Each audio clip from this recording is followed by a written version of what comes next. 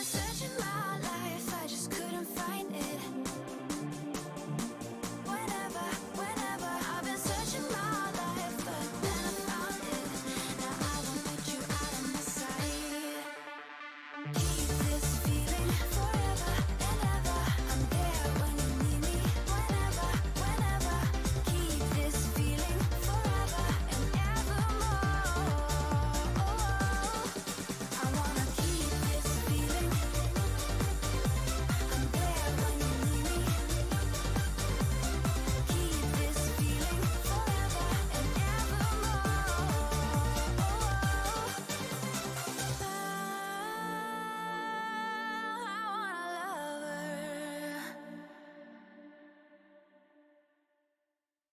wanna love her.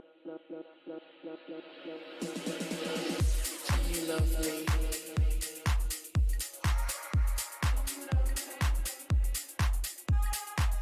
me you love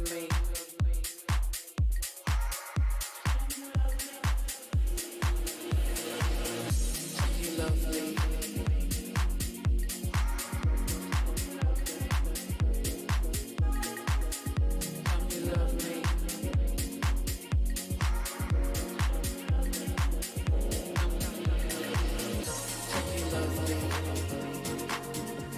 Tell me you love me.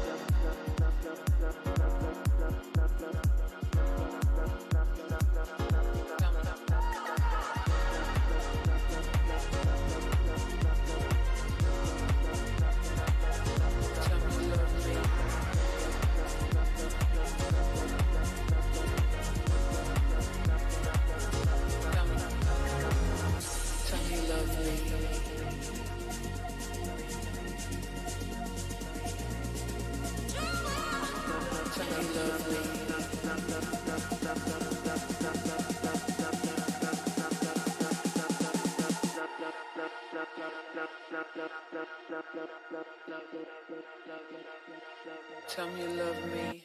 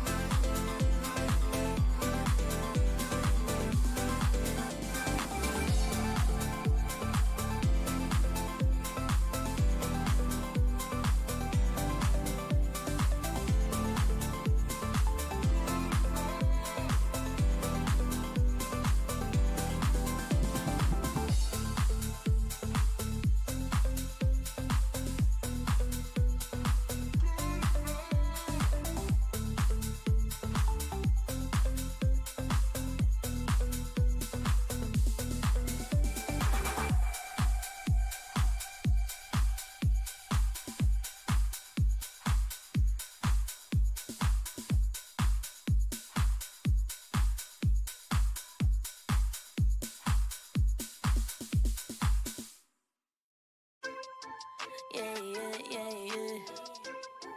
Yeah, yeah, yeah, yeah, yeah. Yeah, yeah, yeah, yeah. Yeah, yeah, yeah, yeah, yeah. Ooh, look what you done. Took a living woman and turned her into stone. I should be thankful. You gone cause you chew with your mouth full. You, I should've run once I figured out that you can't work your tongue. I guess I should be grateful. You're gone, I mean that shit was painful. Like I said, I'm really glad you're gone, but I'm sad to see what I've become.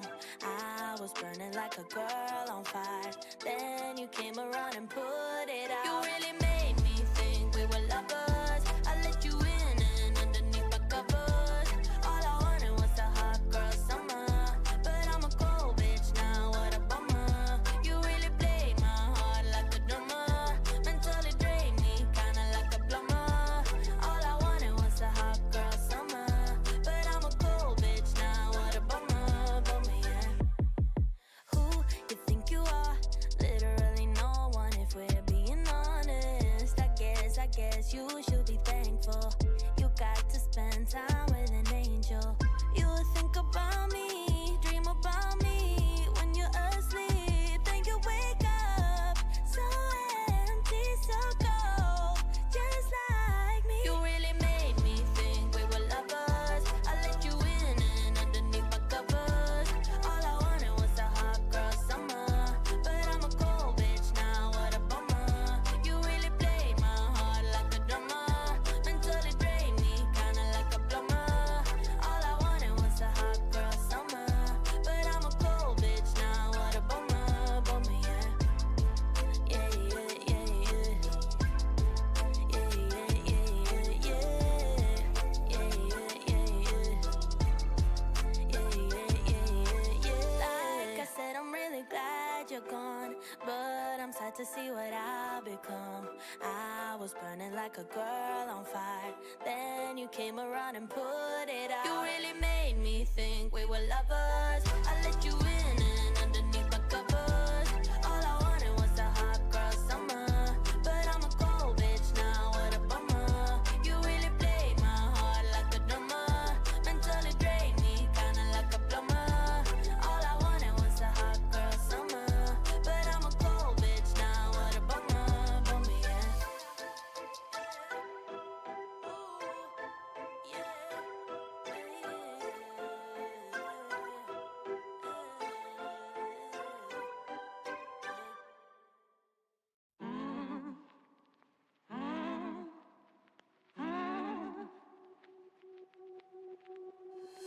When you feel like it's over and nothing else matters, I know you feel so divided. Pick yourself up again and you better start walk, girl. Open up your step, hear you talk, girl. You have come too far to give it up now, even though it seems there's no way out. Take a look in the mirror now, what do you see? You can be anything you want to be, you know. You will never be alone. Girl, go make your move. There's nothing left to prove. I know that you will find your love again. Don't be ashamed to cry. Hold your head up high. I know that love will save the day.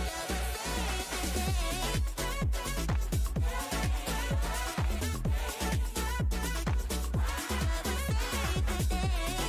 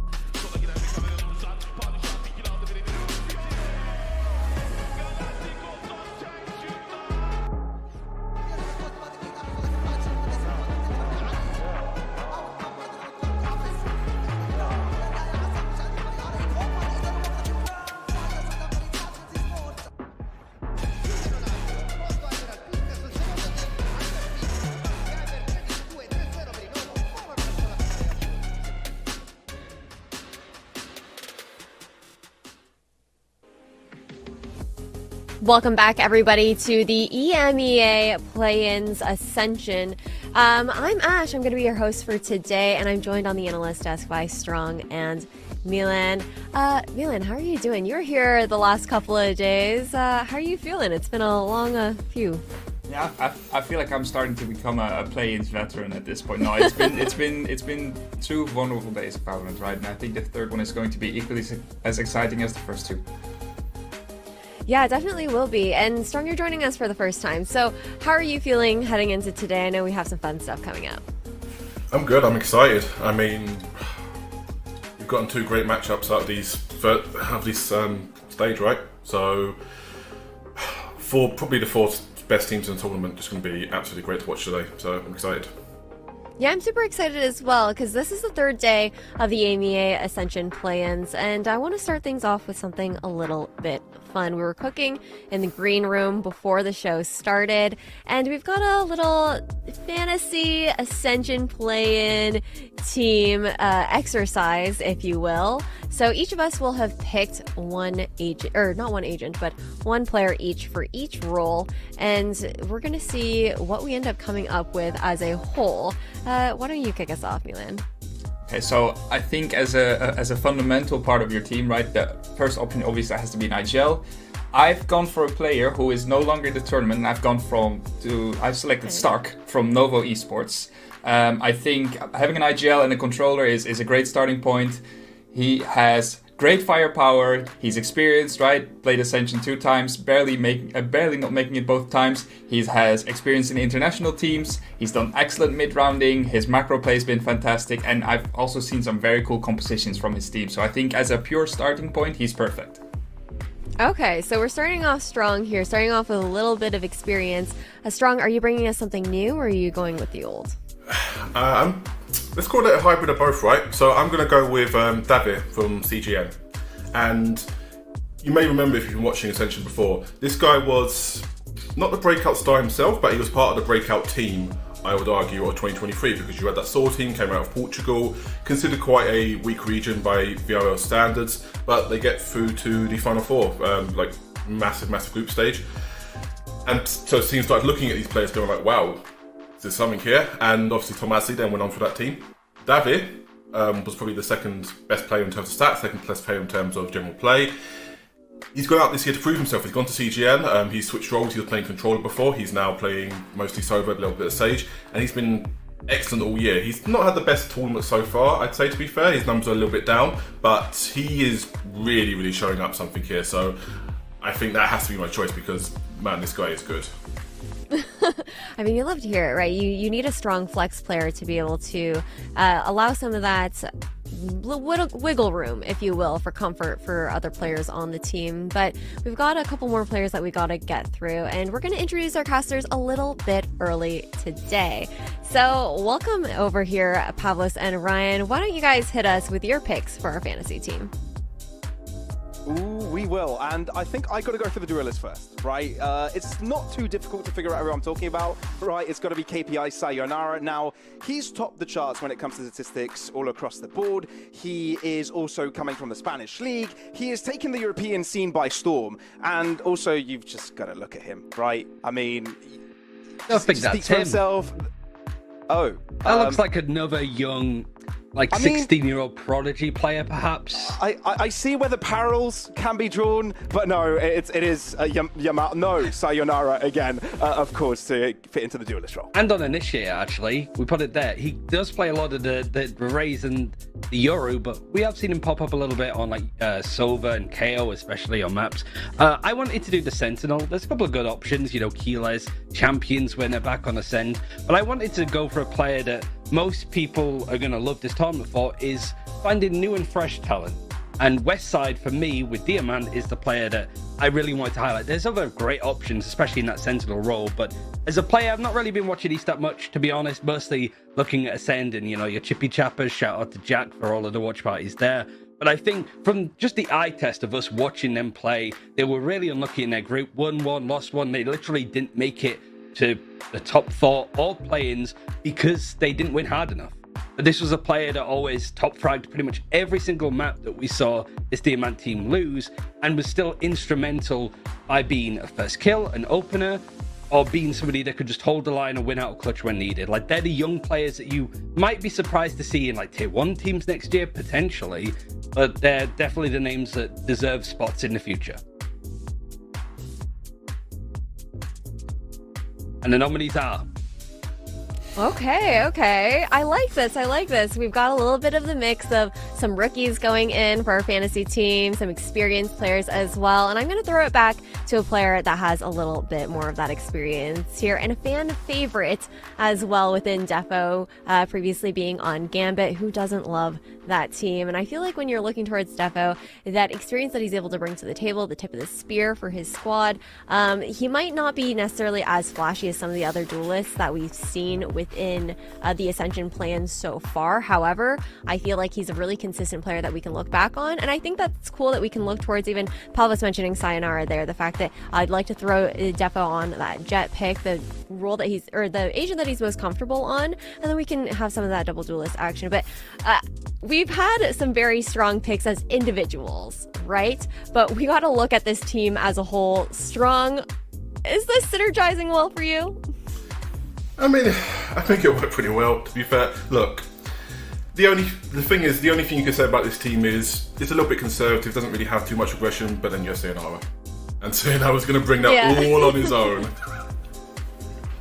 Yeah, I think he's definitely able to bring a little bit of an X factor, right? I think even looking at Defo, a little bit more of a quieter duelist. The only thing that I'm mostly concerned with is that we don't have any like veterans, right? So we don't like Stark is arguably the most weathered player together with Defo, but both of them are still young guns. And I think if we can throw something in the mix that would, create a little bit more of that experience, and something we've done with that obviously is bringing a coach like Mavera who's been weathered, he's been around, and he kind of can hopefully tie those things together. Yeah, I absolutely love that. Love that call for the coach there. But that was a really fun exercise. Maybe you guys in chat can plug in some fantasy teams of your own, do some cooking over there. But we've got to head into today's matches and check out the brackets, and also maybe recap what actually happened yesterday, because we did have the little last chance group that we get to look at here, considering the fact that we did start off this event with 9 teams. So it was 3 groups of 3. And heading into that last chance group, these were the second places for each group. Valiant, I don't think it was too surprising there, Milan, that they came out on top. Yeah, I mean, I watched all of these games yesterday, right? And I think Valiant, coming into last days, they were the favorite, and I think they delivered on it. I think the second match against Nova was a little bit more close, maybe closer for less comfortable for them in that sense. But I think them showing up both games, playing back-to-back series, and still winning both of them just solidified them as the best group from that last chance group. Yeah. I think you have to give a lot of credit to Nova, though, to be fair. We did not expect it to be this good, but here we are. Yeah, that's a really good shout. But as we head into now, the fact that Valiant, they secured that last spot here into playoffs, making them the first match that we're going to be seeing today up against KPI. Then we've got Galacticos versus CGN later on today. When it comes down to our expectations for these two matches, what's your prediction? Who's going to be heading into the grand finals? Milan. I think I said it yesterday already on the desk. I think KPI is going to take this all the way. I think they have by far the strongest team all around, good individual players. I don't think they have any weaker links, right? And I think that's going to drag them over the finish line. I spoke with Sayonara a little bit on the first day, and one of the things that he mentioned was that obviously he came in in this team as an all-time high, right? In his debut game with them, he won the first split, and that didn't really streak didn't really continue during the second half of the season, right? And I think they used that time to really work on, hey, how can we improve together as a team? They fixed a lot of their issues, and they came here and they looked fantastic so far. Okay, I'd love to hear. Do you have any strong feelings there, Joe? I think look, KPI, very, very good team. I actually thought pre-season they were going to be the favourites for Ascension, to be honest. So it's not surprising to see him here. I wouldn't count out Valiant entirely, though. I think they're doing some good stuff as well. Yeah. Yeah, for sure. Well, good thing that we're not going to have to wait too long, and unfortunately for you guys, it's only going to be one of them that make it all the way through, because it is that single elimination bracket here into the semifinals. I want to kick things off starting to talk about Valiant, though, because they made that run yesterday through the Last Chance group. There's a question of potentially having that momentum going into today's matchup for them as well. But we really got to talk about the fact that although there is that momentum, there's also the fact that they do now have a bit more footage that is recent there, Milan, that gets to be looked up on. Yeah, I think having footage is one, right? But also having played back-to-back days, 2 best of 3s on each day is going to be tiring at some point, right? And I'm very curious to see how they are able to handle that going into this third day of play in succession for them. If you look at those teams who immediately made it to this stage of the tournament, right? They had an extra day off. They probably didn't sit around do nothing all day, but it was a lighter day. And I'm kind of curious to see how Valiant is able to overcome yet another obstacle and perform versus teams who have had time not only to prepare for them, but also to take it a little bit more easy. The one thing I'd say is they got an early bedtime yesterday. I mean, you didn't, Milan, but they did. I did not. And that look, there's advantage of momentum. It was a battle against Novo, let's be clear, but they're in a better position than you might figure for having to play back to back to back like this. So we'll see. But yeah. We'll see if they have the endurance to carry over into today as well. But luckily, it's only going to be 1 best of 3 for each of these teams. But I want to have a conversation a bit about the Czech trio that we have, and specifically focusing in on Jesse and Ambi in this conversation. They're strong. They have synergy that's been built up over time. Yeah, so I mean, it's an interesting couple of players, right? Because they've kind of feel similar arcs. They started out in the Czech scene very, very early on in beta. They went international for a bit, they went duelist. Both of them kind of had their big break on the same team, in the same organisation rather. Jesse and Ambi were both on Giants. Ambi was there earlier, Jesse I believe was there up until franchising and unfortunately didn't get in. Jesse goes to Valiant with Sakake. Ambi goes on a bit of a tour for a little bit, kind of has to find himself a little bit. You know, he's doing his vision quest, whatever you want to say. And yeah, they've sort of come back together this year and they've been really, really incredibly good. Jesse playing Smoker on this team mostly, he's kind of had the more comfortable roles and you can sort of see it in stats, right? Ambi on the other hand, he's been forced to fill a bit. He went to duelist, he kind of come back to playing these more passive initiator roles. You can see his numbers aren't there, but when he goes off, he really goes off. Yeah, I think an interesting touching point there is like Ambi pops off, but he has been very hot or cold this event kind of so far, right? Yesterday we joked a little bit about him being a slow starter and then every second map he just decides to become one of the best players in the world. And I think for Valiant to have consistent success today and to beat a team like KPI, you need to be able to perform well on all maps, right? So, you know, underperforming on one map is probably not an option for him. I think that is one of the win conditions that we can definitely look towards them for everyone just to be able to step up to the plate up against a team like KPI. But we have a little bit more that we got to chat about here as well, because there's quite a bit of overlap with the agent pools the map pools for both of these teams. And I think all things considered, Lotus is a map that we're really going to want to focus in on, especially considering the fact that we're looking towards a bit of that ambivalence, a bit of that option to navigate between a deadlock or a breach here on Lotus here for Ambi.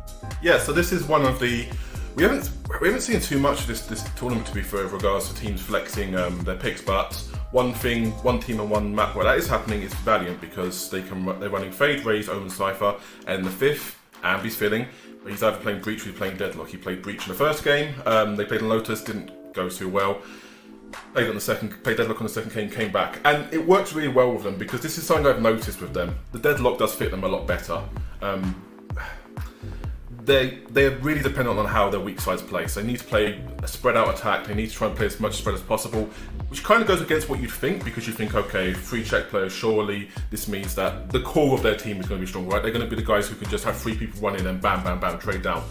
Well, Defo's in that core generally, and it doesn't really work that way. It's one of those things that's always the case if you're a team playing not in your native language, of course all of them aren't. I believe they're all playing in English. There's always a little bit of a lag to things right there. So they need their weak sides is super, super important to how they play, and the Deadlock allows them to do that so much better. Yeah, I think to further build on that, right, is the fact that Deadlock brings a little bit of this control both on the attack and the defense, right? That's kind of what you're hinting at. And I think that's something that Valiant has been doing an excellent job at, seeing how they performed from day 1 to day 2, the difference that it makes. Valiant is one of the higher paced teams in the entire tournament, and somehow they looked stronger when they were playing this more controlled and slower game. So it's something that I'm very curious if they're able to continue that trend. Yeah, I would also be curious about maybe even the depth with the Deadlock as well, because we haven't really seen as much footage of it. It's just been that one match, and just seeing if they are going to have to adapt, how deep that really runs. But I want to look over towards the opponents that they'll have to be facing up against, the firepower within KPI and the stylistic differences that could make the difference in this head-to-head here as well. And I think a player that we consistently talk about is this young rookie in Sayonara. We talked about it earlier, it's Pavlos' pick in our fantasy team draft, and this is a player where we see that flexibility, that ability to have that raise pick coming in, and then also just going back on that initiator that he's been consistently playing there strong. Yeah, I mean, this is the interesting thing about Sayonara. He is an extremely good player. We kind of forget he's 16. He's so raw. He's so raw at the same time, and he's come into a really good situation because, I mean, Milan will know about this. Purpo was playing for KPI early in the split and had the best stats in the league, and then someone decided to come away and airlift him out of there, and they went to Sayonara instead, and he pretty much just instantly came over and picked up where he left off. Pretty much identical KD, pretty much identical stats. Look, this team really helps Sayonara. He is in the best possible situation to succeed. But he's taking the opportunity, and that's a massive credit to him. The one thing I'm interested to see is that Purple was playing quite far back in terms of he's playing roles, he's playing Sky, he's playing these more passive initiators. Sayonara, they're shifting, and we saw for the first time, we saw this raise. Obviously, we saw with Euro, we've seen KO, we've seen Sova still. But he's getting more and more aggressive with this team, and they're putting him in more and more aggressive positions. And it'll be interesting to see how does that work out for them? Like, how consistent are they going to be, and can he keep up these numbers? Because these numbers are ridiculous, right? They've gone 4-0 in groups, obviously.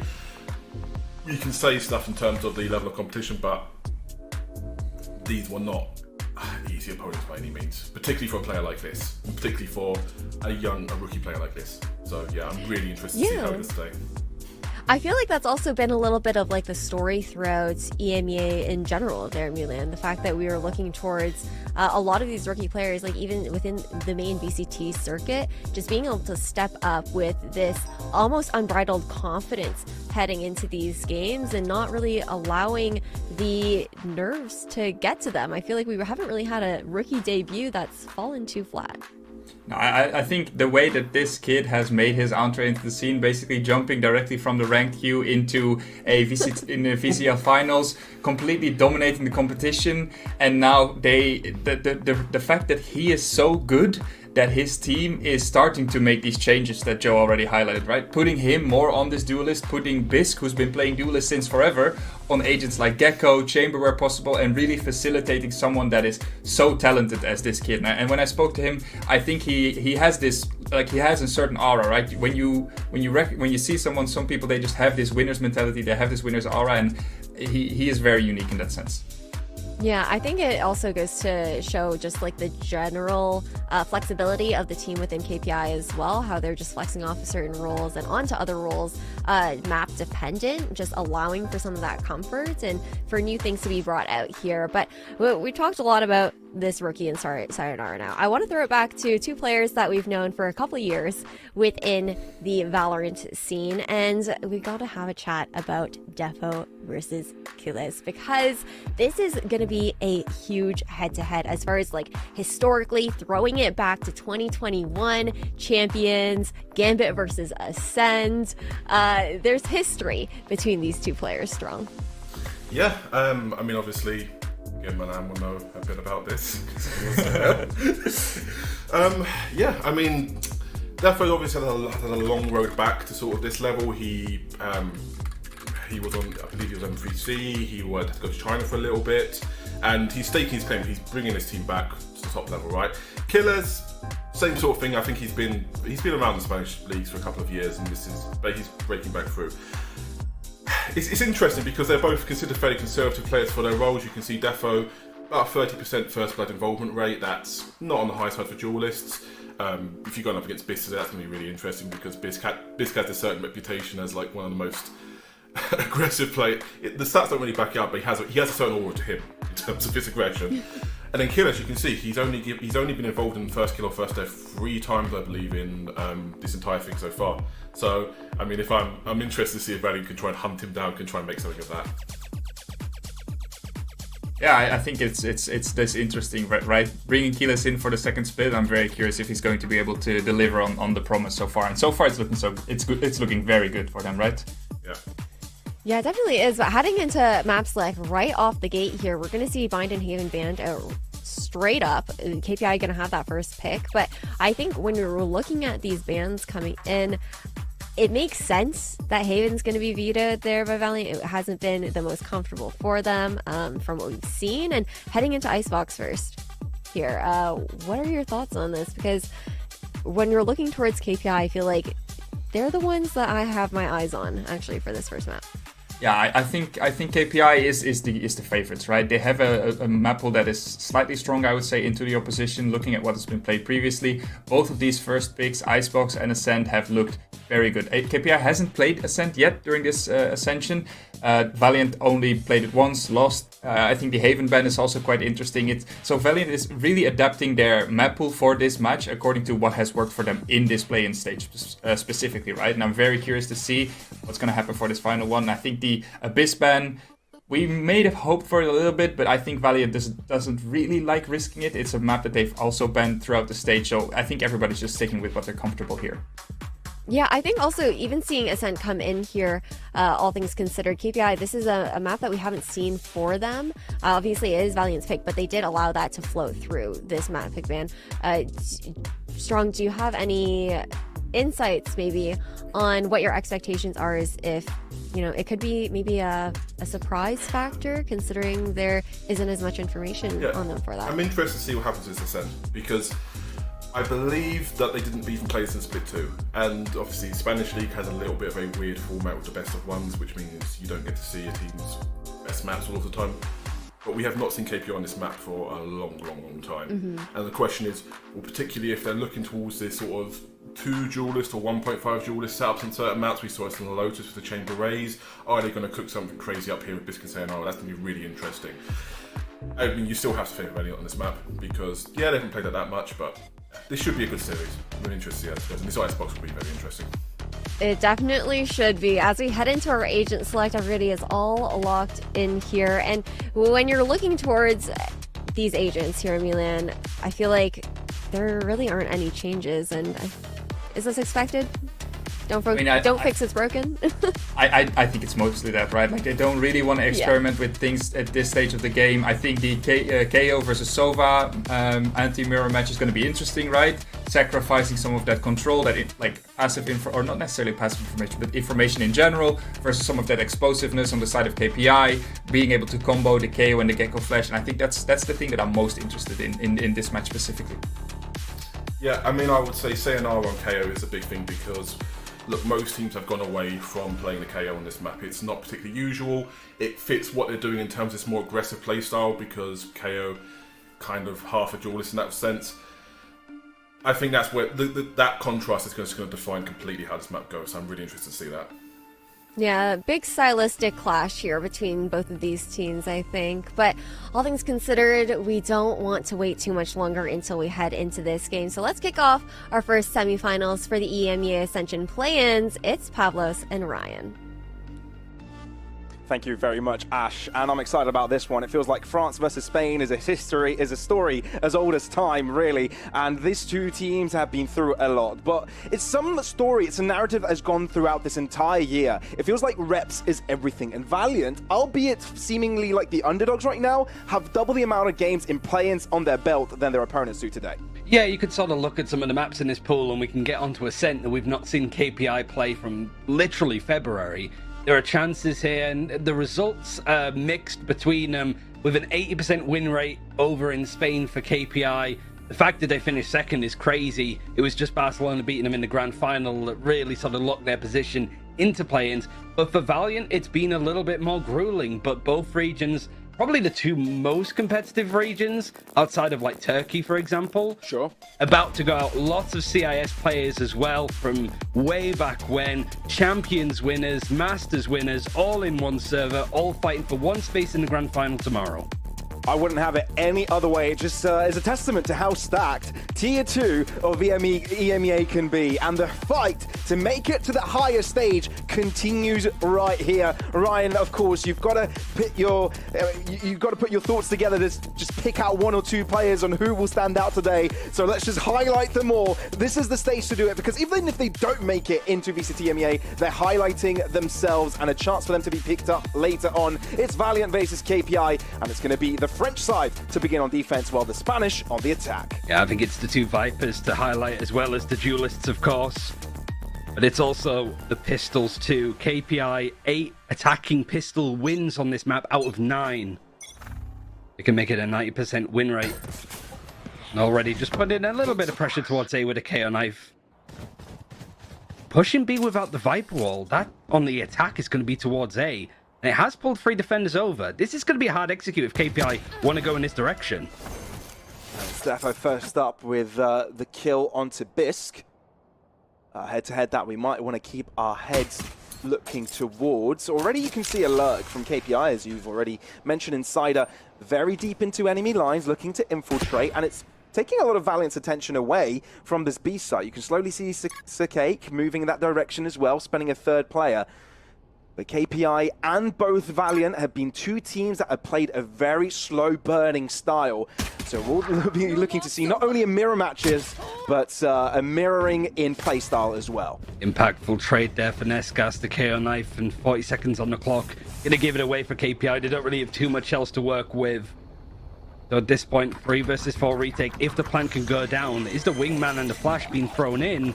No disruption. Just Valiant waiting to group up and hit the site together. Some teams would opt to drop back here, but KPI don't have much utility play for the spike diffusal. Instead, we'll post up quickly. Valiant grouping up off the back of a dizzy, but it does break pretty damn quickly. Sayonara playing an aim game, and KPI are taking charge. Valiant are being punished from being a little bit inconsiderate of each other's movement. And it's Nesgas all by himself on a 1-on-3, has to drop beneath. It's a good read on where Zeddy is. He knows where Sayonara is approximately, but Killer's approaching from above will mean his demise, and first blood goes to KPI. Like I said, these attacking pistols have been very good for KPI. The structure of playing together, even with player disadvantages and the first death. You're right, Pavlos, you could definitely point the finger at Valiant being a bit too passive. Yeah, you want to group up, but you also want to, if you're doing that, explode onto site with the Viper wall. You are obviously playing without a KO, you're playing with the Gecko Sova, which just lacks a little bit of that punch. All just came down to just duels without any utility, people grouping up, and that spacing for KPI that's been terrific throughout the tournament. Yeah, we've got some of the biggest clutches as well on both these teams, so if it comes down to 1-on-1s, 2v2s, or 1vxs, etc., we're in for a treat. Also a bunch of eco wins between them. Yeah, I think this is one of the most exciting matchups we could have in play-ins altogether. It's probably going to be one of the slowest as well with playstyles. Sure. It's the Battle of France and Spain, but there's technically only one Spanish and one French player in the roster. A bit of a war of attrition as well. Yeah, and especially for some of these players' careers, they've been around since we were playing on like Singularity. You're looking at Zeddy, Insider, Bisque, CIS names that we see a lot playing on those CIS teams that were playing in the Challengers League. Different story now, representing Spain, and it's looking at KPI fighting quite aggressively on the site here, but Zeddy is able to get the kill. Yeah, that spray down across the toxic screen was enough to deal with one already. And Valiant haven't been able to group up without dropping a player, which is just going to complicate the endeavor for him here. Unless Sayonara closes up the distance against Jesse and gets killed off early. Not quite sure if the cross is there for a gun to be collected by Jesse. Also a very influential player, someone we'll need to keep an eye out on. Valiant have had to play a lot of games in play-ins already, and this is just one stepping stone for them to reach where they ultimately want to get to. Both teams think the same way. But for KPI, this round is about not dropping as many players, make sure they have most weapons available for the next round. It's strange a bit from Valiant that they were like playing super passively, just wanted to die to the spike, then last 10 seconds started to peek and go for fights. Because it gave Zeddy his ultimate. He has Thrash for the bonus, which is perfect for him. But that could have easily been avoided. You could sort of see that KPI were sitting around a little bit, going for more kills. You got Sayonara there with just the Sheriff going to fight for a bit more. But yeah, Valiant doing the right play and just trying to die to the spike, but just that like a discipline towards the end, trying to get a couple of kills, do a little bit of economic damage. Should have seen as Eddie was close to that ultimate and gone, just go down. Don't play any risky stuff.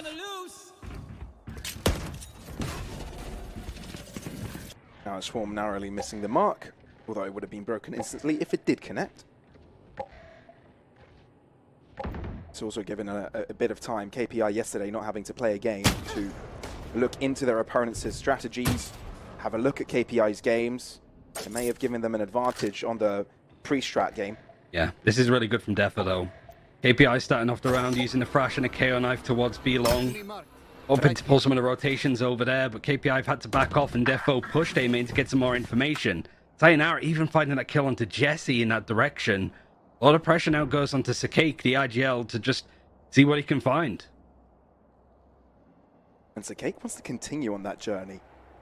He's alone near yellow. No real enforcements to follow him up. He's been stunned, flashed, but still runs off with a kill. What has happened there?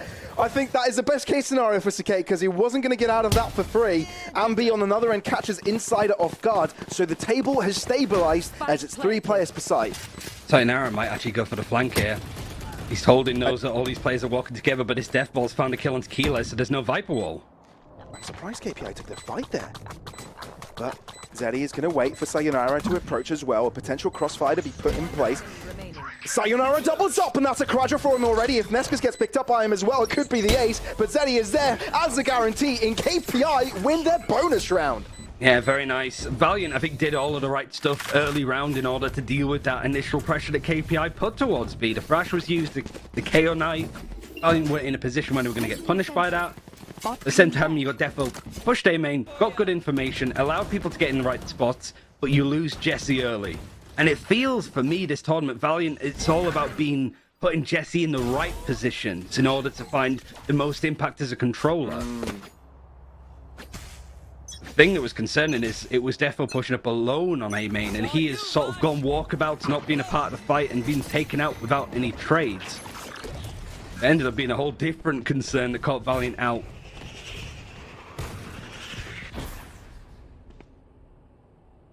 Just hand cannons for now for the Valiant side. As KPI seem to be moving into the most inhabited site. Oh. Killer's trying to go for an early ego fight, but it's Defo to win it. And he's just backed out all the way. It's not a position where he can pick up a gun, and he's not near the Bladestorm either, so he's not going to get the orb. Might even want to consider picking it up anyway, because you've got Sayonara that's close to the null command.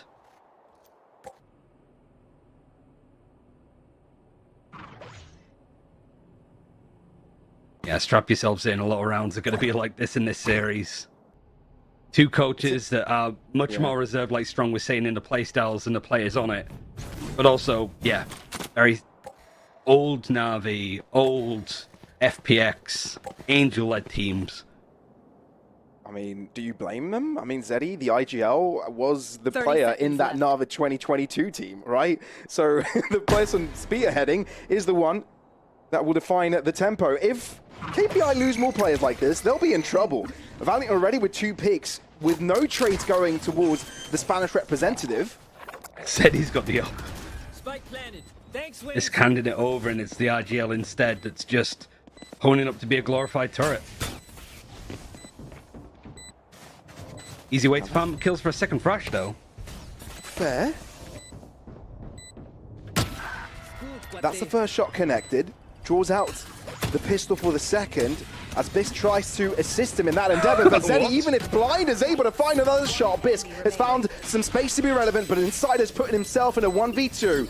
Valiant's early kills with the pistols have now paid off, but there's not much time, and Insider's got the bot facing towards the spike. It's already been broken out into the open. Jesse ends up dropping, and so does Tempo. Insider is able to avert the crisis. Just that up shot that was missed. You can look at that and go, KPI should have probably been a little bit clearer. You might have even said just them playing on site with the up in that position wasn't a good idea anyway. Maybe they just sort of switched off, assumed that the round was done and dusted. Great position, great angle to be held. This got very sloppy very quickly. And it's, you know, Jesse picked up the operator, some experience playing duelist, but he had to have hit that shot before onto Insider. Played this quite quiet for this KPI team as well, statistically. Only one that's worse is Zeddy, who's the RGL.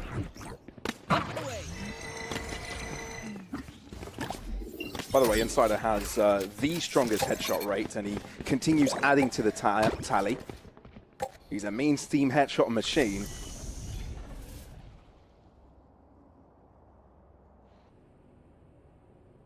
Zeddy almost has another thrash before Ambi's had a chance to use his. And Ambi's just got his online too. KPI are playing the ult game incredibly well. It's so much online, and even if they lose this round, the economy's decent, but their ultimate's staggering. Yeah, something Valiant like to do is bunching up together, playing that death ball approach. They've done so towards this A site. KPI somehow have got the hunch on it by heading towards Defo with a very strong gun, directed right at them. Dizzy doesn't quite catch Defo out, but it gives him a sign to drop back. Sayonara there to open up the B site for his team. Null Commander's going to be used to confirm that spot. Insider's just going to be annoying. He's going to keep Nescas over in his position, even wins the fight. So Valiant, they need to basically watch out for that lurk. Even saving is risky in this position. It's a 3v5, 2v5, and that second price is going to come in. Valiant players dropping like flies, and the chase is on by Sayonara to amp up that score. A flawless round by KPI to show Valiant who's boss. Crazy stuff, really. It's so well structured for KPI and Valiant. This isn't unknown to them. They have started some maps in this tournament very slowly, and it's taken a Bromas timeout in order to basically make them competitive. It'd be 4-0 down, 5-0 down at the end, 6-6 at the half. But it's just something that Bromas would have hoped to not be doing.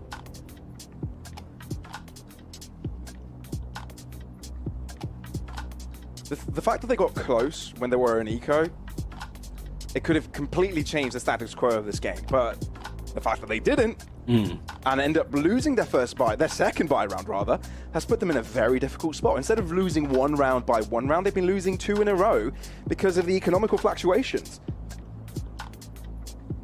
This can put them in big trouble against a team like KPI. When you see teams that typically play a little bit more slow, passive, more structured play, one of the big factors that comes into it is knowing when to save your guns. And that's just something that we haven't seen Valiant be able to do. Round 3, sure, it's a clutch that you just lose out on marginally. That last round, Valiant, before they could even make the decision to save guns, a flank has come in behind him, and the front is being pushed anyway. The Bromas with a timeout, having it all to do.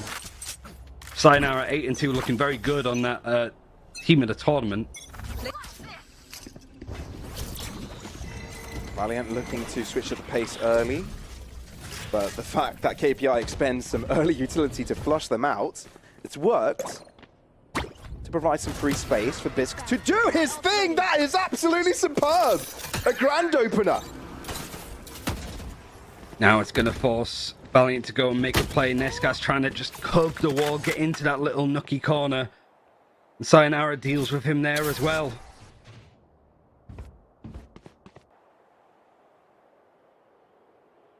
This is not slow burn. I don't know what it is, but it's more destructive than that. I don't see first degree burns, I see full destruction. Things do get a little bit rough around the edges, but the fact that KPI have got number supremacy in that mid-fight, it just works out in favor of him. And Jesse, yes, he's been put in a position to clutch here, and he's known as a pretty good player in positions such as these, but it just feels all too far away from him to make this all fathomable. And really, that consistent level of performance from him is been terrific, but it's been missing in this map thus far. Just seemed to be a real good avenue for KPI to just keep avoiding him. But I feel like so much of the success for Valiant, not only in Ascension play-ins, but this year, has been putting Jesse into a position where he can be consistently strong. Here, he just cannot be involved. Yeah, and we'll hope to save, but Insider has got it all figured out. It's 6-0 by KPI. That has put Valiant right back into recession. I think this is the better side too for Valiant. Choosing to play defense first. Only, I think, marginally a little bit worse. Teeny tiny bit worse. Just a little bit, isn't it? They played it a lot more. Like, the last time we saw KPI lose on this map was like 7 weeks ago at this rate. 13-10 against 5 Media Clan. You got to bear in mind that that's a region that does exclusively best of ones, pretty much. Yeah, I see what Valiant trying to do there. One of their great aspects along the tournament so far is them being able to switch up the pace from being hyper-passive into hyper-aggressive. This hasn't worked out for them with the hero Vandal of Defo falling onto the ground. Not only that, but the rest of the players are starting to take chips of damage. And KPI resetting with a pivot towards the most empty site of the two. Got to group up. They might be able to get the gun that Defo left on the ground, but that's pretty much all that they have to work with. Here, it's just KPI, whether they're defaulting around the map or just grouping up together now against an eco. You look at the way that they play, and just every little position is perfect.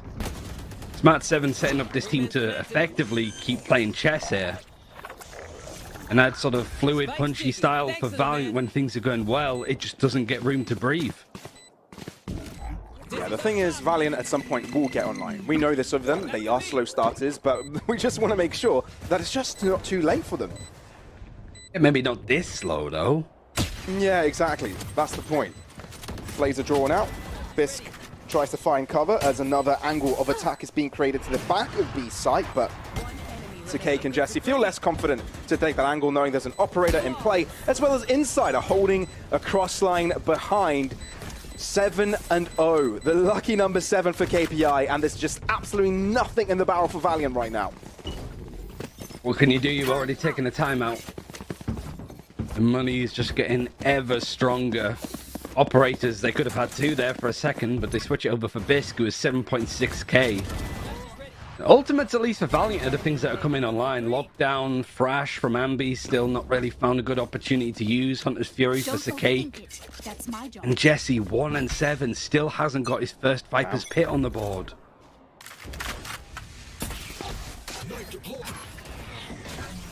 I feel like KPI just got players that can get them out of jail for free. You know, got the get out of jail free Monopoly card.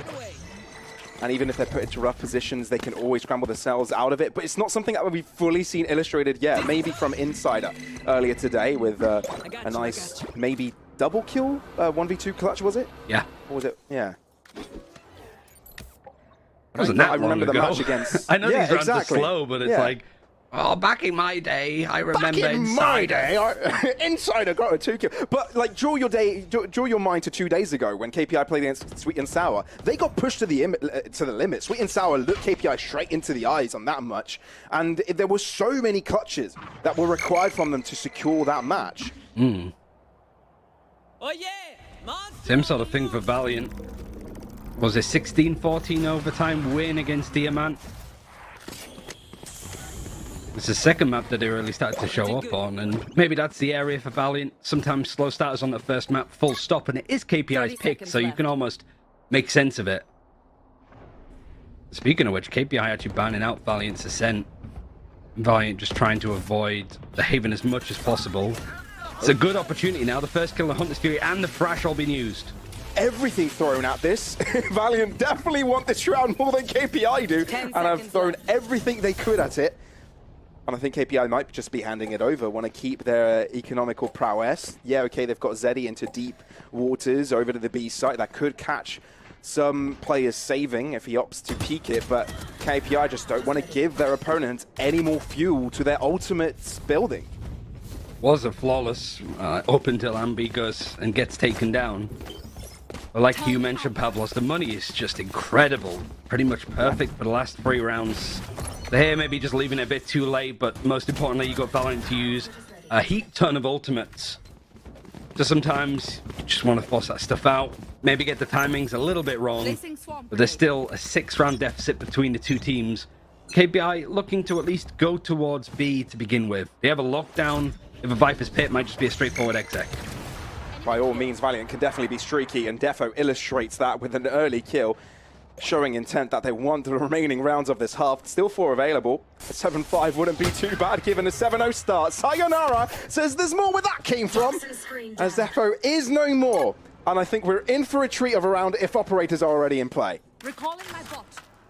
When this moment starts to kick off in a round, Inside has been doing so much work lurking up towards A. You've even got 2 attackers that have made their way pretty much onto the B site. You've got Keyless behind yellow. Sayonara there making some noise too with a Viper wall. The attack op is pushing up again. Sure.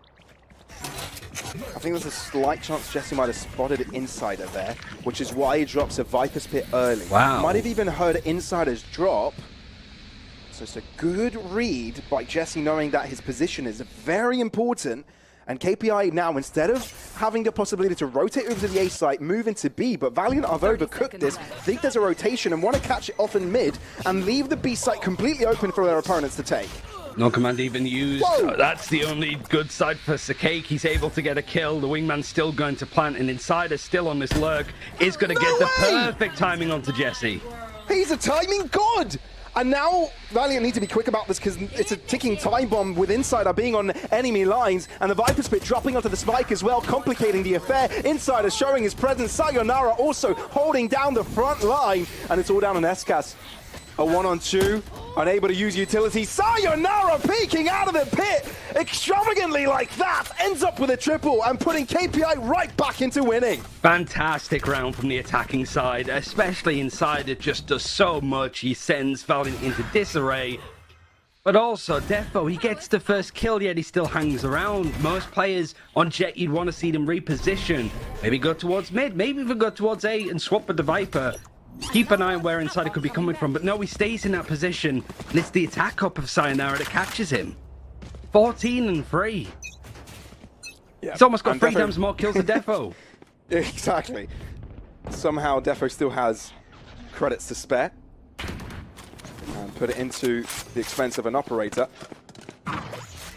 First kill of Valiant was that previous round, but to end up losing it is a little bit painful.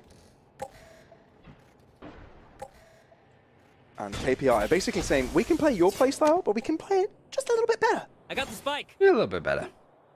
Just a tad. So far, at least. Don't want to call things too early. Wait, Nescas used a lockdown the previous round? Yeah, on the retake. Oh no, it's worse than I thought. They had so much they had so many ultimates available. Both of them got baited out pretty much prematurely before Valiant at least wanted to use them. And Insider finds the opener.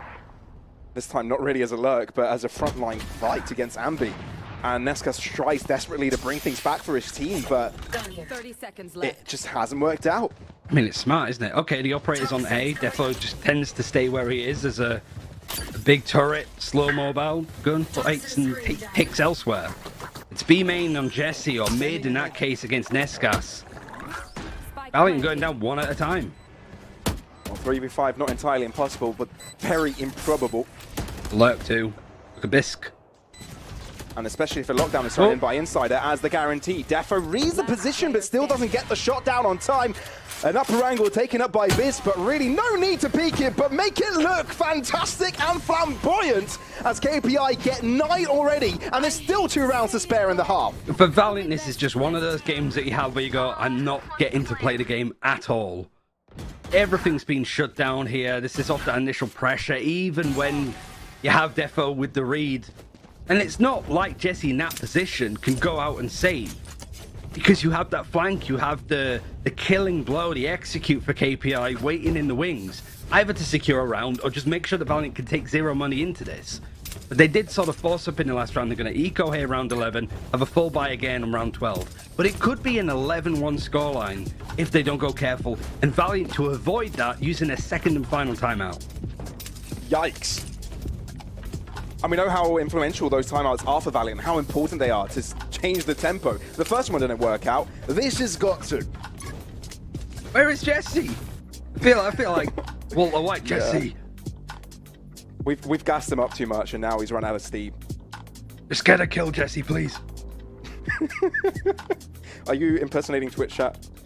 I'm impersonating Heisenberg. Ah. Oh! I only just got that. Tied up in the back of the car, just like, get a kill, please, Jesse. No, no, don't peek him again. Legendary show. It's crazy because one of the other aspects is like, Strong's mentioned this a lot, where it's like Ambi is in a position where he has to flex onto a lot of different roles, and not to say he looks uncomfortable. His deadlock, for example, was amazing, but when you have a player flexing onto that many different roles, inconsistency becomes a real issue. So, as Strong put it, feast or famine kind of player. The problem is that when you have Ambi on a famine kind of performance, and then your star consistent player of Jesse is playing worse than that statistically, ain't no wonder that it looks incredibly one-sided here. Yep. And it's a low buy that Valiant might hope to use in their favor. Look, we've said things like this before. Guns of this caliber, not too special, but place them in the right angles, in the right moments. Oh, damn, there's a world about that Marshall shot. Got the headshot, but the flash has just been superb. It's not just the firepower, it's everything from KPI. Their utility usage, setting each other for success, making sure Valiant have got the least chances possible to retaliate. This is the thing I think that's been going wrong consistently for Valiant as well. If they want to re-aggress and retake space, they go for where the action is. Beforehand, if they got pushed on A, they might push mid or B main, try and be fluid. But here they're just walking into fights. They might just have a real chance, but Killers, of course, there's another lurk. And Valiant, I'm sure, not too big fans of that. Though Sayonara takes a fight too early. Inside, loses his life. Killers misses the first shot, but is able to connect with the second. So Cake at least is low. Can he close it all up himself? His team might have messed up a little, but like we said, there are get out of jail free cards here. Jesse. Again, all the way around. Things around. Yes, he can. Finds an operator to use as well to his disposal, and Valiant make a thrifty round work. Strange round altogether. Just a lot of space for KPI to try and find those moments. Luckily, Ambi and Sikake having impact. Jesse flanking all the way around. There's an up left for him from Bisk earlier on. Just hitting the shots with the Guardian. But it's still 9-3 or 10-2 is what you're fighting for. Inside it has a lockdown. Gotta be a little bit concerned. Ambi's not too far away from the Thrash, but it's not like they've been able to fight for the orbs or play around the ultimates full stop. Usually playing to just rewrite a wrong. Enemy tag.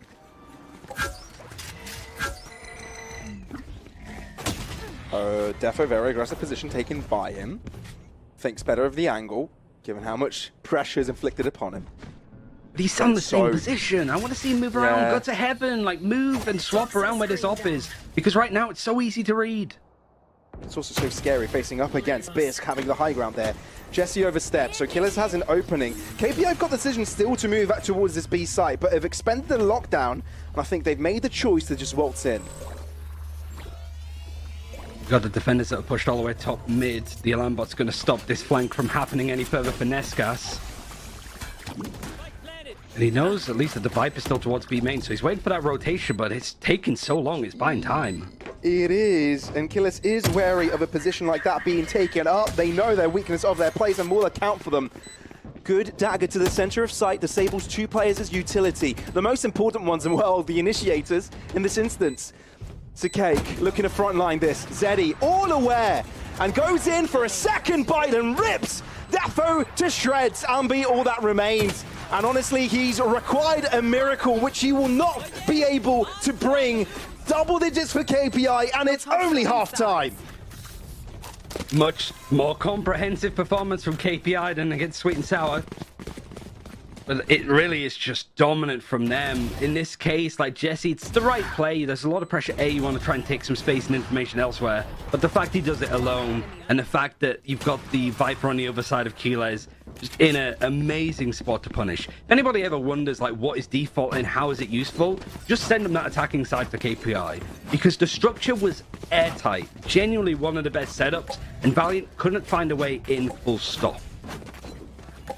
Yeah, the storyline for KPI is also that they weren't too far off from winning the entire league, right? They had an amazing lower bracket final with Barca, which they ended up losing, but it was a 3-2. We saw overtimes. The closest we've seen 3 teams be at it for the top spot in that league. So I'd say the Spanish league is here for a treat, and looking forward to see what the rest of the teams of the league could do. Barca already qualifying to Ascension.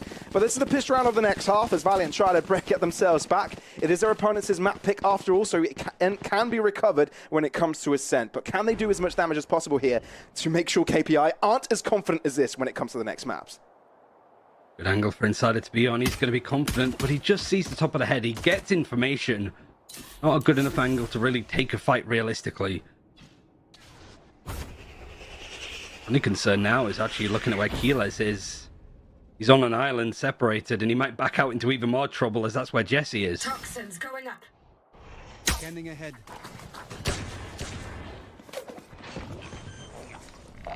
Defo, that is so sneaky of you, but he just doesn't pull the trigger. Too afraid to expose this very important position, but it might just be the right idea. Trigger doesn't in play that could give themselves the round. Jesse shows himself early, but Defo doesn't. Sayonara, you're incredible! There's no one quite like him. The ferocity he took that angle with, it's just absolutely sublime. It's double pistol as well for KPI, similar to what they had against the Sweet and Sour series as well on this map. On their choice, and you can really understand why. And that's with Valiant taking other good maps out of KPI's pool. Just avoiding it. Really, it's just go next, look at Ascent, hope it's good enough. But that's a map that KPI haven't played in eons. They might have just as much solid stuff locked up on there too. Yeah, of course it's going to be a force here for Valiant. There is no other way. You gotta go, yeah. You just gotta go. Giving KPI one more round and being one mistake away from losing map number 1, only having 2 rounds on your belt, that is not a pretty picture. And I have a feeling that KPI know of Valiant's idea here. But they are going to stack up together.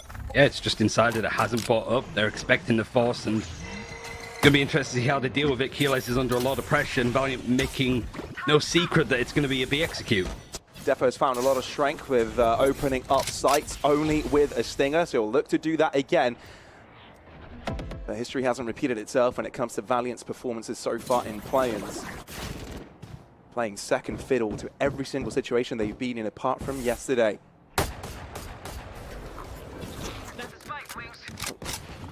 Wingman getting the spike down. Valiant haven't just lost any players yet, but the spike hasn't fully gotten onto the ground.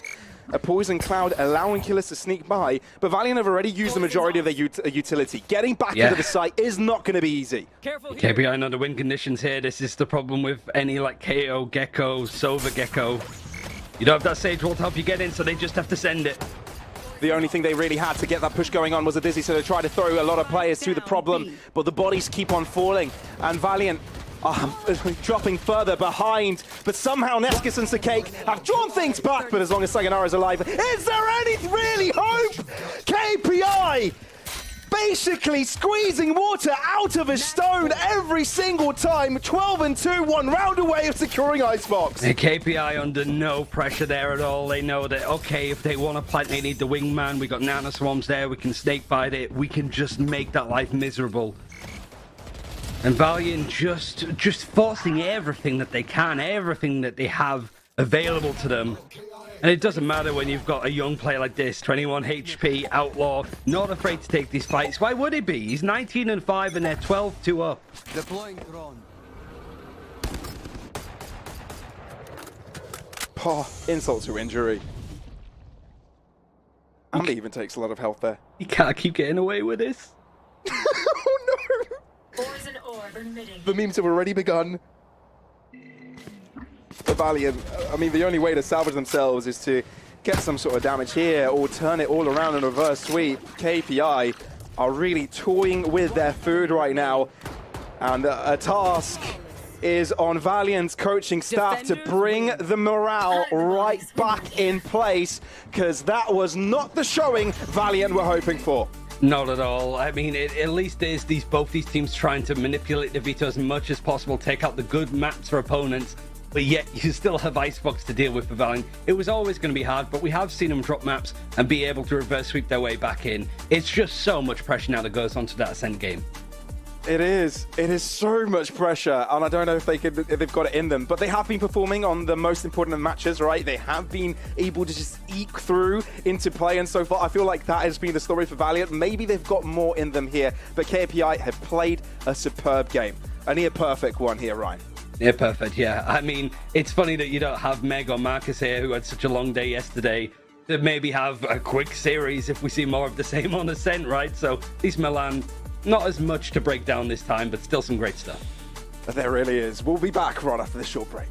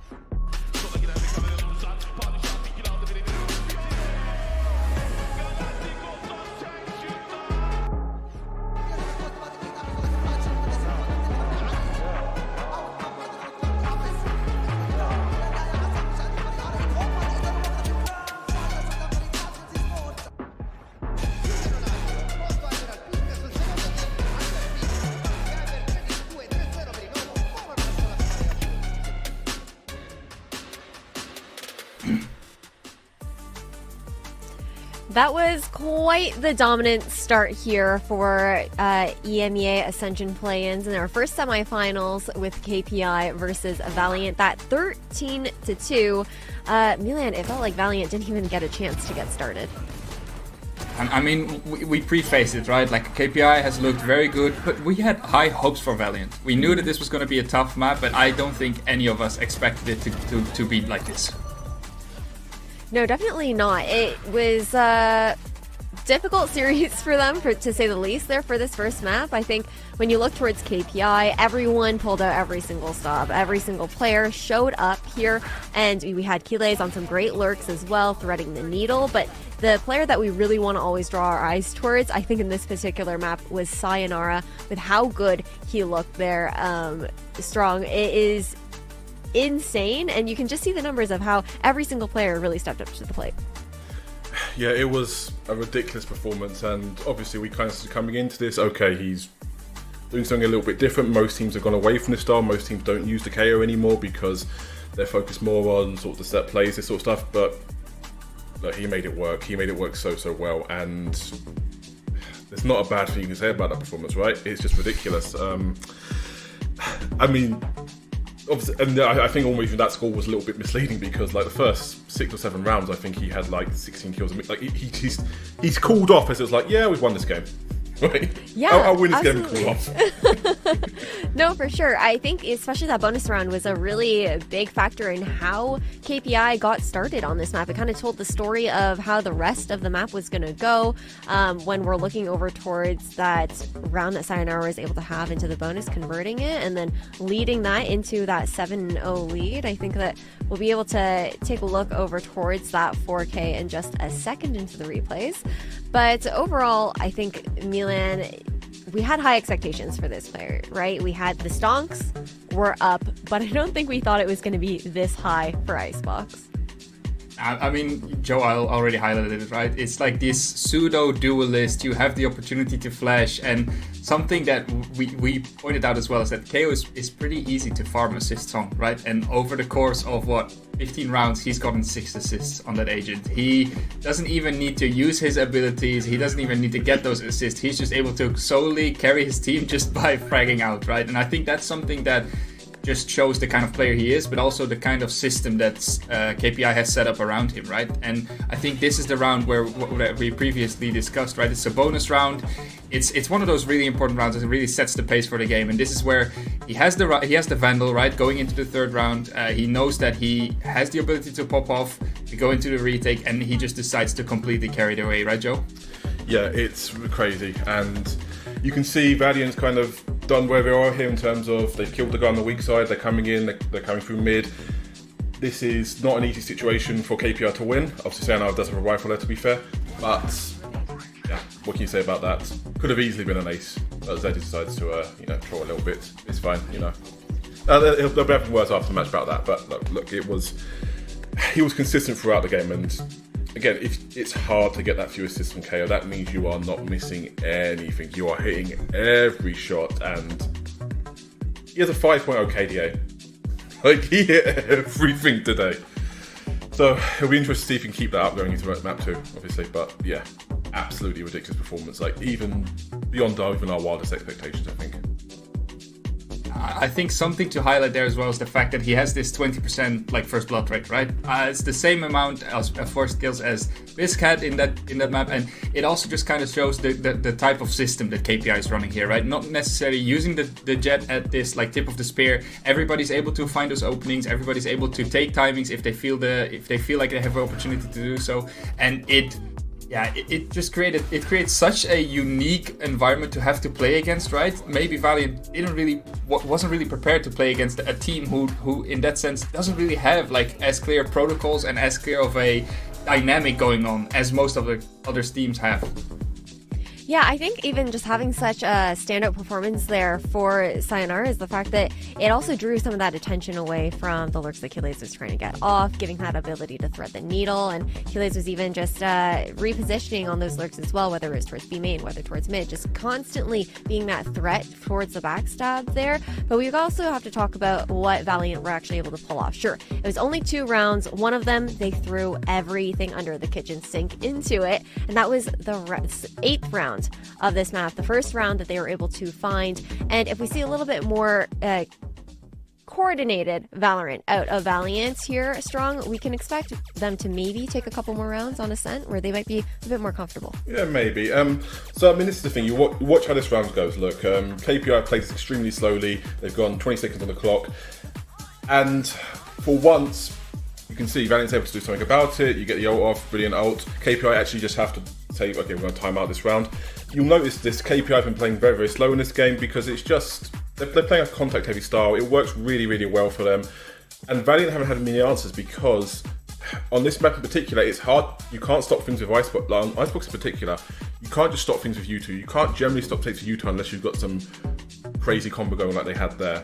If you can't sit on site and you can't just defend with your gun, you're going to have problems, and that's kind of what we saw here. Now Ascent, that's a little bit different. There's the util battle on Ascent, particularly on defense, but also, and obviously we haven't really seen them on attack at this point. The util battle becomes a lot more interesting. It becomes a lot, and this you could argue this probably favours Valiant to a large extent because this has been a strength for this team. Yes, Jesse is very, very good. Yes, Nescas has had a brilliant tournament. But these guys' strengths in terms of their coordination, in terms of their util usage, particularly on these more set scenarios, let's call them. So I think they'll most likely have a much better time on map 2, but if KPI show up here, that will be very, very interesting. I mean, the thing with KPI is that we are not really sure what they're going to play, right? You pointed it out during the pre-show, like they haven't played Ascent during the second split. So whether they're playing maybe this more standardized comp of the KO, Killjoy, etc., or are we going to see a deadlock in play here, right? And yesterday we saw Valiant go up against a deadlock, and they did very well. We know that they're able to do well against teams who are playing this like slower style of Valorant. And I think for KPI, maybe watching that series, if they haven't already prepped something, I would definitely lean into something that allows this explosivity, right? That allows this aggressiveness. And I think that I don't really expect to see any like crazy double duelist comps, but I could definitely see a road where they, maybe pull out a Yoru, or they pull out maybe some off-pick agent that we haven't really seen as much. Yeah, it wouldn't shock me at all. This is the thing you have to say about Valiant is, you will notice the meta in general on Ascent, we had this very, very set for a long time. We played the same 5 agents, right? For a long, long time. It was probably the map we had the least variation on. We have sort of seen this revolution in our last, I'd say, month to 2 months, both here in Europe and in other regions, where teams are embracing new picks, teams are trying out new stuff. You had kind of had the deadlocks coming out to start with. You've had teams playing the Yoru as a counter to a deadlock. You've had a bit of ISO, you've had a bit of experimentation. In fact, I believe of the teams in this tournament, CGN obviously have always played a very different Ascent comp because they played with the Phoenix or they played with the Sage. RA, Diamant and PPP all played Deadlock on Ascent. Valiant are kind of like the old guard now in terms of still sticking to their guns with this Ascent comp. So I'm really interested to see what KPI bring out and sort of how it can fit this. What we're seeing when they go into this 1.5/Tall Jewelers game with Sayonara, because if they just played a regular comp, this could be a really good map for Valiant, but there's a possibility here for KPI to just completely snowball it. Yeah, I think that's a really great point. I think as well, you're looking towards the fact that there might just be that ability to just pull out that wild card. I think another concern there is, sure, I think going in towards Ascent, knowing that KPI hadn't played it, we were seeing Valiant try to play into their strengths, but realistically, even though they're 2-2 on Ascent, those wins weren't against the strongest teams, realistically. So I am very afraid for them there as well. I think it'll be a really cool opportunity for even KPI to maybe even... I know it's dangerous to experiment at this state, but when you have zero footage of you throughout like this event and then also split 2, you do have that ability to kind of just pull something out that might completely take your opponents off guard. Because I feel like for a lot of these teams, no matter what tier we're looking at, we've seen teams that haven't played Ascent and they tend to typically just lean into the very vanilla default composition, swapping out that KJ Cypher, depending on what that Sentinel is most comfortable with. But I do hope that we get something interesting, because I feel like some of these teams have definitely been cooking there as well. I think that also when we're looking over towards the likes of, for Valiant too, I know that Defo does tend to be a bit more of that quiet duelist, but we do need some more of that power, I think, coming out from Valiant, a little bit more of that confidence from the team as a whole to try and go head-to-head against a KPI that is just fragging an unreal amount there, Milan.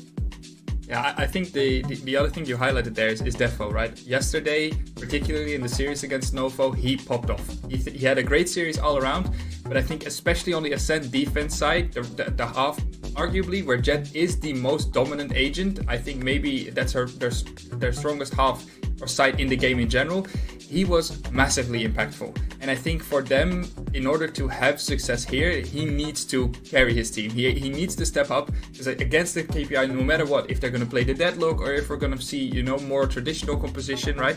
I think getting that up online as quickly as possible and making sure you are able to capitalize value off of it is going to be critical for their success. Yeah, but it also gets a little bit worrisome in some ways. I think they're strong because we're looking towards Ambi, the fact that, seeing him onto this Flash Initiator, especially expecting him on that KO again, he's going to have to follow Defo closely to be able to actually set him up properly. But we haven't seen nearly as much comfort, at least within his own micro plays, I would say, throughout this particular event. It's been that hot and cold that you were mentioning earlier today. Yeah, this is the thing. So it's odd because on paper you would kind of expect, okay, Ambi playing KO. This is, as we sort of mentioned earlier, he was playing Duelist quite a bit last year. It's a more aggressive agent. It should sort of be more to his strengths, but obviously we saw it yesterday against Novo. He had very little impact. Basically, he went, I believe, 8-13, something like this. So yeah, and obviously this is the only map he's kind of playing this on. Really, everything else is more conservative. So I'm really interested to see how he does here, because look, there is a possibility he could go onto this map and he does what he did on Bind, but with the Sky. Like there's a capacity there, but let's see what we'll have to see. We'll have to see, because there is that potential second map buff, Milan, there for Ambi. But when we're looking at these comps here, nothing is going to be different on the side of KPI. It's going to lean into that typical Ascent composition, but Sayonara will be the one on that Jet. Yeah, I think you highlighted it there right at the end, right? This is the most interesting part. We see Sayonara on the Jet, and not only that, they decide to put Bisque on the Sova, right? So Healers is going to fill this like secondary role, which I think is also it might be just as interesting, right? So this is kind of the stuff that Sayonara talked about. He can play duels. He wants to play duels. He knows he can do it, and I think by putting him on the Jet, on arguably one of the most Jet heavy maps in the pool, I cannot wait to see what they pull off. Yeah, I can't wait, and neither can our casters. So Pavlos, Ryan, take it away. Will this end in a 2-0? Well, it's hard to bring out a curveball on a map like Ascent, right, Ryan? It's hard to imagine that we'll be seeing anything that can catch KPI majorly off guard. Yeah, but even then, like Milan was saying, I think seeing Sayonara on the jet, he could easily slot into that Sova role. His Sova's certainly one of the best performance-wise in the league. That's why he's the initiator on the play-ins like team that we all created when it comes to the talent here. So I guess it's interesting to see that that's switched around a little bit, but everything else fairly standard. It's the first time that we've seen this iteration of the roster for KPI players sent. You still imagine it's got to be scary. You definitely are going to imagine that it's going to be a scary endeavor. Now, the task that the Valiant coaching staff had at hand, getting between map 1 and map 2, is calming down their players, maybe refreshing them a bit, knowing that now they're in a bit more carefree attitude, given that they've got less to lose, they're already on the back foot. So maybe now they can start bringing out what we know they're capable of. We know that, you know, weaker starts are a theme for them, but this has been the weakest we've seen so far. They've got to bring their A game against KPI if they want to get themselves a reverse sweep today and into the play-ins final. Valiant had a lot of reps, lots of games to play. 2 best of 3s yesterday, 3 best of 3s the day before that. Now, really, it's just all coming down to this map and the potential of a reverse sweep. The positive for KPI, it's not their map choice, so they got the choice of the side, defense. Both teams a lot stronger on their defenses, and KPI's pistols, hard to stop. Could be 3 for 3. Sure. It's time to get going. KPI on defense, Valiant on attack, just like you just mentioned. But again, nothing different to the previous game when it comes to pace. Slow and steady wins the race, but for Sayonara, maybe not this time around. Goes in and out as no kill has been collected off the back of that early aggression. And Valiant quickly switched up the tempo by taking garage space. Actually, no damage done. KPI playing it safe, not overextending, not over-dedicating. Zeddy, however, behind the smoke has managed to sneak into Wine. Just a lot of these little fights in and around the map, and Sayonara chunking a lot of damage, but getting chunked himself. Now, Valiant get off to a good start here. Perfect for them, knowing that they've reset all the tempo that KPI have created in the previous map. Pistol on the follow-up is what they're looking for. Otherwise, they'll probably be there in their own heads a little bit too much. So far, so good. Chipping damage onto both Insider and Sayonara, but indications show that the spike is heading towards that A site. Recon Dart only pings 1, and it's just the Omen, but there's 3 defenders on that site. Luckily, Valiant headed in a different direction, and they catch Insider on the way. And there's one locked on site, and that's Bisk, all to himself. Oh, no. Unfortunately, can't find the first 2 shots, but somehow finds the next 2. I don't know how that works, but it does. And it does mean that both of the teams have got 3 players apiece. Yeah, it was a no, no, no, yes moment for Bisk. But it's a 3v3 still. Sayonara down to low HP, coming in from markets, just whether logs gets cleared. Sayonara opening up. This site will be a little bit softer. So Nescas will get the job done quite quickly and repositions up close and personal. 2 killers, but still Zeddy's push is enough to catch them off guard. Valiant are able to win the trade by the end, and they will be getting the first round of the game. This is what we were mentioning on Icebox, right? The way that Valiant want to play, they're very fluid. You can ask Milan about that with the way that Ascend played when they won champs. Very NBS way of thinking, of just trying to exploit space, finding it and flushing it out.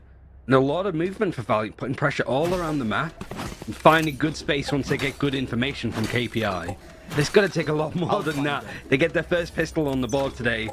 Bisk, just a Marshall is the buy for this eco round for KPI.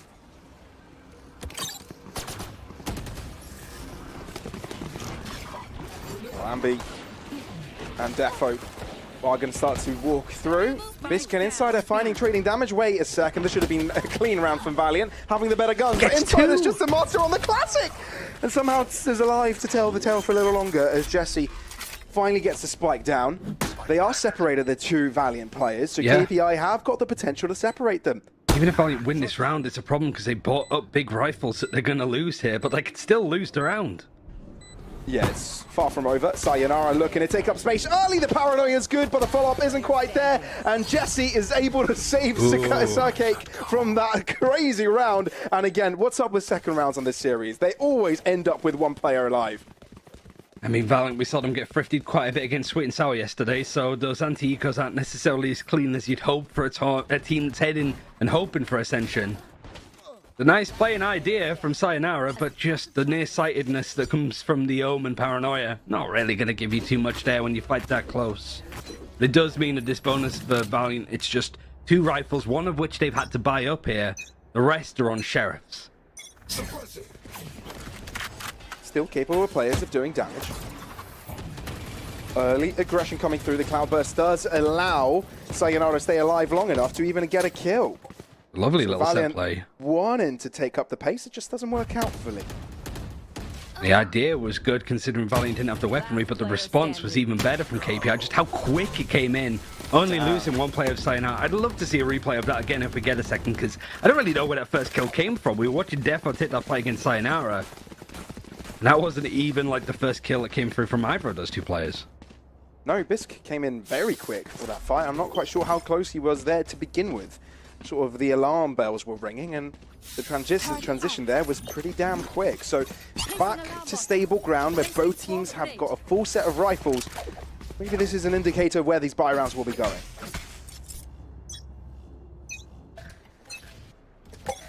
Good fight for mid is good. Maybe not if you realise that the Jet is Sayonara now, but this time a little bit more respect given. No operator yet, can't really be bought up. In ultimates, it is just Ambi that's close to having a null command. KO Knife's going to come in to check to see if anybody's potentially made it to wine, but the knife catches nothing, the fragment remains in his pocket.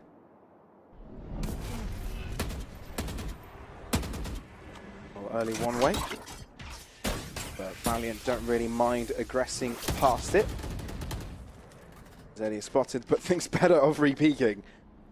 Just playing the orb game for now. Ambi 1 away from his null command. Look at that instantly. KPI pressure from A. The 2 players on B pushing up together, and they might take this fight and win it up against Nescas. That's perfect. That's the adjustments. That's what you want a team to do in these situations on defense. Proactive, reactive. They've got it all covered. And now their task on taking on this A-side defense. 2 very different positions, but it's a potential crossfire setup.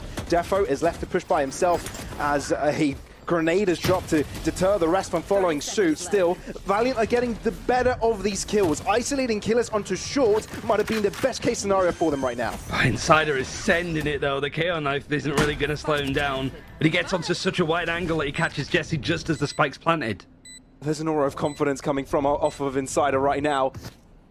And he's got Bisk to follow it up as well. They jump simultaneously. Insider gets 1 before he drops. Bisk trying to do chip damage with a shock dart. It lands well, and his lead will land onto Sakake's body as well, keeping KPI on top. A perfect round, but still comes close. Mentioned on the desk earlier, the first part of Icebox, the scoreline didn't really follow how those rounds were going. Lots of clutches, lots of 1v1s, maybe some rounds that shouldn't be. But here, KPI, the proactive approach on taking up B information, a nice scrappy fight for Valiant to find an A plant on. Just that proactive measure of Insider, finding that kill over onto Jesse. 5 and 2, a lot better on this map. And a buy at least with half armor and some good ultimates. Yeah, not too shabby. They've managed to keep the eco flow going. But KPI seem to be mid-heavy for now. No surprise, that's where Valiant have been defaulting. Look how far forward scenario's gone. The alarm bot away. Bisk using his Hunter's Fury to find some chip damage. Only towards Nescas though. Look at this position for Valiant though. Like the Omen and the Sova still playing back in like B main. Spike planted. And they're still that to Zeddy. What? This is so intricate. There's a flank on a flank. Players holding back on different positions here from Valiant, but somehow KPI are winning all the fights. That is mad from the in-game leader of KPI. Zeddy is doing God's work right now. And Insider wants to just double it up as well. This round it seemed like Valiant got scot-free into the B site, and that's just only because KPI allowed them to do so. Yeah, Valiant is just, they were so ahead of thinking that the 2 players, you got the Sova there show with Hunter's Fury, but he gets caught out by Zeddy. You got Jesse that can maybe try and flank and get the kill. He doesn't get it. The read is perfect, and that's the IGL just taking them apart. Placing sentry. Placing alarm bot. I have no words. Placing swamp grenade.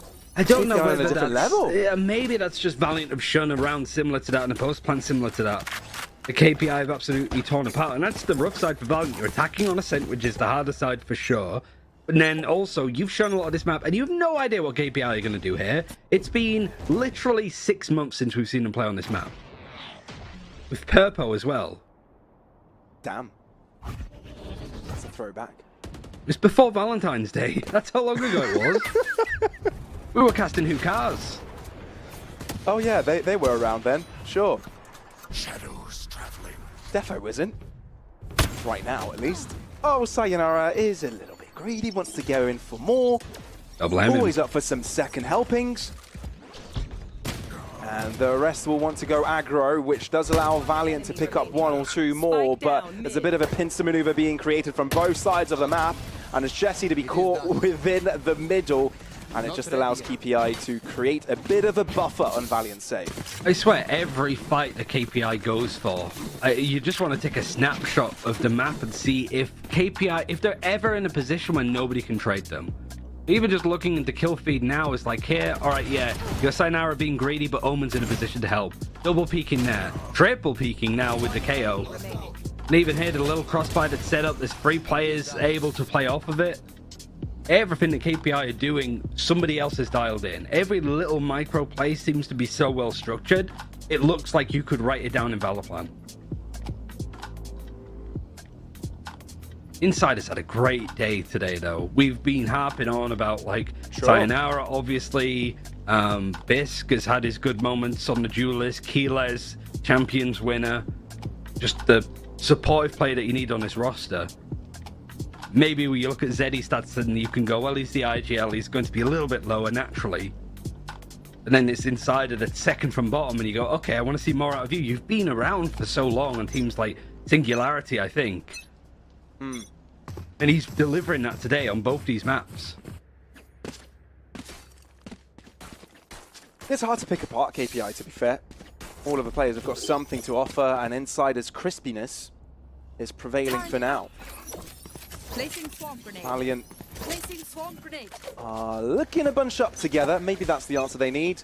Just walk into a site, make it their own. They've tried that one before, but the post plant wasn't quite there for them. KPI don't really have escape routes right now, as they're both locked into sight. Hunter's Fury is pretty good to deter the back line, but it still just works out for Valiant, taking both defenders down.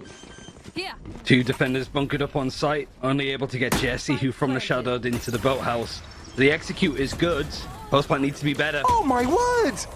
Zeddy's just so quick to react. Nescas couldn't have a chance to fight back. But still, Sayonara wants to bring more aggression to this fight. First blade connects to the head, but then ends up dropping and puts Killis on a clutch. Even if Ambi lost that fight, there could have been a guarantee of the cake. So Valiant finally getting things going their way on a buy round. Just after the timeout, just punching up the pace a little bit more. Ambi's doing well as well, 8 and 5.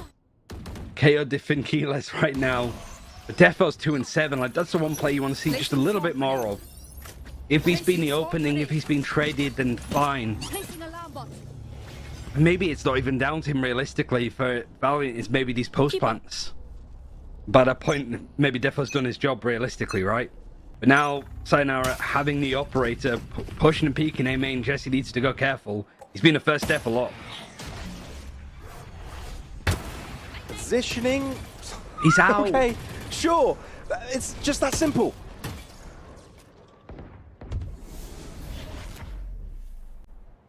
Defo wants to say that he can also do that kind of maneuvers. He's on his own completely, though.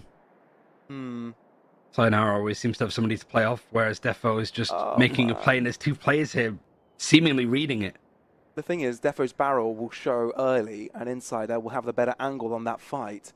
So Defo probably has no intention of taking this peak, apart from the fact that B is taking attention away from them, is it though? Defo slow peeks it, is able to find a wide angle on it this time. He's low on health, and Shock Dart should seal the deal, and it does. The trade is there. Valiant still on the back foot, but they gain B-site access. Game market as well, but a Paranoia dedicated there to clear out some of the corners. They're not going to fight for it. Are you going to take it? No, it's not a great position to be trying to hold on this attack. A really weird post-plant that Valiant found themselves in. They have. That smoke, And though. if KPI managed to cross into the B site without taking any damage, it would be pretty good. The Aldrone now to seek it all out. Ambi there to assist. Valiant need these fights to go their way. Jesse has shown his card, and KPI aren't interested in taking themselves into the site. Instead, they want the fights, and it's exactly what Valiant are wanting them to do. Jesse in and out of battle. Every time he walks in, he gets a kill. Ambi now shows his ground, but Killis is still alive, but not for long, as Jesse puts his mark on this round and gets himself level with KPI. Yeah, good creative measures there. You could sort of tell that Valiant was sort of stuck in that corner, right? But the Omen smoke into market to just give them something to play around, a late lurk that might be able to catch them, and a bit of security. It's also nice work, I think, from Ambi that went to plant the spike and then went down to like Speedway to lane to just have something to like play off. KO flash in hand, taking that fight together. These kind of rounds are like KPI. They're not going to really have too much structure for those situations. They're just so unorthodox that why would you? Low by 2 now this time. You should run.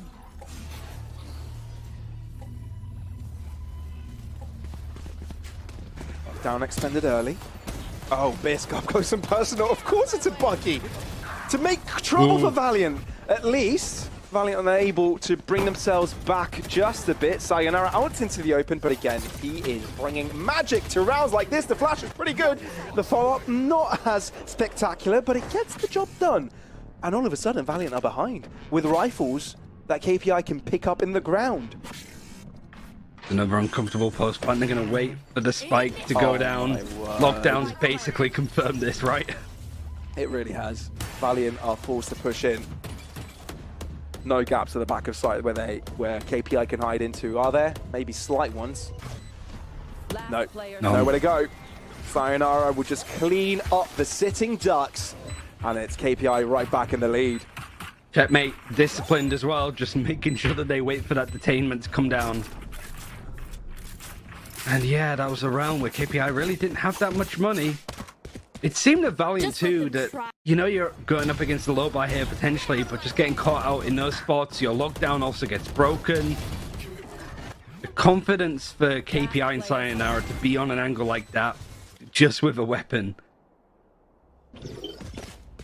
It worked for Valiant last couple of rounds, just does fast B executes, but it's not going to work a third time. Placing swarm grenade. Placing swarm grenade. Well, at least Valiant have got themselves a null command to work with, so it can be quite disruptive when entering the site. Cover going out. It's a split play we're looking at right now, as they want to make sure they have mid-prior first.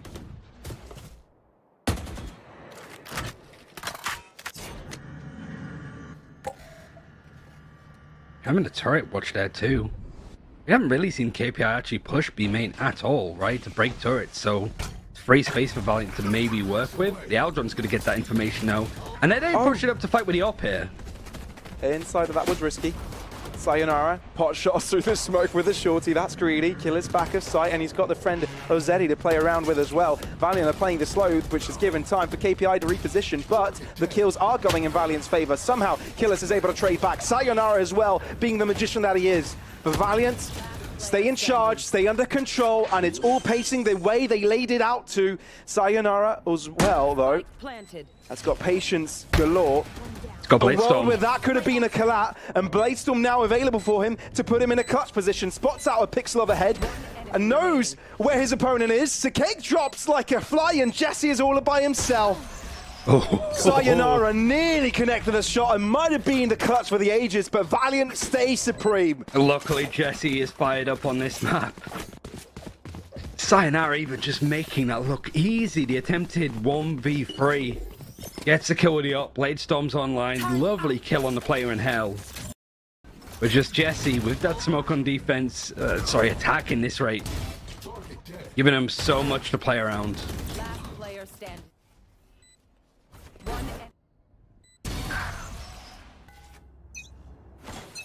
Has to be ice cold.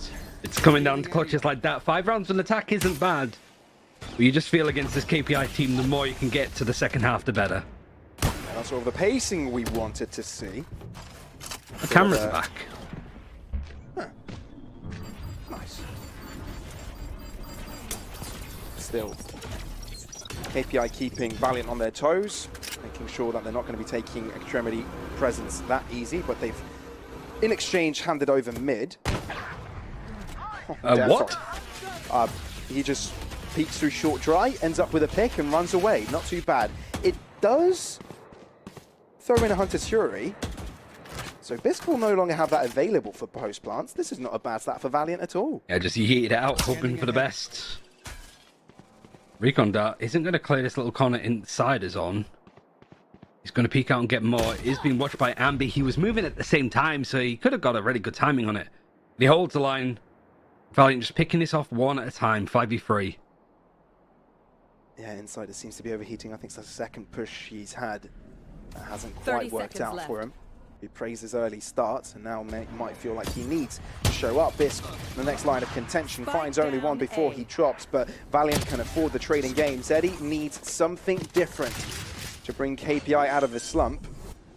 Sayonara further away, but an operator still being a very dangerous commodity. Drops in with a classic instead, oh my word! And he's drawn the attention away from Zeddy.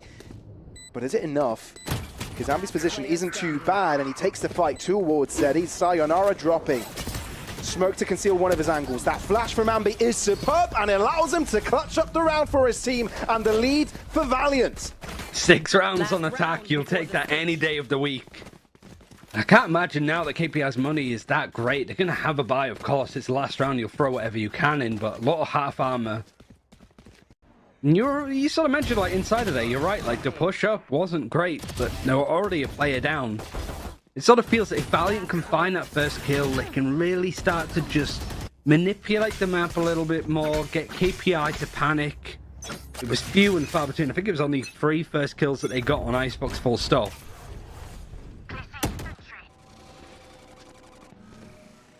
It'd have been just picking apart their meal, tendon by tendon. Sayonara's got more theatrical with his approach, where I don't know if that's a good thing or not. He's tempted, right? You can sense it. That is leashed up for now. No, he's not. He's given free reign to do whatever he pleases, and that's for good reason. Drops back, that's the early kill for KPI.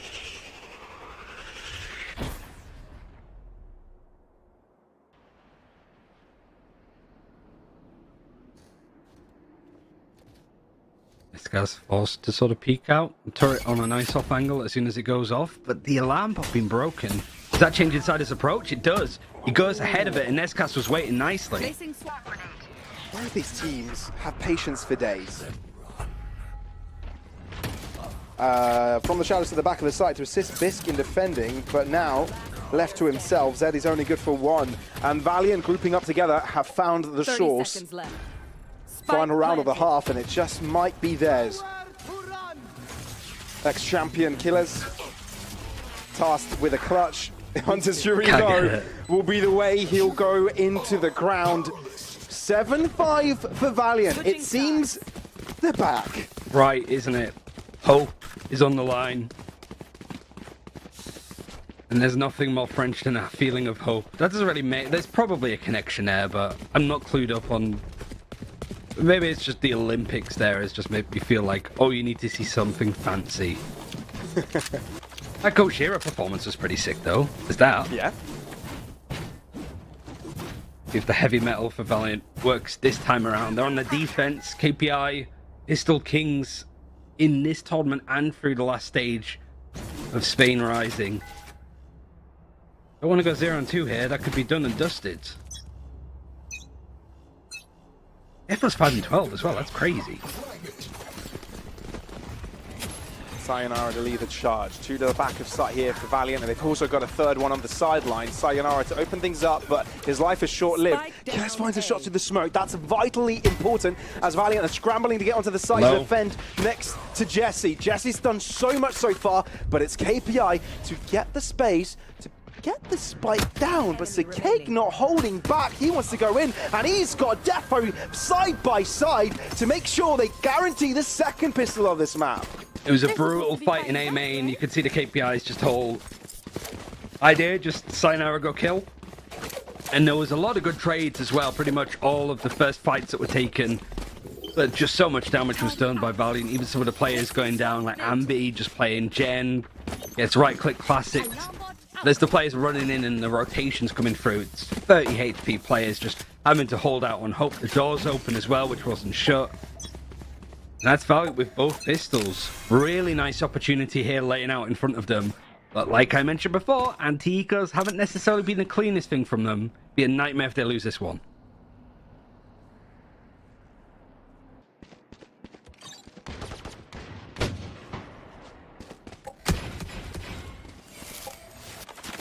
That would be quite something if KPI are able to bring it back here.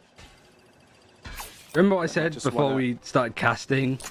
Yeah. This is going to be like a long series with long rounds. Pace yourself.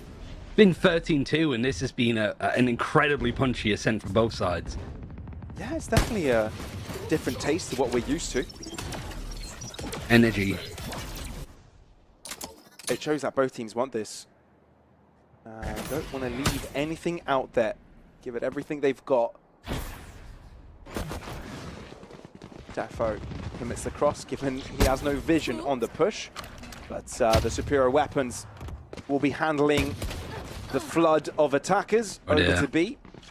The push on spawn was a little bit more problematic, but they haven't faced the final boss, the Cake, 30 seconds with an Odin in hand, Spike down, which will B. complicate the affair. Sayonara's gone looking. Even just doing a little bit more damage, right? That was the thing that KPI did well. Even though they lost the pistol earlier, they made that bonus pretty awful for Valiant. There's no other way to put it. That was a way for KPI to actually string some rounds together, and I think it's just been the series that we've been casting them out of the teams. We've had very streaky performances. Sure. It's just been near enough all Valiant. It must be like 7 rounds out of the last 8 going the way of Valiant on their attack and now their defense. Was close. Now it suddenly isn't.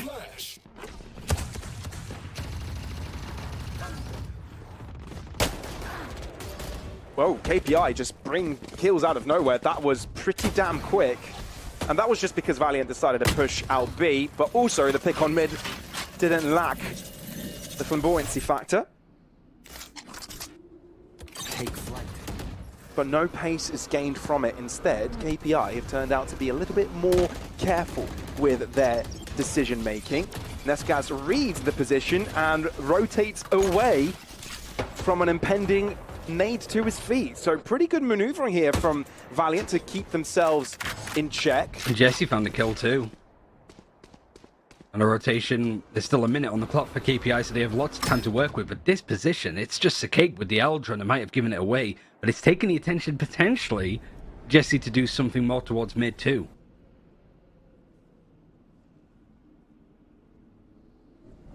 If Valiant win this, they're on the highway to success on Ascent. So they're taking everything seriously.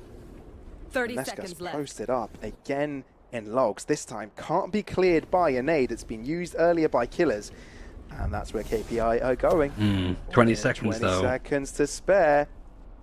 This is looking good for Valiant, very damn good. At least what KPI have got going for them is the fact that they've got more players to this fight than their opponents do. Nescaz, good for one on the long distance with the Stinger. And the repositioning by Jesse with the TP is good enough as well to keep Zeddy at bay. There's no time to put that spike into the ground. Valiant win their bonus round. It was nice work from Valiant, just really throwing a curveball, discombobulating KPI when they're trying to take mid, and he got Sikeg that's pushed A main and he's out running from there.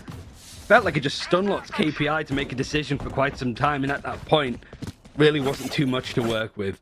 Good read, good mid rounds. Valiant now starting to really come alive with their decision making. 10 seconds left. And Nescaz does well. He was in this corner, manages to survive. Jesse's able to get one through the smoke like we mentioned before. KPI forced down to another low buy. Valiant on 10. Yeah, and with the Outlaw and with half shields, it's just going to make the endeavor a little bit easier for Valiant. And it's the question that the desk had at the start of the day, right? When it comes to Ascent, KPI, there's the two pictures you can paint. One, that Valiant won't have a read of KPI going to bring, or KPI aren't trying to test it as much as their opponents on officials on a map like this. Yeah, sure, it's simple, everybody knows how it works, but if you don't have the reps and, you know, the protocols aren't second nature in this 5-man roster, Yeah. it's not going to look as clean, and it's showing on the server right now. You know what's even weirder? There's been no KPI timeouts. You're There's right. been nothing said by Smart7. He's just like, we ball. Well, so far, KPI have found an entry. Even with lesser weapons, maybe that is the concoction for success. Maybe Sheriffs is what is required to bring back the confidence. It's just the wee balls, it's working. The structure is sound, the guns, however, not, but the post plant is a deep one. The door broken, Nescas just spraying to try and find something. The Odin's going to do a good job of that as well. And off the recon, 2Z he goes. The perfect gun for the situation, but somehow Biscuit is able to find a trade right back up. Nescas has got the high ground, but KPI not willing to look out of the shadows. They want to stay nestled into their corners. They know where Killis is, and Nescas is going to try to take that fight early. It takes away the attention, so Ambi moves in on time, 2v2. Nescas looking to close up the gap, but Insider is very accurate with that Sheriff. And the spike is planted directly where KPI wants it to. Ambi off it, and they know of it. Oh, no. Shot that not connecting. It takes damage off of Bisc. Ambi diffuses it halfway, and he might just have the clutch there for him. The shot that lands directly in Ambi's face. The thrifty win for KPI gets them right back on the chase. Scrappy round, even from KPI in instances. Valiant and Ecos punished a lot by Sweet and Sour. KPI doing more of the same, and instantly a timeout coming out from them. You see the streak rounds that they put together, but just that one.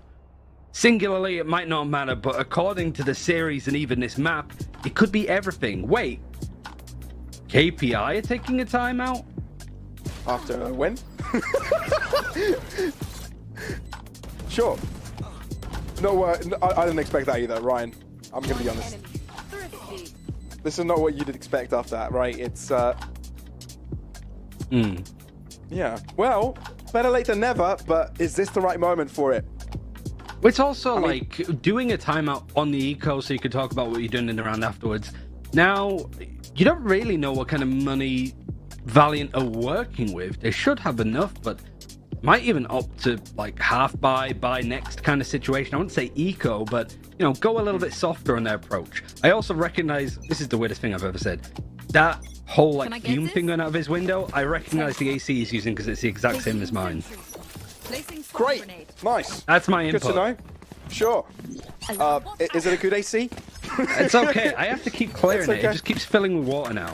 But it's because things are heating up. Nice one. Yes. Tangent. Into the game, where Valiant are looking to seize back the pace they created. They had a 6-round consecutive streak. That is forced as well. Got the op for Defo, but a Guardian for Ambi. And they're all grouped up together on A main. not too bad. And they tended to be stronger when grouping up together and leaving sites for retakes. That's been their bread and butter, really, this season. I mean, that's an early, like, Owl run, too. Just checking some of these close angles, but I don't think they've seen one player from KPI this round so far. Almost halfway through it.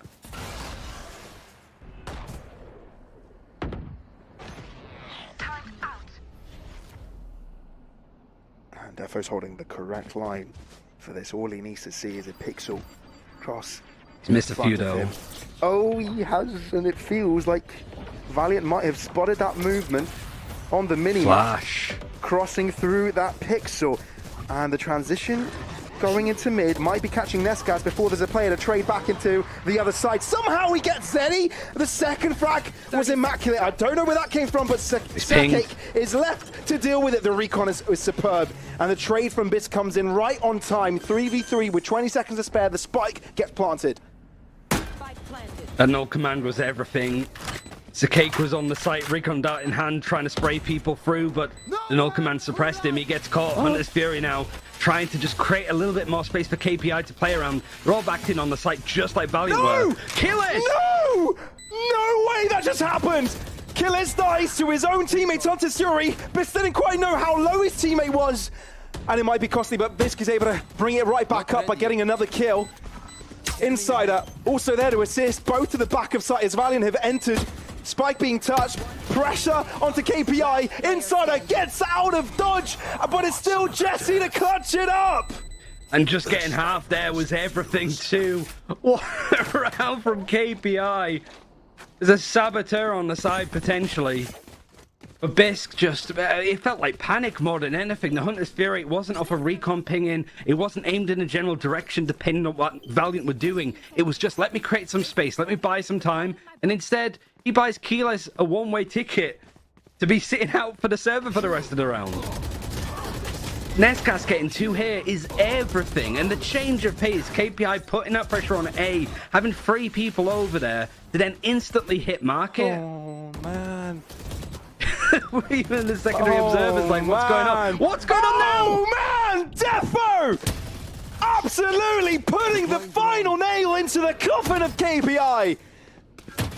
They are determined to shut down Ascent for themselves and take it to Lotus. Yeah, we've got a long way to go, but it doesn't feel like it.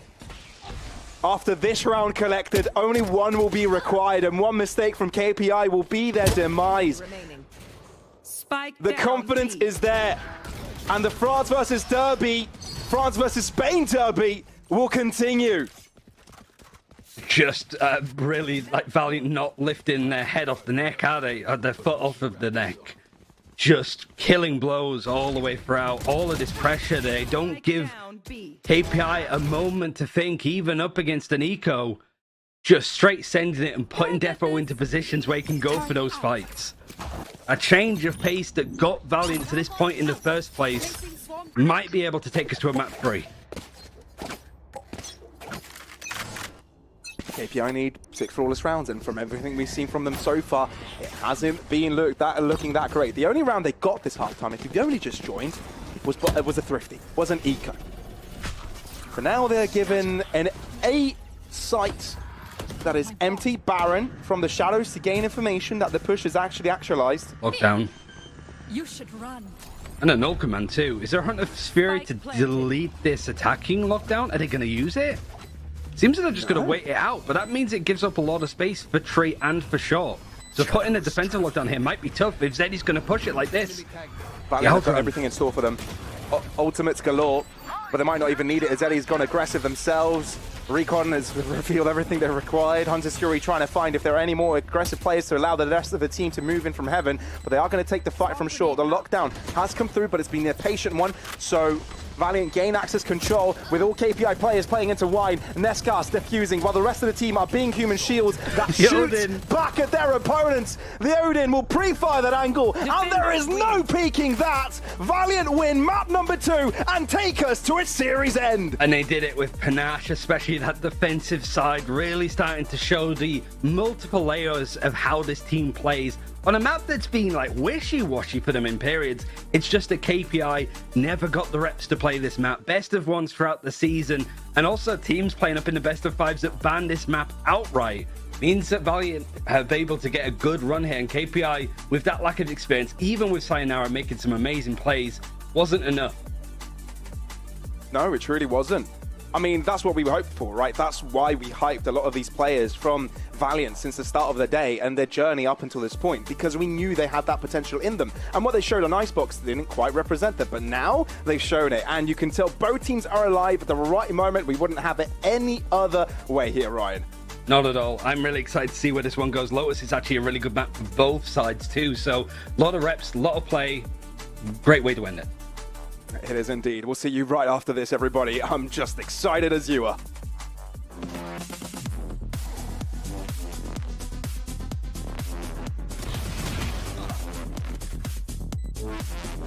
One enemy remaining.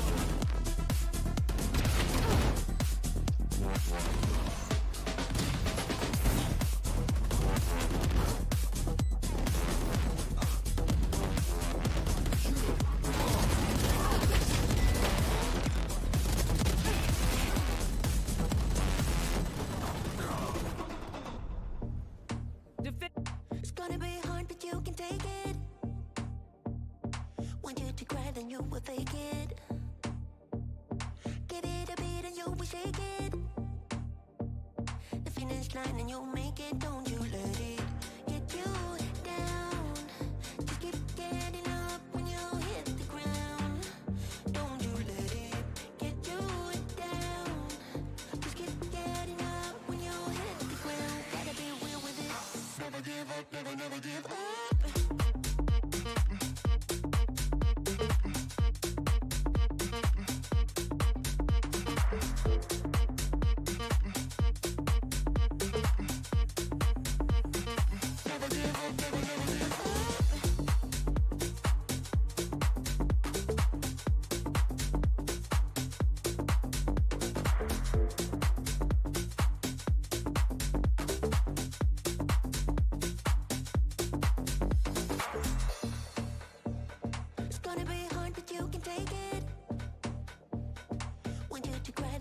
fake it. Give it a beat and you will shake it. The finish line and you'll make it. Don't you let it get you down. Just keep getting up when you hit the ground. Don't you let it get you down. Just keep getting up when you hit the ground. Gotta be real with it. Never give up, never, never give up.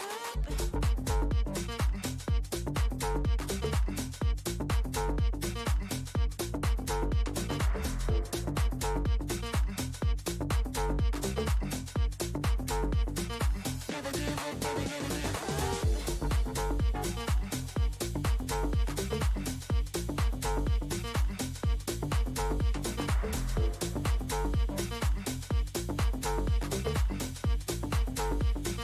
Never give up, never, never give up. Never give up, never, never give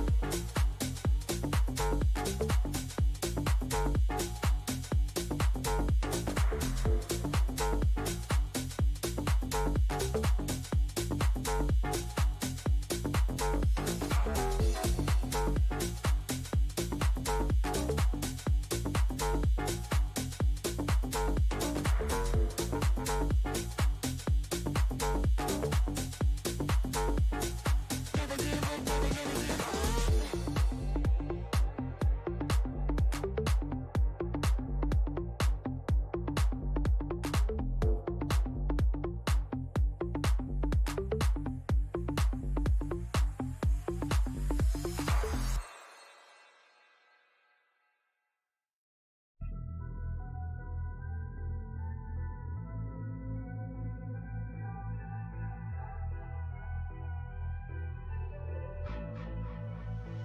I've been giving you the worst of me. Now you wanna stay the night. Pretty how you work hard for me, but forgetting how to talk. Nah, I don't like no humble beats. Just go and slice it up. Now it's time to marinate. And right after we're done, I like it when you're looking like that. Don't like it when you shit, chat shit. I like it when you're looking like that. Oh, shy, just fine, don't mind my reaction. I like it when you look like that. Don't wanna watch a bugger with a white mouth. Just like it when you're looking like that. No sweets, no rush, you can't fuck my attraction. Don't think twice, I'm here for a moment. No, I like him better. I got a church place somewhere and I'll make it last forever. I've been giving you the worst of me. Now you wanna stay the night. Pretty how you work hard for me, why forgetting how to talk. Now I don't like no humble beats. Just go and suss it up. Now it's time to marinate. And right after we're done, I've been giving you the worst of me.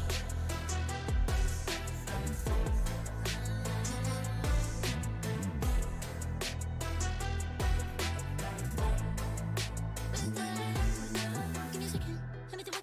I'm no vegan, a bee. I'm off the leash. Go down on your knees. Bitch, I got PhD. I'm all that you need. Desconfiguração chama pra dançar!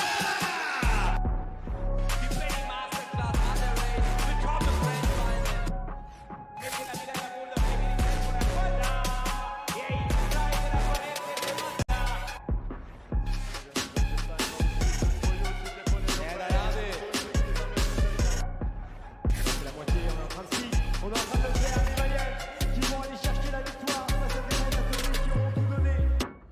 Suffering the clutch, the youngest of the young prospects, taking some of the mini card. Toda aqui na minha câmera não sabe, pode já pique lá, deveria vir o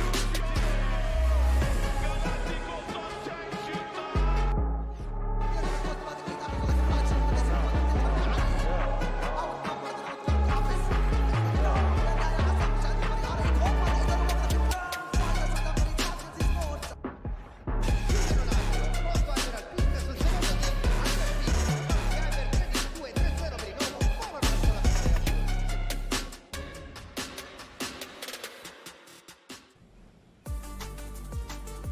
Valiant bounced back with a bang in our second map of the day here on Ascent. The day started off with us that it was like a 13-2, I think, on Icebox, but Ascent was a completely different story there, Milan. And I think we got a little bit worried because at first, KPI, they managed to chain together 4 rounds after the first 2 were taken by Valiant. Yeah, I mean, going into this map, we weren't really sure what to expect from KPI, right? They didn't play the map at all. We didn't know what they would do compositionally, maybe having Sayonara on the duelist, Bisc, we weren't really sure. Sayonara played Jet, they started off hot, 4-2, and then from that point onward, Valiant was basically like dominating the rest of the map, right? I think they only got 2 rounds in after that initial streak, and I think it just showed the sheer like dominance that Valiant has on this map.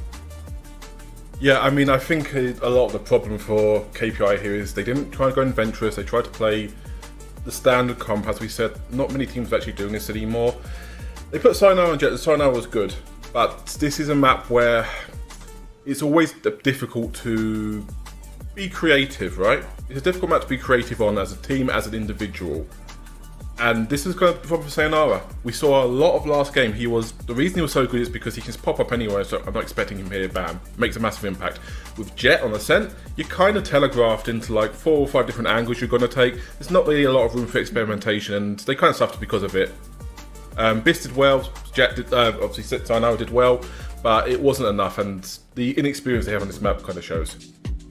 Yeah, it definitely does. And I think when we were looking over towards Valiant, the ones who ended up taking us now to a 3rd map here, right? Our eyes were on Defo initially. I think he did really well in a lot of those first engagements that he was taking, going 4-1. But we also talked about Ambi, his ability to bounce back from map 1 to map 2 so consistently. And then, I mean, sure, he was setting up Defo, but it was really Ambi all the way. And I feel like we want to do a little bit of a highlight because it's been this trend here, right? So we got a little head-to-head of Ambi in map 1s versus map 2s on a great average here, strong, and the numbers don't lie. Yeah, this is it's one of the wildest discrepancies I think I've seen in quite a while. Like, he's just a completely different player on map 2, and who knows why that is. I mean, obviously we've kind of said he takes a little bit of time to sort of get into the role. It feels like it's a little bit of time to get into the games. He is not the newcomer of the game, but coming to this team, but he is close enough to it, and yeah, the difference is absolutely stark. Just to highlight this again, this is the average scores that Ambi is putting up during Ascension on the first maps versus the second maps, right? And this is across a variety of roles, across a variety of maps, but there's one consistency, and that is like virtually twice as strong on this second map, right? And I think the thing that is slightly worrying to me is that historically during this event, over like transitioning into this 3rd map, he isn't often able to replicate a similar performance. But the fact that he is so consistently, like almost absurdly stepping up during the second map is something to, it's completely mind-boggling to me. I mean, maybe 2 is just his lucky number, you know?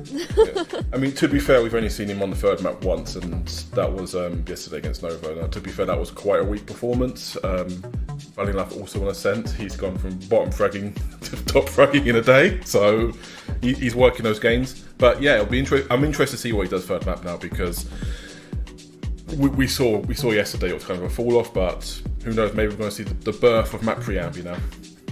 Yeah, we'll have to see. But even if Ambi's not able to step up in that way, we also saw other players on the side of Valiant taking more than their fair share of the bites of the pie, and we got to have our eyes on Jesse for that. I think we also had some really great coordination on the side of Valiant as far as a lot of these retakes go.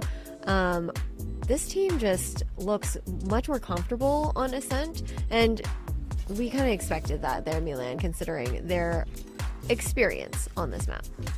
I think Valiant played great, but we also saw a lot of this inexperience shining from the side of KPI, right? When we're looking at retakes like this, so many pieces of utility that are used in succession without really being able to connect to each other. We see Sova darts, we see smokes, we see flashes, and none of it really works together, and it just shows kind of the inexperience that this KPI roster has on this map specifically.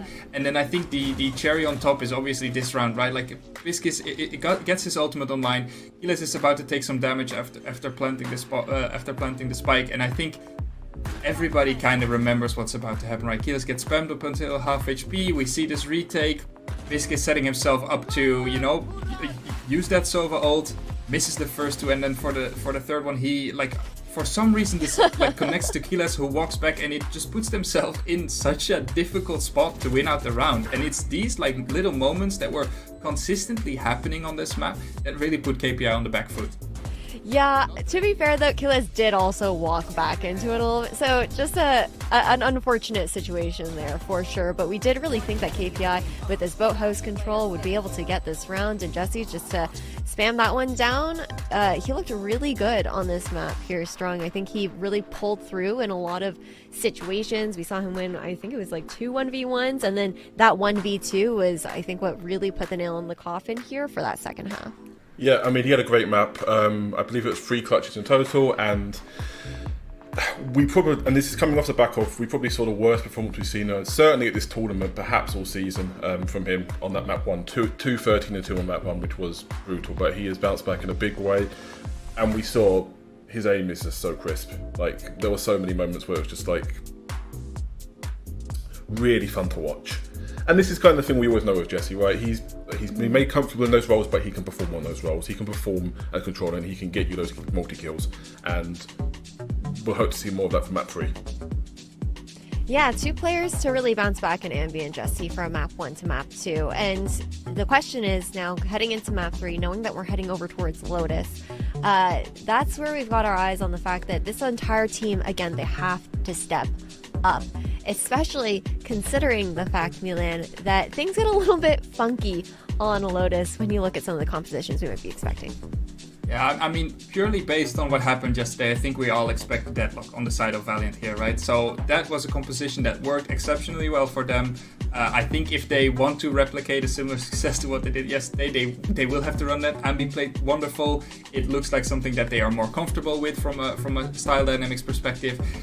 And on the side of KPI, we're also seeing a funky comp, right? They're putting the chamber in, Sayonara yet again on this duelist. It's something that even this map, we didn't really necessarily highlight him, but I think he was also topping the scoreboard on the side of KPI, right? And I think that just being able for him to pop off, having a composition that maybe allows Bisc to play a role that he might be more comfortable with, is also going to be extremely beneficial for them. Yeah, I mean, this is a really interesting thing coming into Station Select, because as we said, obviously they had the breach, they went to the deadlock, they've moved comps around a little bit on Valiant's side, but now you're playing into the raised chamber combination we expect. And this is one of those things where it's almost a 50-50 call, because I think there's an argument to be made that the breach is most likely going to be better against the chamber, because you can be playing around slower out with the raised chamber as opposed to raising some other heroes. Most likely you're going to see a situation where I mean, the problem is chamber can shoot through deadlocks util, right? This is the fundamental problem. So it's one of those things where there's a lot of things that go into it, but it's a big call between breach and deadlock on this map with regards to Valiant, because we know they're more comfortable on the deadlock. But is it going to be the best pick, particularly against this chamber? We don't know, and this is going to be the interesting thing going to Agent Select, because this is the kind of, and obviously both teams' seasons are on the line. This is the kind of call that can make or break a season. So I'm really interested to see where they go with that. I think one thing to highlight with Ambi specifically with the deadlock is that he wasn't necessarily using it as a pure sentinel. He was often keeping hold of 1 or 2 of those like focus sensors, right? And sonic sensors, sorry, and using them to clear angles, using them to like make sure that they contain space that they already had, like safe space, and I think that that's gonna make a big difference for them today.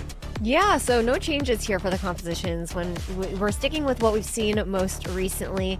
I love all the points that you guys made about that deadlock, and especially what you were saying there, Strong, about foregoing the breach leaves a lot to be desired as far as just being able to clear Bisc off and force him off a lot of these long lines of sight that he'll be looking to take, especially starting out on defense first. But this is kind of what we expected here, Strong.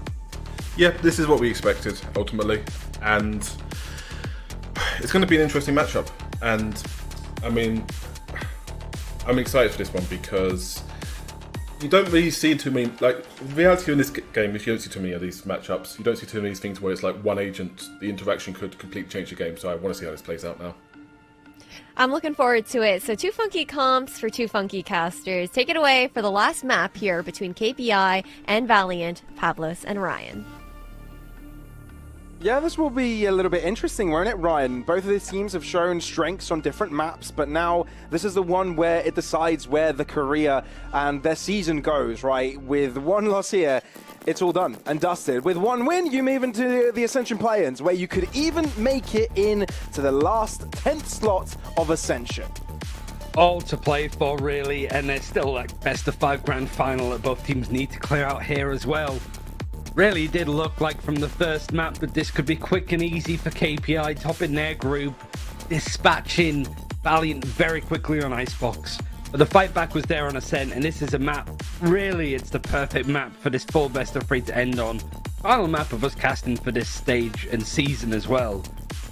Couldn't really ask for a better opportunity. The map that teams love to play, both teams have good form on, both teams have really creative ideas on how they want to approach it.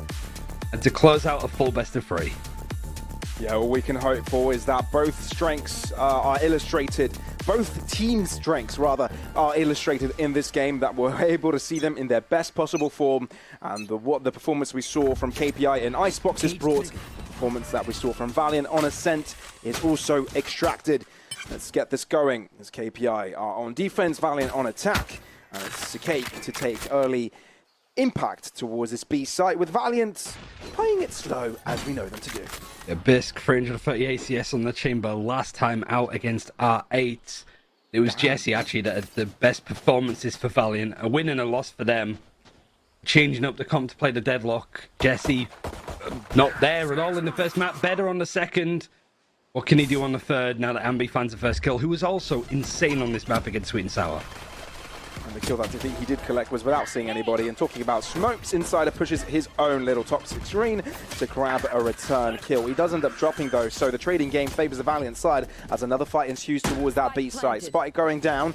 And Valiant not too eager to move out of the site just yet. Wanted to take the fight and hold it there as they've got traps to work around. Bisk will open first. The assistant utility from Killers allows him to do so. But Ambi, all he's going to do is try and distract them by that time as his team gets themselves into position to get themselves the off angles. You can see Jesse, he's ready to pounce. But he's not going to move into until Valiant gives him the call.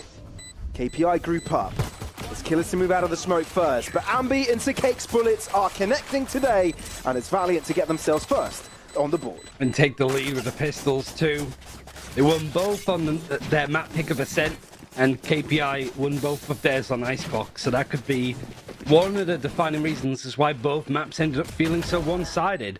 Here, Ambi, great trade. I also like that Ambi was taking a fight here, just taking a couple of pot shots in that position, because I mean, Seagulls love it as well, but the sensors as well, he's trying to get some movement and some sound out of KPI there.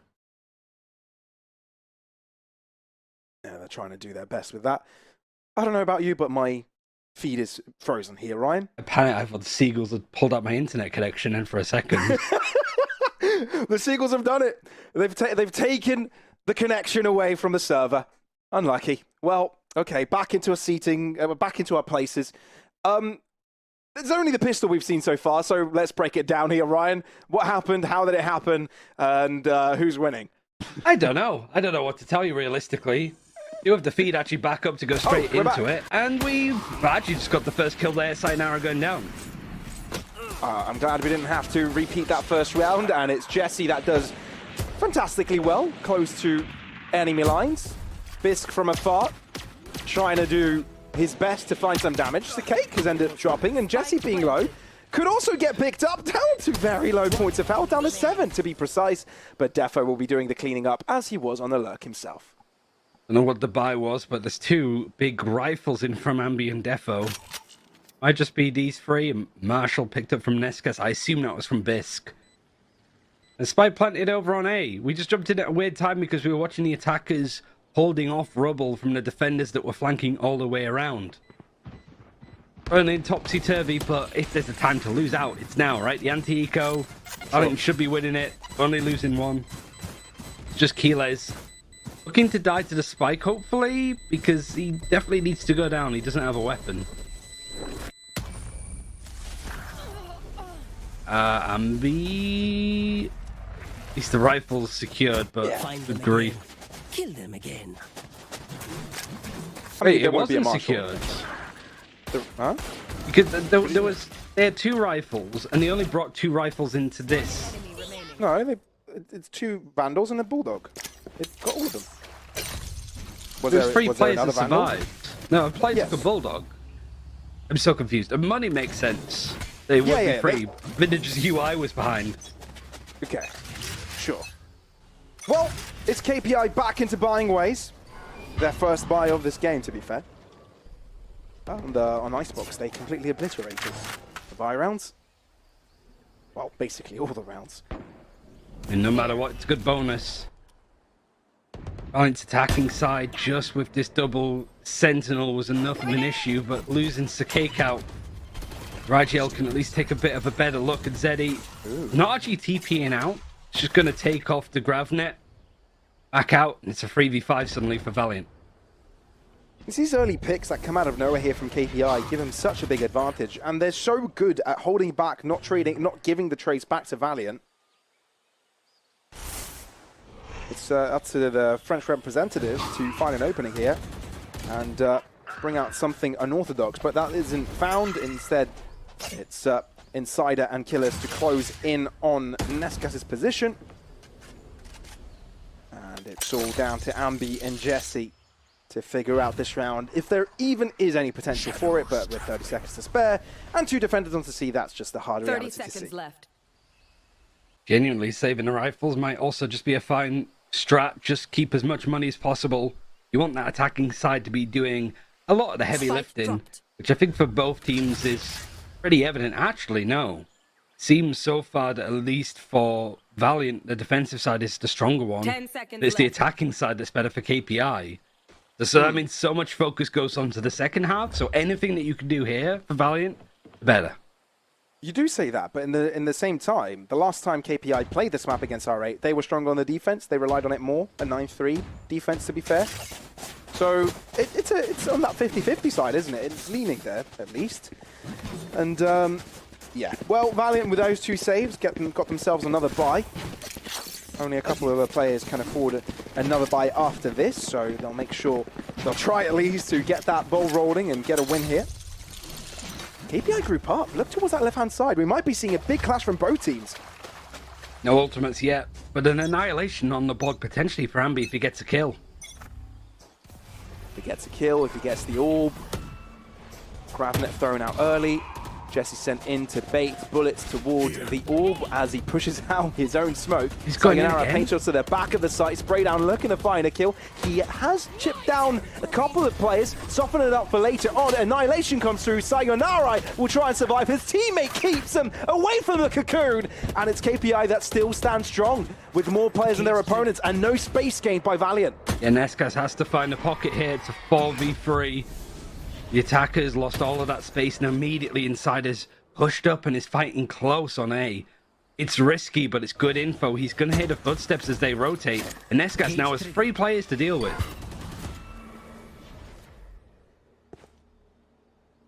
The fact that Zeddy and Jesse are solo, it's going to be a difficult endeavor for Valiant, and it evidently is. Bisk just wants to tally up the score, get ever closer to the tour de force, and it's an equalizer by KPI. Yeah, that proactiveness from Sayonara actually does a lot there. You looking at it potentially that if he goes down first and there's no trade, he might cost him such a pivotal round.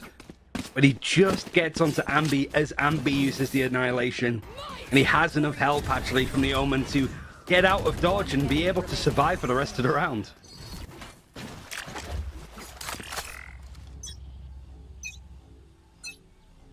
Like we said, only a couple of players can afford Vandals here, and that's what we're seeing directly from Valiant, but Sayonara is taking the fight directly to the attackers. Who's aggressing? Well, it's the defenders this time around. Yeah. Well, Valiant reacted by putting more pressure onto C. They haven't really been quick about it. Yeah, they shot bodies. Might give Ambi an opportunity. One of the few players that has a rifle on this low buy for them. But Bisk with the op finds a nice little pocket of timing. Doesn't have the TP in order to get out, but it doesn't matter. Wow. Sayonara's going to clear a house like that. He's been such an instrumental part of this team, and it looks to be that again. Showstopper secured, and KPI have got the lead. What else is there really to say? Valiant going to be taking a time out at this rate. Defo was the one that like took a fight early on A main. Nobody in position, no utility to play off. It's really sort of descending now into just individuals trying to make plays, and honestly, that side of the game is what was costing KPI on Ascent. They were trying to do too much on their own. Valiant, they have their moments too. Really, Lotus is going to come down to who has the best structure, who has the best team play, without just grouping up as 4 or 5 players on one side of the map. That's maybe what Bromas is trying to get through to this team, is just, we had really good structure on Ascent, we did well when we played off each other. It doesn't matter if Defo's at the bottom of the kill feed, so long as we have trades and people to fight off of it. Losing Defo and A main when there's nobody else there gives us nothing. So we need to make sure that we're tighter on play, a bit more cohesive. Yeah, Bromas has been pretty influential when it comes to timeouts. Has allowed his team after them to gain streaks of rounds when it comes to play-ins. Let's see if the input he provides to the team is good enough to get them in the right position. Half shields all across the board. It gets a little scary, but it's a couple rounds running where Bisc has had the tour de force, so not taking full value from it, but be certain as soon as that operator is lost, that gun will be brought out as well. Sayonara as well with a showstopper, might go aggressive on C, force those Valiant plays in order to go in the other direction. Defo satcheling up, the Omen with a crossfire, Sayonara fighting. Oh, he's going directly in for the fight. Showstopper connects onto Defo, but the landing isn't quite there. The fact that Killis is there to assist, though, allows KPI to stay standing. Bisc overstays his welcome as Nescas pops off and opens up the A site. Door's not broken, neural theft is going to show exactly where these players are. And the Gravnet is actually really nice. It at least allows those players to cross on over, get the post plant into better spots. Yeah, how do you even break through on this? It's the great escape for KPI. It's when this double sentinel comp shines most, right? When you gain access to a site and just throw everything at your opponents. And it just makes it so difficult to cross through, figure out where the sonic sensors are, take time to spray through the cages. So Cake is the only one backside, while the rest are lurking either from behind or from above. And the one with the backstab seems to be the most influential. In this circumstance, Zeddy is able to trade. A 1v2 ask from him with only 8 bullets to spare, but the taking of the spike is frantic. Ooh, and somehow he gets one. He has to get it diffused halfway, otherwise he is in trouble. Ambi sprays in the approximate direction and gets the job done. Only one survivor at the end of this round. This game is going to get close. Barely then as well. I think that spike exploding was a little bit closer than it might have looked on screen. Nescas, absolute hero here. The big play, like KPI, nice aggression, but it was this haunt from Keylez that is able to just confirm this final kill. It gets the ping, it gets information, there's no other trade that can come in, but immediately Nescas aggressing on the other side, massive kill onto Bisc. It's also the fact that KPI took those fights towards Nescas, maybe not together, you know, and playing that isolated caused for them to drop one by one. Gave opportunities for Nescas to isolate. It's a full buy. It's pretty much 10 guns all the way in A main. Defo finds the first kill onto Insider, and they're going for more. Defo's just mowing them down right now. Might as well rename him to a lawnmower.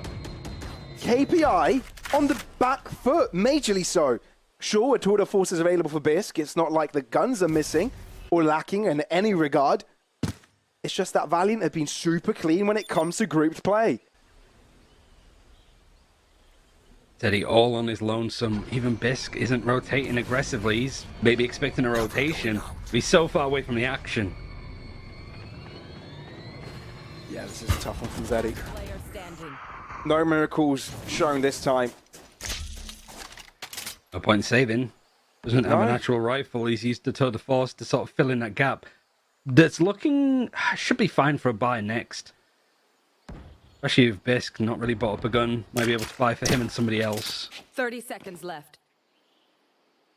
Spike planted. Even though he wasted no credits into this round, it still feels like a bit of a waste, you know? No opportunity to show it off. He just didn't move. Holding his own. Both him and Defo maybe a bit guilty of that, to be fair, right? Just not being pulled into taking fights, not being too hung up on taking engagements, padding those stats. Defo clearing out It was a bit of a different story with Sayonara and Bisc. Defo struggling to get things going. But here, against a brawling fight over on A main, able to clear out a nice ace. With Jesse having very strong performances throughout the play-ins, Defo has kind of flown under the radar, but during the regular season, Defo has been the most influential fragging-wise for this roster. Yeah, okay, he was only the 4th best duelist in the league, but it's not like the team sort of relied on this heavy duelist approach, right? But he was always that consistency the team required. And now finally showing how good he can be when he's given the opportunity to do so. And it's good to see him back, bro. Oh, it's a positive, disgusting emotions that I get from him. That even makes sense. I mean, he wants this kind of play to happen, I suppose. KPI have been a lot more built on their structure and timing. You got the AC fan on in the background for Smart 7. You got Defo hydrating. Warm day across all of Europe today. Starting to feel it. And with all of the stats and stuff statistically attacking side, pistol win rate, I feel like when you get into a third map at best of 3 like this, it all kind of goes out the window. Yeah. One thing that's at least been consistent, Sayonara still performing well. Jesse is getting quiet, but to be honest, I don't think much has been asked from him. The rest of the team is the one that's clearing up. Still, Valiant wanted to make sure that they are the controllers of A main. Showstopper thrown out in the instance that Defo receives it. Bisc is no more. And even though this looked like a pretty damn strong hold onto the A site, and that it would have been pretty good if KPI hold to their guns with Valiant pushing through, Sayonara's taking matters to his own hands and gets one scot-free. Lovely little angle. He's so good at getting one and getting out as well. It's so safe but aggressive at the same time with the approach and plays that he's making. Zeddy's getting a lot of space over towards C2. So if there is that pivot to go through B and then maybe through the door towards C, Zeddy can keep an eye and also use the ultimate to get in for the fight quicker. He might get more than he bargained for here. There's 2 trips in the way. And the Cypher relatively close by to hear this. TP, it might have been heard, or Nescas, due to intuition, turns around and asks for Jesse to help out. But in the meantime, KPI put pressure onto Nescas. Jesse ends up dropping. Perfect play from KPI. Baiting players exactly where they want them. Boxed it in. The 2v4, Annihilation readily available again for Ambis this post plant. Holding down, it's horde mode now, it feels like over on this A site, but a great ultimate and Defo's not afraid to go aggressive and find more! Whoa! Defo, that is superb, and you might have just clutched around for your team. Still 2 to go though, but a 2v2 when you've got the advantage with the spike being down and Sonic sensors as well as Annihilation at your disposal. It's just that close to the guarantee. They need the kill on Ambi. Otherwise, this is a done deal, and the paint shells as well to add to the affair. Uh-oh. KPI have walked into an oopsie, albeit their early awesome efforts. It's playing time might have so just well. all being put to an end. Annihilation thrown in doesn't pick out anyone. KPI knew they were doomed though. Zeddy will try and catch out the rotation. He succeeds in doing so, but they really needed that round to get right back on track. Major stuff from Defo, just pushing up and getting 2. A lot of the fights, the ace that we just saw from Defo and those as well, just now the KPI just dropping in one at a time, not playing and peeking together. Because why would you expect that kind of play? With pressure mounting, he's used to it. You're taking back to 2021 with the semi-final against Crew, the grand finals against Ascend at Champs. This is nothing in comparison, and that's why he's tearing KPI a new one.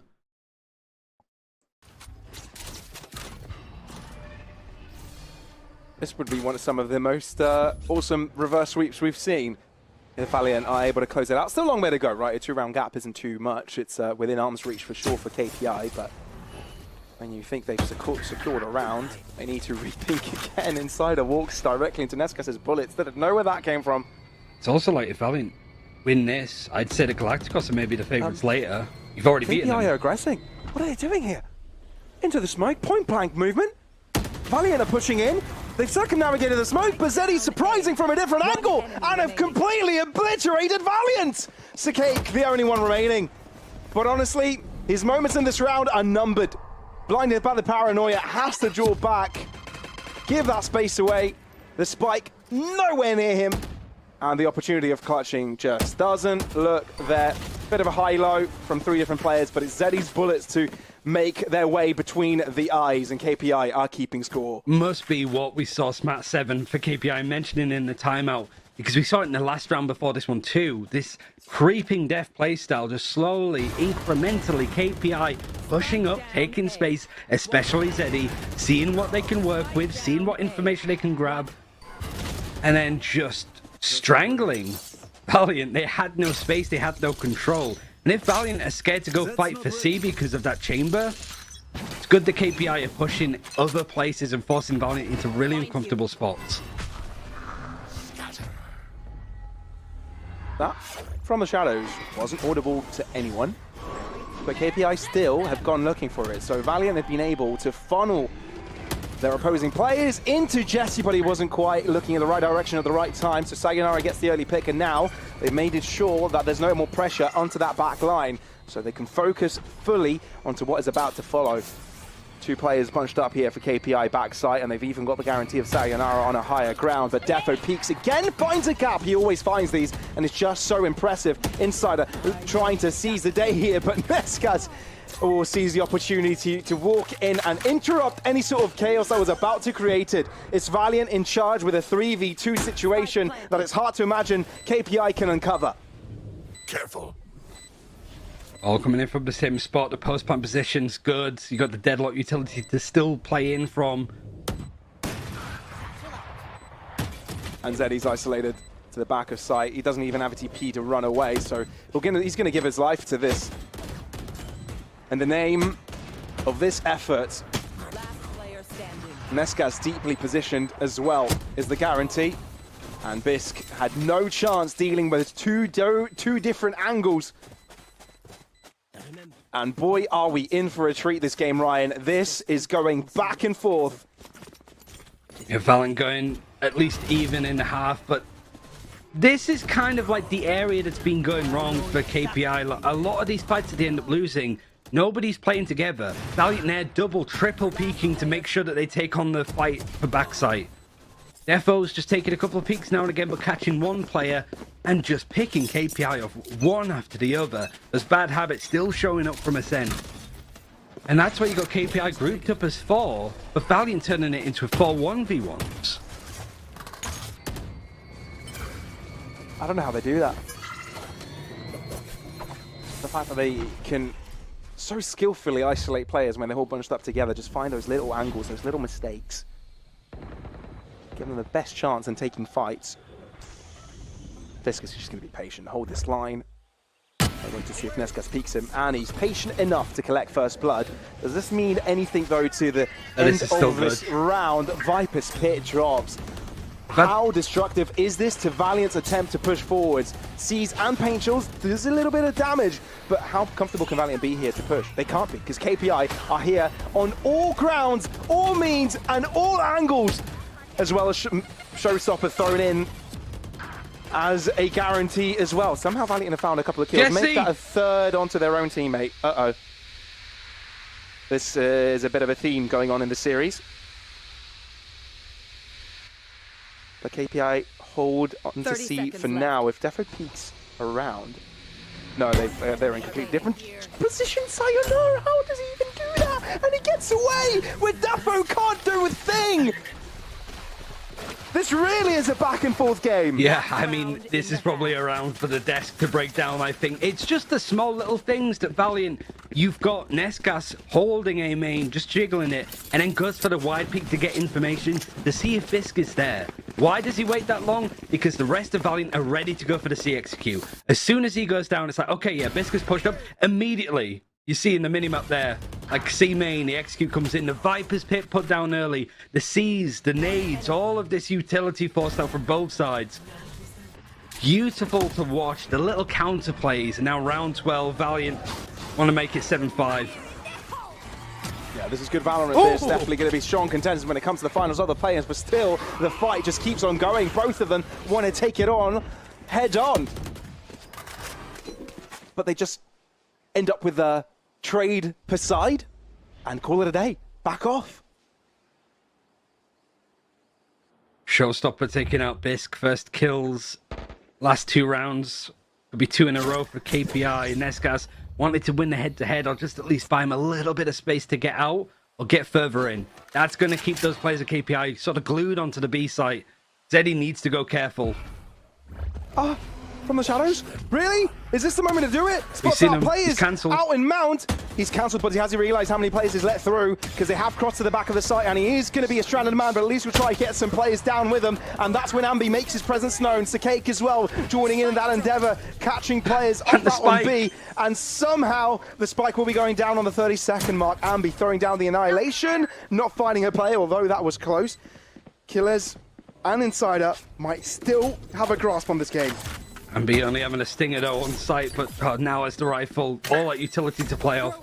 Again, a heist needed for KPI to get in. Gravnet used a little bit early. Healers inside all to do. All this utility ensues that they'll be moving from the high ground, so Valiant can all direct their crosshairs in the right position. Ambi holds down the back of site, while 2 are the artillery towards the other end. Nesca's trying to take the first fight, and Killis the other, but they both don't work, making sure that we're looking at a 7-5 score by halftime. I still think if you're KPI, you're not too upset about that one. You lose the pistol, you win a couple in a row after the bonus. It's just 2 rounds difference. Now you're on that attack, a side that they really like to play that they have a lot of success on throughout the year at least. And then on the other side for Valiant, defense has been pretty solid, especially their pistol win rate. It's been good to work with. And a double sentinel would make sense that it would potentially work out in their favor. With Insider on this Viper, you can lurk up in that space. And Valiant's death ball approach to taking these fights, they're going to do it on A main. KPI looking to go B. They are. And there's only one defender for now. And Sakake will concede the position. But that's just to group up with another 2 in Hobbit. And look how far Sayonara is looking to go. Very far forwards towards Fountain. Only spots out a player and just keeps on going. Wants to keep on going for the chase because his team has transitioned over to the T site and it has allowed them to take that site for free.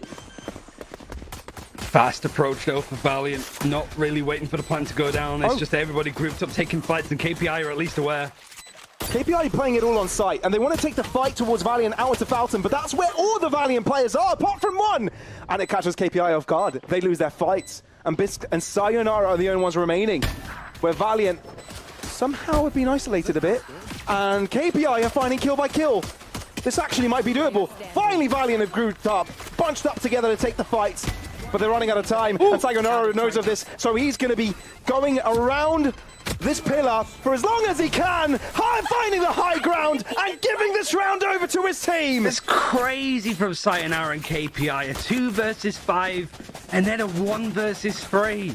The pace that he's playing at, Valiant just wanted to put in so much pressure. Had the numbers fighting here, a couple of whiffs here or there. And just this opportunity. Yeah, it's about 7, he's thinking it's done and dusted. But here, 1 versus 3, just spraying and praying, just the way that he's moving, how quickly he's thinking. You don't want to rely on that, but if it keeps showing up, you're going to love it. Oh, man. Shout out to the production team for the before and after reaction of KPI's coach. If that was Baba, he's like fist for a dry... He's thrown himself for a drywall, if that was Baba. He's not only on the floor, but he's on the ceiling as well. You know, both at the same time. Alex would have just karate chopped through 5 desks. Under the chair. Everywhere. Frost would have yapped for about, well, till Champions 2027, I think. Probably. But KPI have given themselves an in. This is the best opportunity to square things up, and Bisk is feeling sharp, outlaw in hand. I mean, his opponents don't really have armor, but still gets it done with 1 bullet per player. And even finding headshots from time to time. It's working so well. Like the chamber on one side, even the deadlock on the other. Totally different looks for Lotus, but they have their merits, and it's really interesting to see how they match up. Bit of damage from Sakake, but with the low buy, a couple more kills would be nice. But this should be KPI making it 7-all. Yeah, there's nothing Valiant will do to interrupt any of the players' decisions and saving. So the weapons will be held for the next round. Not the worst, not the best. We haven't seen an investment into Phantom Vandals, etc., which is something we've been seeing from a couple of players from time to time. Sayonara instead is the one to go for a chase. He wants to maximize his orb count and has secured the showstopper, I believe. With that death, could be very useful for their next attack. Would be brilliant. Jesse, no time. No, there's no way. Wasn't that far off. There's a second more and there's potential. It's been a while since we've seen one. It's I think it's the second circle we're about to see. You know, the first one that appears where you know, you don't have time to defuse anymore. I think that's the one we noticed. So yeah, he was pretty far off from the mark there. But like I said, showstopper out now, and it could be the way forward here for KPI. They could lay out the plan of attack accordingly. All according to plan, surely. And Sayonara, like you mentioned, showstopper for the bonus, especially on a map like Lotus.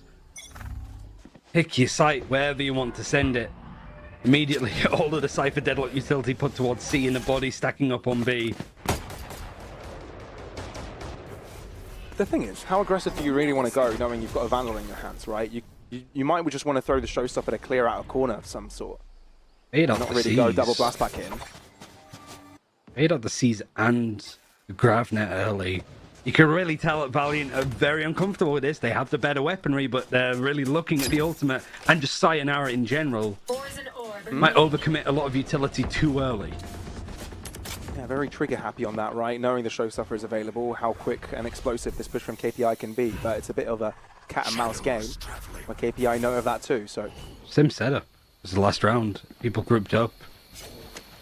Sort of high lows, but when you've got Bisq that still has an outlaw in hand, by Marshall now, just chipping away at people one at a time, breaking them apart. Hard to trade the chamber. Nescasp is left on an island, stranded and to his own devices. Sayonara decides he will be left alive while he does damage to Ambi. Not quite sure if that was a glitch behind the wall there, because the showstopper landed before it, but I could be wrong. Still, KPI got themselves good positions here with all 5 players alive. Best case scenario, even on a bonus. High angle for Sayonara with a Vandal, the most dangerous weapon than anyone else from the team holds. Valiant walking in together. 2 on one side, 3 on the other. Bisq misses the first shot, but is able to account for the second. But Valiant aren't holding back on pace. They're moving in very quickly. But KPI look to be ready for it, at least for now. Inside, they're doing work with this Bulldog. But it's only killers left now. But they've done a lot, because it's down to a duel with Nescas defusing halfway, getting off the spike, getting a bit of damage onto him. All Killers has to do is hide back. Nescas hasn't touched the spike. Killers goes for another look and finds the headshot, leaving KPI to win their bonus. Look at the money too for Valiant. Really nothing to work with. Forced to eco. Sorry, it was Bisq with the outlaw. Thrown off, but now he has the operator. Nice and easy, nice and clear. The money for KPI starting to build up incredibly well for this attacking side. And it feels that Valiant are just falling in line. The way that KPI sort of took Valiant apart on Icebox on their attacking side, it's starting to show again. And it really does feel that Valiant don't have much of a strat, I suppose, with what space they want to take. They're playing so passively here, holding off angles and just hoping for the best.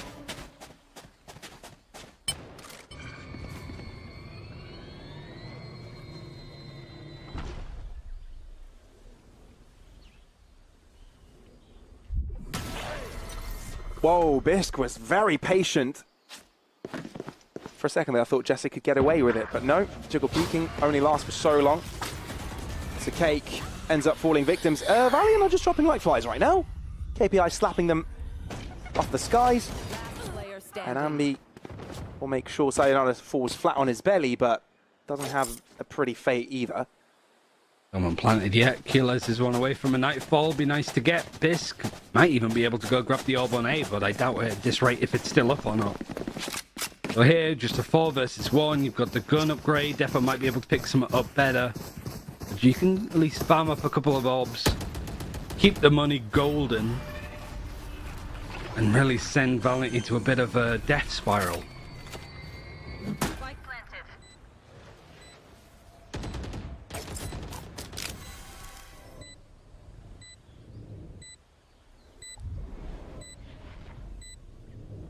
Yeah, definitely. All he's here to do is to find some damage, but is not successful in getting it. KPI have started to get control of this one ever since the second round of the half. They haven't let go. No, actually, since the first round of the half, they were the ones to win to pistol, 4 consecutive. And now they're the ones with a 2-round buffer. Brutal fight, but the weapons very much in favor for KPI there. Felt like it was going to go no other way. Was Valiant have won a Thrifty that seemed to really turn the series back into their favor ever so slightly and at least set them up for Ascent to do some work. But a full buy, massive here. Surprise, no timeout for Valiant as well. The impact of this round is everything.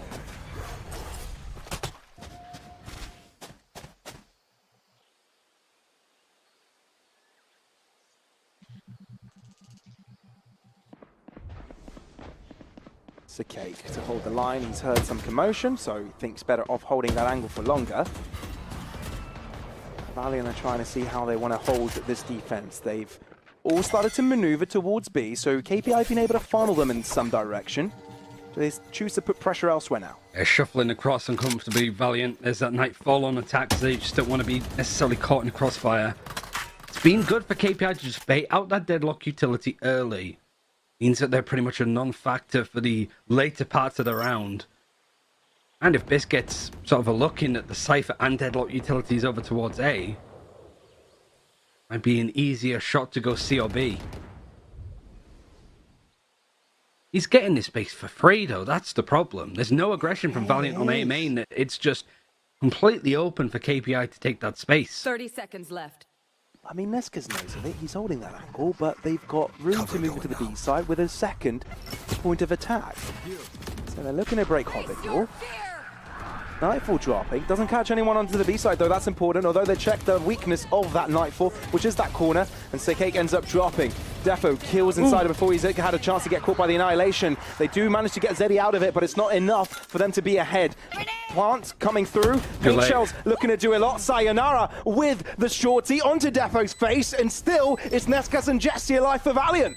A very close endeavor. Very close indeed. With both teams having their players bunched up together, looking in one direction. But of course, the spike needs to be defused. Jesse, on that case, is off of it. KPI don't buy it. Nescas there with a first. Sayonara with a second. Goes in the smoke with a shorty, but it's not the best as Jesse has run away from the situation and able to clutch it up for his team. Oh, it was just, you're holding your breath watching it. Plenty of time for Jesse to get the defuse in, but it was a scramble for Valiant. It was so low on time for KPI to get the plant in. Even the position for Cake there cleared nicely. I thought that they'd use the Annihilation as the spike was about to go down. That was the initial plan. But they just managed to get it in time, and it felt like to an extent the Valiant were like over-fighting, over-committing. It's probably why Smart 7 was so stressed fighting that. But Jesse, bottom of the kill feed, able to win probably the most important clutch of this tournament so far. It's exactly what Valiant needed to get right back in this game. They've got 3 ultimates now, but Sayonara, what an opener! A bullet is what you call that. Defo, deep, now with assistance.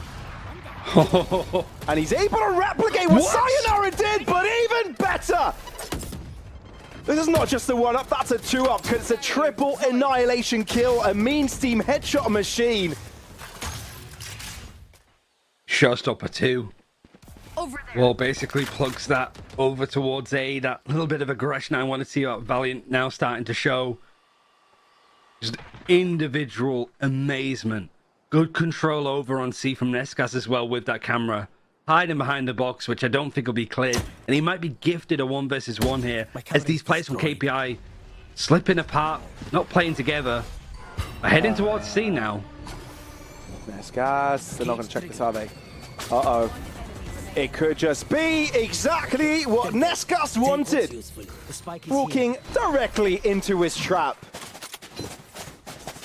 Great ideas, Valiant getting a little bit more like cocky with their approach, but Defo just on this angle. Man. It's the same again. KPI, one at a time. 1, 2, 3. Each and every one Defo takes down like it's nothing.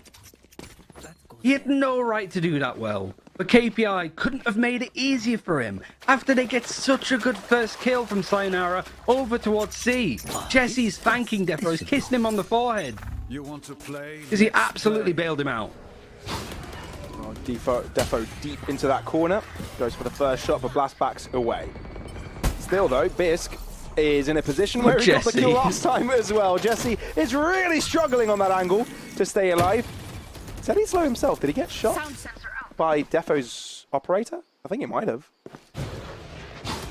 Made his presence known, and now Ambi's just forced to fight. At least maybe get out the wall a bit more. Showstopper's going to be used to try and give chase, and this satchel is perfect, but he can't quite get the kill. Ambi is low though. 40 HP onto Ambi as Defo repositions. Bisq is there to hold it down. Operator versus 2 on the force, but he scopes away and it costs his teammates life. What? 4 versus 4. Spike to drop. The pace keeps on going as Nightfall shall drop. Nescat to the back end. Biscal is no longer alive. And Valiant have got full control of this now. They can start to rotate around and close KPI in. With Neural Theft, they've got all the information they require. Sayonara punched in by the paint shell, still able to keep his life though, so that's crucial enough. Killer's losing his life, means that Valiant are high and in charge. That could be a spray down by Sayonara. It's good enough for now. Insider is left to get a double kill, but only good for the one, allowing Valiant to get the lead. And Nesca's massive stuff. Good grief, these rounds are chaotic. But you have to look at that fight. Bisq at the angle, he had the read, he was perfect on it. He switched this literal split second. That's when Defo gets the timing.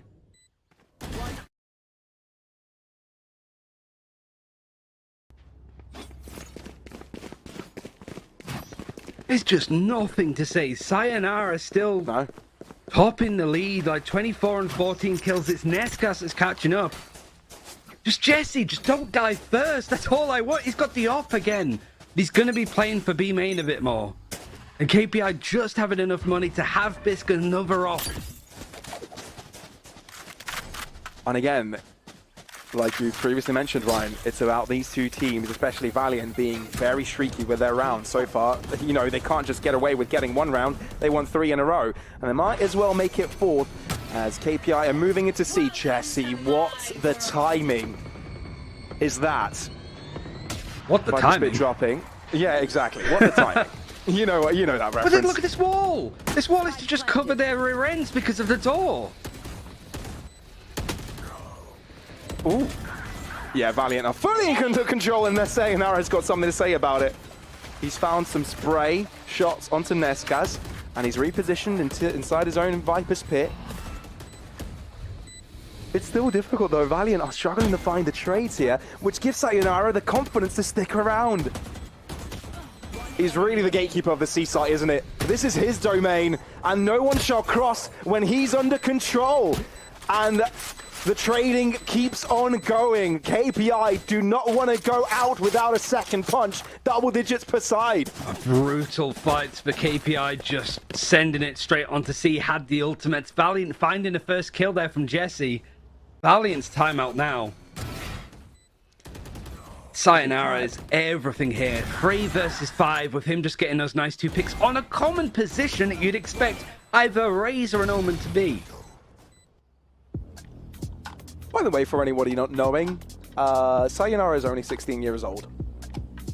Yeah, exactly. And he's currently just a map and a best of 5 away from qualifying to Ascension. He's curb stomping. He's diffing a champion, well, not champions winning duelist, but a masters winning duelist in Defo. Yep. One of the most experienced in not only just the mechanics, right, the opping, but the first entry, the way that a duelist is supposed to be played, in my opinion. And Sayonara's sort of move over, old man. I'm the future. And he's playing like that. Truly a Moldovan gem. And really, like, the fact it's this close, KPI have been good, and it's been like divine intervention for Defo with some of these fights that he's got. It's so well set up for him, but he couldn't quite find that success. And it's everything you'd want out of a series like this. There's no double elimination. It's purely single. Whoever goes out here gets eliminated, and the year is done. And only 3 rounds required by either team. But they can't allow the opposing team to gain another 2.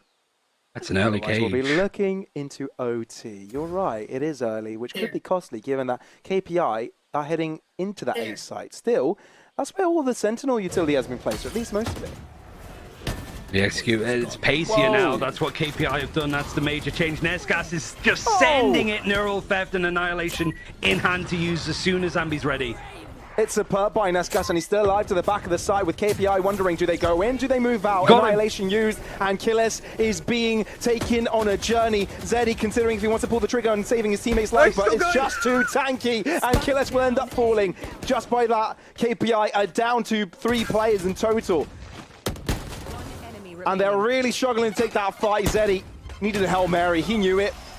He had to go for it, but it just won't work out for him this time around. Valiant continue to be the ones that are in charge most of the time. And KPI have nothing now money-wise. They'd have to just sort of pull something out. Sayonara is not who has the showstopper. That's pretty much the main weapon to go for. Yes. Nesgas does so well here. Just the pace that he goes for that second peak. The Neural Theft sets up the Annihilation great. And just all of that, the pace change for KPI, they don't want to play around the map, they just straight send in it now, and they're running right into Valiant setups. And this low buy, it look like it's just going to be another B execute. There's a rifle and a showstopper for Sayonara. He can't put the whole round on his back, can he? I mean, he's tried to before, and I think he's succeeded before. But succeeding now is a completely different endeavor, especially given the situation of weaponry and at least his teammates' hands. Sight to the B site, at least access to it has been given. Oh no, but isn't it just a fake sense of security? Because Sayonara has found himself into the back line of Valiant. Oh, Defo's and all of a stuck. sudden, Defo is boxed in with the map closing in on him. And nowhere to go, nowhere to hide, and the A site is opened up for KPI. Nesgas is just going to peek out the smoke. He's got this wraparound from Jesse to support, and What? Bisk is caught napping. It's never over for Valiant. Absolutely never. A 2v2 now. Zeddy's got an operator. He's going to post up to the back of side, but that leaves Sayonara by himself with no really opportunity to trade, but he gets one and he can get back. Now, forwarding back to the site with Zeddy, and it's not even required of him. Both fights from KPI are won, and salvage it. And what, like the showstopper used instantly from KPI finds nothing? You just feel like it's done. You're watching that battle, that pressure. Defo, if he misses, if he hits that shot that he missed, it might be a different story. And then you cut away to Sayonara, who's in the defender spawn flanking them. Just finding space. This goes here. Absolutely hog wild. It was 13-2 on the first map.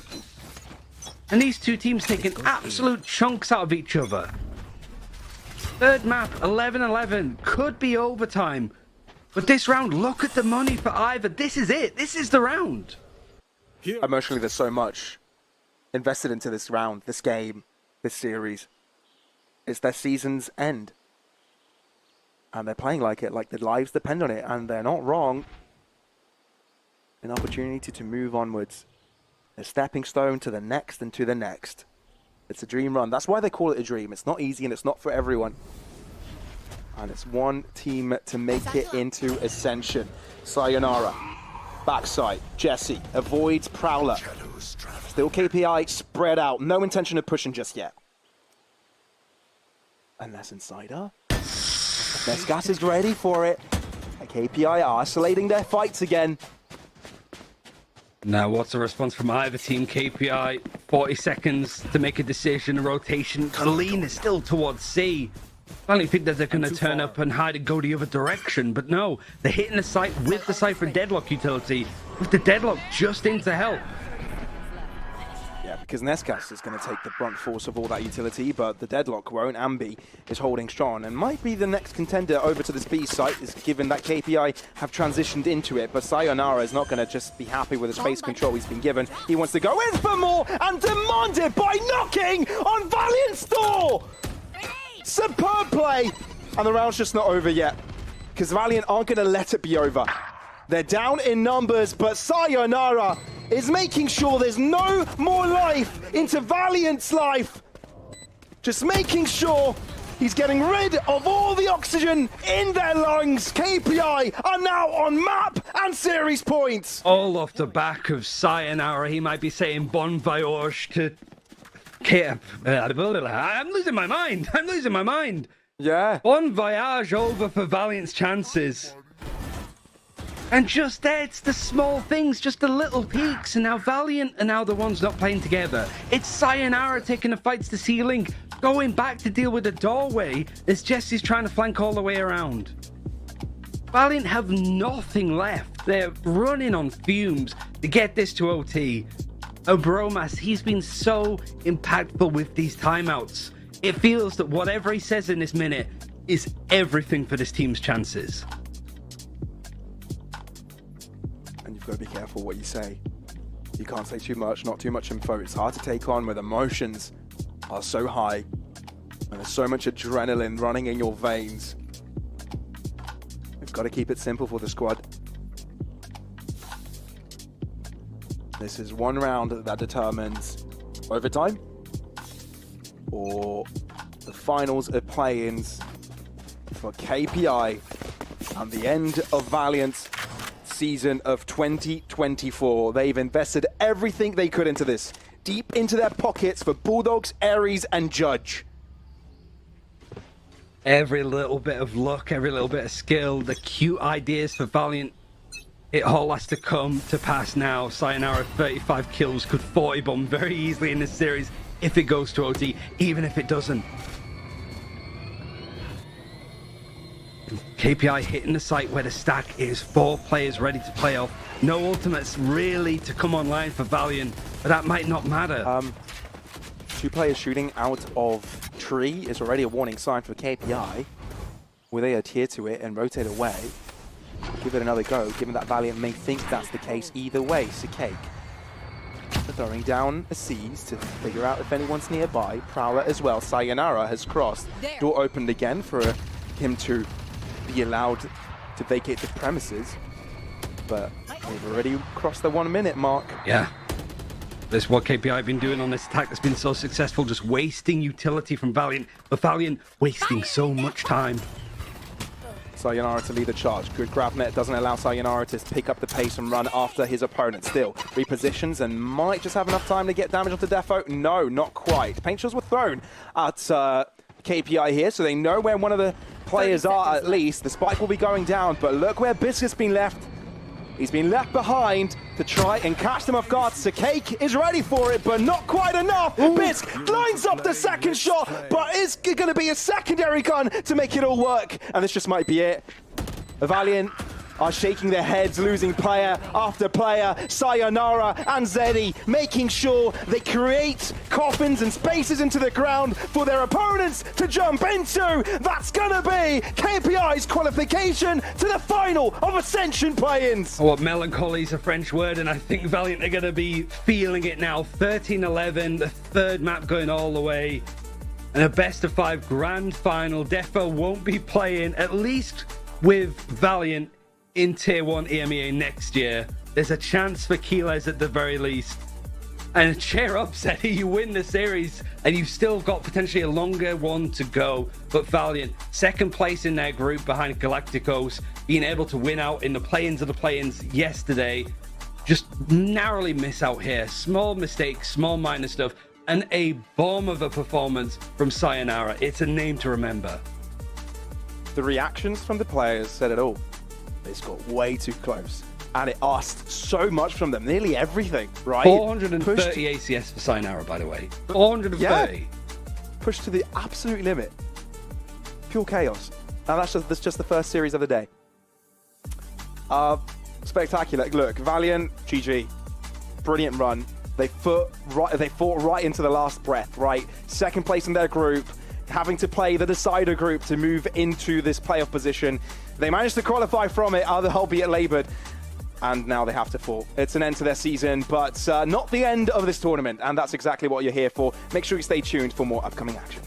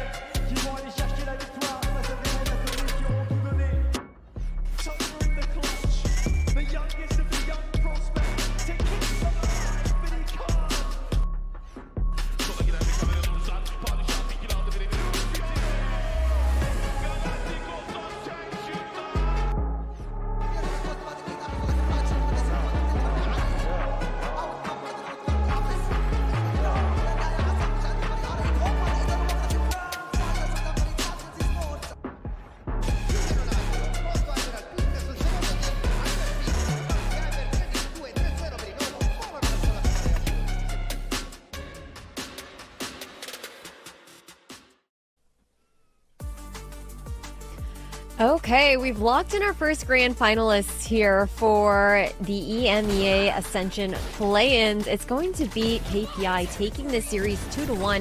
It was a very close Lotus, though. Strong. Both these teams neck and neck the entire time. Yeah, I mean, if I'm remembering correctly, nobody had a lead of more than 2 rounds at any point in the game. It was extremely back and forth. We saw a lot of good stuff from both teams. We saw both how the chamber can be effective and how you can neutralize it. In the end, KPI came on top because that man Sayonara. What can you say? I think the numbers speak for themselves. He's definitely a little bit nasty, right? And we spoke about it. There were a couple rounds there where we expect KPI to maybe lose out the round. Then suddenly, Joe, you're like, no, it's fine. Like Sayonara's still up there, and then they just pull 2v2s, 2v3s, all of them just straight out of nowhere, thin air. And I think this guy genuinely produced some magic this game. Yeah, it was pretty insane, I think. And you also have to give credit over towards the rest of his team for being able to set him up properly in that way. We saw really great coordination coming out from the likes of KPI there as well. I believe that we will have an interview, though, with Kiles in just a moment as we head into that. And then we'll do a bit more breakdown later on. But overall, I mean, I think we expected... Well, actually, okay, Melee did not expect this is going to necessarily go to the 2-1. However, Strong and I, you and I we were coping with it. We expected this to go the distance. Yeah, I mean, I think this is an interesting thing if you look at it. Something I've noticed is KPI haven't played a best of 3 since October 2023 because Spanish League format means best of 1s and then best of 5s in playoffs. This was one of the only things I had about them. It's kind of like, okay, how are they going to be with the endurance, with the test of the map pool going the distance? Obviously, they pulled it out in the end, and you've got to give full credit to them for the performance in the series. But, I mean, Valiant pulled it all the way to the absolute end. So, yeah, credit to them. They really did. And that's especially Milan after them taking... Unfortunately, we do have to say goodbye to them, right? But they also had to play 2 best of 3s yesterday. It was a longer day for them. We had questions about their endurance, but they still fought it through and through, and that Ascent also had looked very good for this Valiant squad. Yeah, I mean, they played, 12 maps or something like that over the course of 3 days. I think it might be even more. It's a ridiculous amount of games, no matter what, right? And I think the fact that they were able to make it this close against, again, sorry, I'm very KPI pilled, one of the strongest teams, if not the strongest team in this entire competition, right? That shows how much, how good these players are, right? And I think we didn't necessarily, or I didn't necessarily expect them to show up to in this regard and fight until the end, but I'm very happy for them that they're able to showcase this, even though it's the final game of the season, that at least they're able to go out and have, a respectful last game. Yeah, absolutely. And actually, I lied. We're not going to have Kiles. We're actually going to have Smart7 here, the head coach for KPI, with us for our interview. Congratulations, Smart7. How are you doing? Thanks so much. We are fine. We won today. We are fine. Fair I think enough. you have a very similar way of speaking to someone who I've worked with very much. I think I can sense like a small connection between things here. Now, man, congratulations, first of all. I mean, I don't know if you were listening, but Strong kind of highlighted it on the desk already, right? You guys play this very unique format with best of 1s basically throughout the entire season, and then you go straight into best of 5s. And now for Ascension, you're playing a lot of best of 3s, longer games. And how does your team work with that? How big was the transition to go from only being able to play very short games where you have to give everything in a very short amount of times to having to balance that much more over the course of potentially 3 maps? I mean, basically best of 1 it's more random, as we know, and we played Spanish League best of 1. We don't like it at all. We don't like best of 1 because you cannot make a single mistake, and you need to be more ready for play because every pistol, every echo, everything super matter. On best of 3 it's not like that, and we have a chance to make mistake. We did it, but we came back and won. That's kinda it. About our preparation also. About our preparation, it was not changed at all. We just working hard and playing our game. Hey, totally makes sense. I feel like that's what everyone says is you just gotta play your game and stay focused in that kind of way. Speaking of preparation and whatnot, though, I think thinking about the map veto that came through, the expectation with you guys banning out Bind, we expected Ascent to be the pick there for the side of Valiant, right? We haven't seen your team play on Ascent throughout Split 2 at all, and barely even before that as well. We had some questions, I think, about how the roles were shifted around on that map and what the comfort was like for that team, because even though you didn't look the most comfortable, obviously, we felt that Sayonara was very much so enabled on that jet pick. Actually, I wouldn't say it was because of roles. I feel like it's Valiant did good job, and we was not ready to them change the playstyle that much, and it was really matter against us, not our roles. With our roles, all fine. We already a long time playing Ascent with that change, like Bisq not playing on Jet. We get Sayonara to show his shape, performance, show his enjoying and everything. That's kinda it. Yeah, sorry, I didn't mean that the roles were the issue. I was more so trying to ask about just like the depth of the team, right? The fact that Bisq is able to flex so much, and like the fact that that opens up that ability for you guys to kind of swap out the duelists map per map. But I appreciate your answer on that, and I think that regardless, it was a really hard fought series. And on Lotus there as well, we look towards the compositions, right? Both of your teams play somewhat off meta comps, realistically, if we're looking at the grand scope of things, I think, with some of those picks there. How did it feel going up against the Double Sentinel, like that deadlock Cypher situation that Valiant were playing with? It's something that we don't see a lot on Lotus. Also about this, we really thought Valiant have 2 or 3 different comps of that on that map, but we didn't get a lot why they playing with that comp and starting on attack, and that was thing in previous game, and we expect maybe them change comp on breach or whatever, but yeah, our preparation was still for that comp too. And about them, like I don't really like that comp, and mostly how we like trying to make our comp, it's just trying to make everyone comfortable, and it's for us, for example, it's not really matter it's out of meta or in meta. You can win in Valorant with every comp, with every composition, if you're working well, if you have a lot of ideas and strats, so, and you have guys who shooting in head. Like, I think the last thing you touched upon there is very interesting, right? Like, if we're talking about shooting heads, I feel like we kind of have to address the elephant in the room. Like, obviously you made it like a player change, right, from split 1 going to split 2, losing Purple. I'm very sorry for that, but you somehow replaced him with someone who is able to perform to the same standard, right? Yes, what in your system, and if you're able to share anything that you're comfortable with, right? Like, how is it possible that you lose a player who is able to put up such performances consistently, I should say, replace him with a young gun who is then able to replicate exactly that?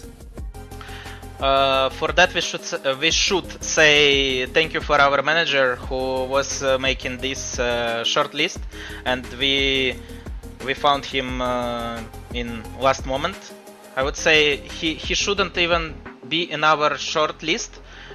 We just don't have one guy who was not ready for play this day or this prac, I don't remember exactly, and he said, okay, I can feel, and we watched him and give him second day to show himself, and that's kinda it. That's how the rest is history. yeah, his history in us. About preparation, can you repeat? Maybe I didn't ask on part of question what was important. No, I think it was mostly this, right? Like, just the fact that you are able to take up a player, like for me, Purple, obviously a very good player. He was able to put very amazing performances consistently, and I was just curious, like, what if you feel like you guys have any specific system that allows that player, that fifth player, to perform so well. About specific system, it's preparation and work hard, like we doing always. About how to find this type of people, it's better to ask another person, and yeah. Cool. Fair enough. Well, he's definitely proved himself in the server. Congratulations on your win again today and being the first ones to get that grand final spot, and wishing you the best of luck tomorrow to fight for that last spot in Ascension. Thank you so much for your time, Smart7, and enjoy the Thank you rest so of your much, you night. too. Thank you, dude. Okay, so we got a little bit more to wrap up with, though, here, because that was a great interview from Smart7. I mean, off the gate, I know, Strong, you weren't able to have that conversation with us. It would be too many cooks in the kitchen otherwise, but how did you feel about what he's had to say? I mean, the name seems accurate, yeah. Really smart guy. Yeah, I mean, it makes a lot of sense. I think, again, KPI have been very, very impressive. And I think a lot of the stuff that came through today has to go back to the fact that Sayonara and Bisq was so well set up by the teammates and the system the teammates have built, and so on and so forth. Like, this is, obviously Sayonara's numbers ridiculous, Bisq's numbers still very, very good. That doesn't happen unless there's a whole system working around you. So I think that's the big takeaway, that they've got something good going there. Yeah, that is for sure. Speaking of the system, right, I felt like we saw some really great moments from KPI where they were moving quite as a unit. I have like, round 8 and round 13 off the top of my head there, Milan, that I'm thinking of, where they really just were able to crunch together so well. Just even getting in these like disadvantageous scenarios pretty early on, right? We talked about this. Some players just get how to take risks, and this is a very smart start of the round, or start of the play, I should say, from Sayonara. Just calling for his teammate to open up the wall, going through smoke, getting these initial picks, and it's these like little synergies that we're so often looking for that can make the difference in these rounds. Being able to react to, losing the advantage so quickly and so instinctively, right, is what sets up teams like this for success all around, I would say. Yeah, that's for sure. And Strong, I think that not even just being able to take those risks with these situations where we're seeing the calling coming out from Zeddy as well, knowing that he's right behind this trip. Then he's calling for the push to try and pinch this one player over towards B main to guarantee that pick. Says a lot about this KPI squad. Yeah, and this is something that gets underappreciated. It's so hard as an IGL to play and to call from the weak side. This is not something that's easy to do, and Zeddy is able to do it pretty consistently. He's been doing really well in this series. Actually, we're seeing this pistol round now as well, round 13, where Sayonara just has a little bit of fun with it. I mean, this is the other thing as well. Look, the calling was wonderful all series, but it's quite easy to call when it's like, yeah, Sayonara's just going to bail us out of any situation we could possibly get ourselves into. He's going to swing out, he's going to start a step, he's going to get 4 people somehow. Right? That kind of makes your job a lot easier as a caller, let's be honest. I mean, yeah. I think this clutch in particular, right? The 1v3 that he gets her in the end, like it's from a 2v5, they win it, right? It's sure, we want to highlight the 1v3, but the fact that both him and Bisq get these first initial kills, Bisq maybe overpeaking a little bit, and here he just plays this out so well, sectioning Jesse off with the nade properly, getting on top of the box, and it's these on-the-fly moments that really defines this guy's playstyle, right? And I think that's another thing when we look at the race head-to-head from this game. Obviously, Defo, fantastic player. He pulled out some monstrous rounds as well, but I think in the grand scheme of things, at some point there's just nothing you can do when you go up against someone like Sayonara, and he's feeling like this. Yeah, he's a beast in the server and the player to look out for tomorrow into the grand finals there as well. But that's also best of 5s where KPI, they're a little bit more familiar with those, Strong. Yeah, I mean, this is coming into their wheelhouse. The only thing we'd be wondering about tomorrow with KPI in the best of 5s is they target ban today. They managed to ban out the bind, which would be a massive strength for Valiant.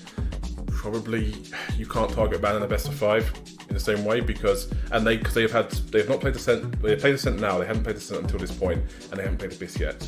So it's like, which one are they going to ban? Are they going to be bold enough to target ban against whichever of these teams comes up? That's going to be really interesting for me to see tomorrow, guys. Yeah, I'm looking forward to it, but we're going to throw to a quick break because we have the second semifinal that's waiting for us on the other side. And when we get back, it will be CGN versus Galacticos.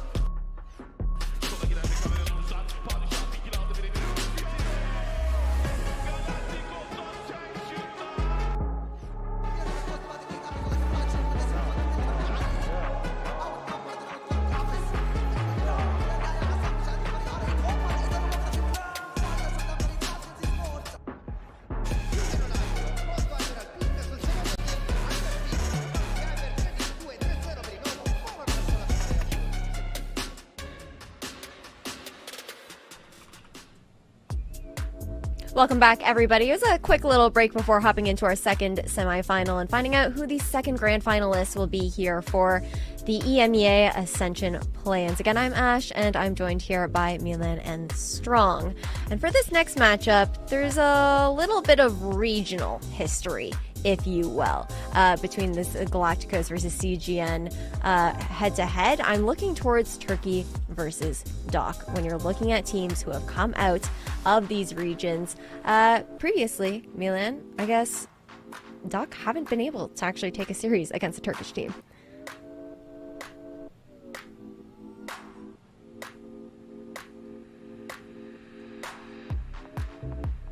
Oh, sorry, I think my mic was muted. Sorry, You're all guys. good. Going back all the way to 2022, right? Food versus Angry Titans back then, who are currently not active anymore.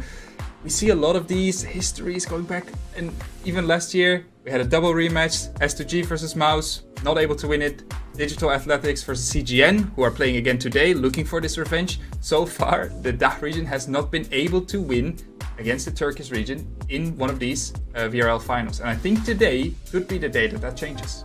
It really could be. It really could be, because when we're looking at these two teams, Strong, I think on paper, CGN are expected to be the favorites here, right?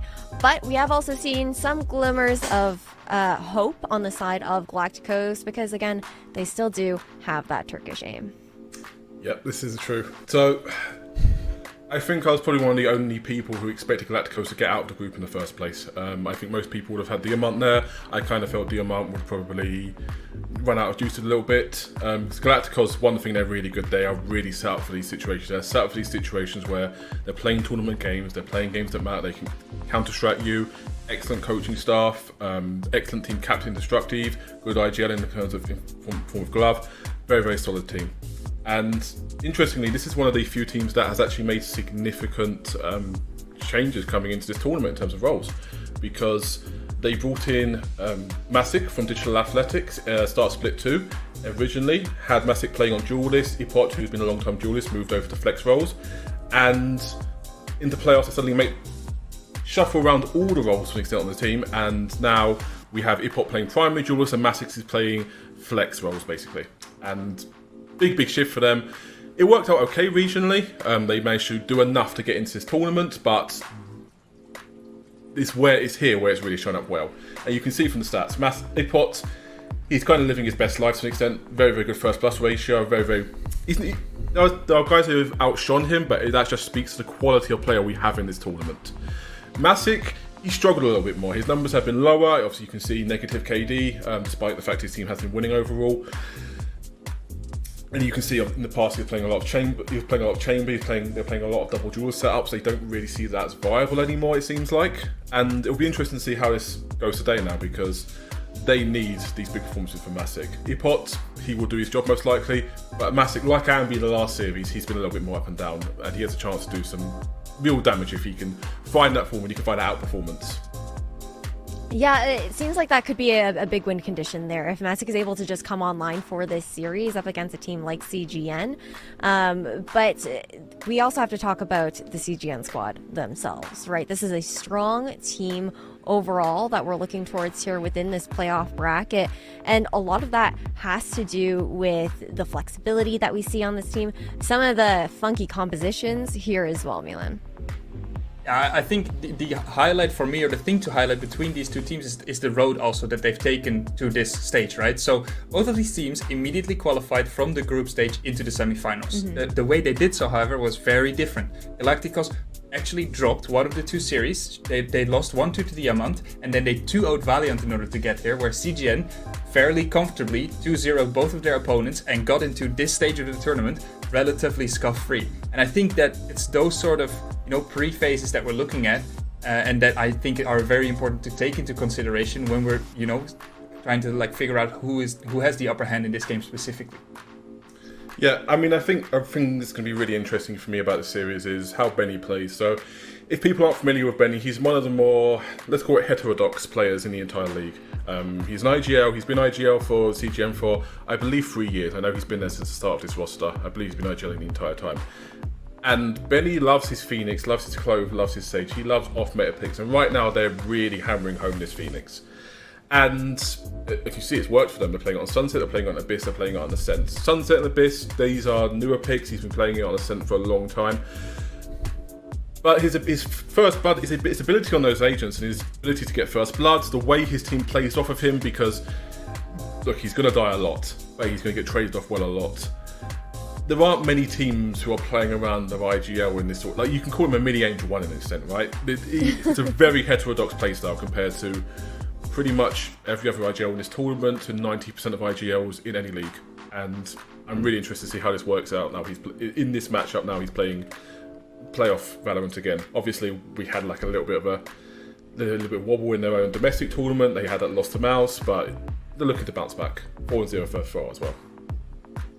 Yeah, and I think the compositional side from CGN, right, you touched on it already a little bit, Joe, is that the fact that they don't only run this Phoenix, but they also have like these weird tendencies kind of to play an occasional Sage here and there. Benny's also able to play that agent. We have Daffy able to pick up that agent. So it's these things that kind of maybe catch opponents off guard in their domestic leagues, but once you get to like the bigger stage and you are able to, you know, have a lot of tape on your opponents, really prepare, I'm curious to see if they're able to continue the streak that they're on right now, or if they're going to continue having these more wobbly games, which eventually might mean that they lose another series here and there. Hey, it's possible, but we gotta head straight into maps, because that's where we're gonna be fighting in the server if you're these two teams, and we're gonna have to see what ground we take them to. Strong, what are your expectations? I think it's gonna be. This is a bit of a difficult one to predict, because for Galacticos, the problem is there are no real easy picks for them. This isn't, looking at the vetoes here, this isn't really a case where you can say, okay, there's one map that you know that they're going to pick here. That's not really the case, which is often the case for a lot of teams. CGN's banning Icebox is not really a surprise. Abyss banning Abyss, that's kind of what we expect. Most likely we're going to see a CGN Ascent pick here. And then for Galacticos, it's, well, where are you going to try and fight them? I think probably the leading two is you can try and fight them on Haven, fight them on Bind. We haven't seen CGN on either of those maps yet. We have seen Galacticos lose on Haven. But yeah, this is kind of what we're waiting, as we expected, Ascent pick for CGN. Yeah. And I think it's mostly going to be this third set of maps, right? So in that case, in case of your prediction, right, we also have a Lotus on the card, which is also not a map that has looked incredible for either team here. And I think it's mostly this third map where a lot of these best of threes are won, right? Like, obviously every team will have their priority map. Galacticos picking the bind into CGN here, that's another one where we're like, CGN plays one of these off-meta comps, having the Sage in there, it's something that you can prepare for, and maybe Galacticos has a good idea on what to do to counter them here. It's possible. We also haven't seen them play it since Split 2, right? So it's just been unseen so far throughout the Ascension play-in. So maybe even the possibility of some changes coming in, even though that could be a big risk as well. But it's curious to see having Lotus in as our decider here. Strong, I feel like this is kind of scary, to be honest, for Galacticos. Yeah, I mean, look, driving the veto into Lotus is a big show of confidence from Galacticos, because they've won one, they've lost one on that map. The one thing is you're fighting CGN on a normal map at this point, because this isn't a map where they have a particularly extravagant comp. You've dodged the Sunset where they've been running Phoenix Rays. It's a big show of confidence, a big show of strength from Galacticos. I'm not sure how this will go. I think this will probably be a 2-1 to Galacticos if I had to guess, but this will be an interesting series. Yeah, definitely will. I think both. Oh, sorry, Ash. No, you're good. What did you have to say there? I think both teams have played Lotus during this event, right? So it's mostly that prehistory that we know that both teams have recent experience with this map. They both might have an inclination on what is about to happen. So I think if we were to go to this third map, we can see maybe two teams who are prepared, who have created preset game plans, and I think that's where this preparation aspect also comes into play, and not just the, you know, pure firepower that you have per se. Yeah, and then also now focusing back on the first map that we're going to see here, right? Ascent. Before we go into that agent select and find out if any changes have been made, again, our eyes are drawn towards that Phoenix there for Benny. And when I think of Phoenix and I think of Ascent, I honestly think of the tank on Gentlemates, to be honest. But it's two very different approaches, I think, stylistically, between those two players that we can expect out from Benny on the side of CGN. They're strong. Yeah, I mean, for me, I'm, as an old man, I think of Scream bringing out a champions. That's kind of my context for it. But yeah, I mean, this is something that CGN have liked for a long time. Ascent is always Phoenix's core map, to be honest, and it's pretty simple. Look, on attack, you can flash into any sight line, you can find any site revolt. The problem you basically have with him is that you have to play slow, you have to play contact heavy, because it's kind of hard to just break through into sites, right? And this it fits what CGN are going to want to do, but it's a question of how well can Galacticos deal with that, because that is a possibility that could be very, very vulnerable to a team who is willing to sit down and to counter-strat that heavily. And again, what we know of Galacticos from their domestic adventures, from what we've seen so far, they are probably the most counter-strat heavy team in this entire tournament. So I'm interested to see how that goes. Yeah, and then you also have to look towards that Astra there, a pick that we don't see on Ascent very often, Milan. And I feel like it's a little bit curious almost to see the Astra as well, because typically you'd be looking towards a duelist that, if you're throwing in a secondary one in there, maybe a Raze that you could synergize some utility, some micro plays with a little bit more. I'm curious to see how that ends up panning out for CGN as well. I think with the Astra, you kind of like lose a little bit of that explosiveness that Omen is able to offer, but on the other side, you have Phoenix, who has like this very short range flash, right? Anytime you want to execute, you want to get close to the choke point, chuck a flash around the corner and just kind of run in. Maybe they see that as like an additional extra like synergy, or like to make up for some of that lack of that like explosion from Omen. I think that, you know, looking at, personally, I'm not a big fan of Astra. That's kind of what it comes down to. I think Omen in general, especially with the default comp, just plays out nicer. I want to see a little bit more of it with the Phoenix Astra combination. I haven't had the time to watch them a whole lot. I think CGN is also a team who has been able to bring out proper, you know, they come prepared, they have ideas. So I don't expect them to just run it down. And like Strong mentioned already, I think on general, farming these orbs is going to make all the difference for them, especially starting on the attack. Yeah, heading into this agent select, no changes to be made here, Strong. Yeah, I mean, it's roughly what we'd expect. I will say one thing on the Astra is, I actually like Astra on a lot of maps. I think it is a little bit underplayed. It does require a certain mentality, it does require a certain approach to things. The interesting thing on this map will be to see how well they can use it to work the map. Because look, you've got the smokes, you've got the sucks, right? You've got the ability to basically pull back stuff. There's a lot you can do in terms of map control with Astra that you could not do with Omen. But there's two things. One, that's really hard to exploit properly on the map as a whole, and two, the potential is there. You can do really great things with it, but you can also fall flat on its face. So let's see what they do. I mean, they've been playing this for a while, to be clear, so we would expect them to know what to do with it, but let's see. I mean, there's always the high expectation with the coordination there, right? But speaking of coordination, I can't think of a more coordinated duo than Haza and Cairo. Take it away for our second semifinal of the day. Thank you so much, Ash and the desk. Coordinated in some ways. I wish that we'd had a matching outfit at this point. I would have reached for a black tee out of my wardrobe as well. But to be on the same page about this, we know that historically Turkey have always had the better of DAC teams. From the last 2 years of Challengers competition, since the regional leagues existed, they're yet to register a win. Yeah, from VRL finals in 2022 to now has ascending all the way to Ascension play-ins in 2024. There needs to be a feel-good story for Dakaza because it's yet to happen. I mean, Angry Titans made their way to what was the lower bracket semi-finals. That was the maximum that they've ever reached in any inter-regional competition. This is the furthest that they've been against anybody. To reach a grand final in any inter-regional competition would be massive for them. To match the efforts of S2G from last year, to go to the same place that we saw Foot right at the very beginning, that's what's on the cards for Galacticos. 2 trips for them to the capital and back-to-back finals on hallowed home soil for CGN. Both teams want to stamp their passport again, but there's only room for one of them in the main event. It's Galacticos starting out on the defender's side. Ascent, our first map. I mean, Turkish teams on Ascent, everybody expects them to be so good, but uncharacteristically for Galacticos has it, they've actually only managed to get 1 out of 4 wins when playing this map. It's been a turbulent time. Plenty of role changes, Strong spoke about it, but now it's that feel-good factor that we want to see, like you said. Default composition, as you'd expect. Cypher maybe the only slight difference. CGN doing what they do best, taking as much space as they're possibly given and bunkering up in the B site, 5v5. I mean, you've got to be looking at the Ash stuff or some sort of stall or anything like that, but buying a Ghost, there won't be that many styles on the map to work with. The players start to work their way through. There's positioning already. CGN, they get themselves 2 additional picks, 2 entry picks into the round. Galacticos try to go through lane, but they're being funneled there into exactly where CGN want them. It's a flawless round to start off the pistol.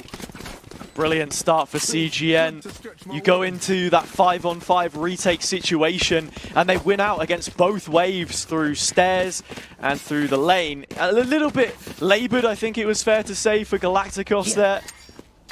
You wanted the utility to make a difference. Even while flashed up here, you can see Glove goes down. And I want to speak about him and Benny, contrast the 2 IGLs that we have here, because you're seeing now so much importance being put on having someone who can contribute in terms of kills. Benny being on the Phoenix is one step to that. But stylistically as well, these are both rosters which play very different, yet the 2 names that stand out, Benny and Glove, are the ones at the top of the sheets in terms of KD for their respective role. Exactly, and I think for them, like whether you agree or disagree with how Galacticos and CGN play, they play with a clear distinction, right? An idea of how they want to and set themselves up every single time. I mean, a lot of people have been critical of CGN, but so far it seems to be working. Entry pick from Davy H. Onto Destructive as well, another highlight player. You can pretty much point the finger at any 10 player in the server right now, and each one of them has a story to tell, of which we'll get onto as this one develops.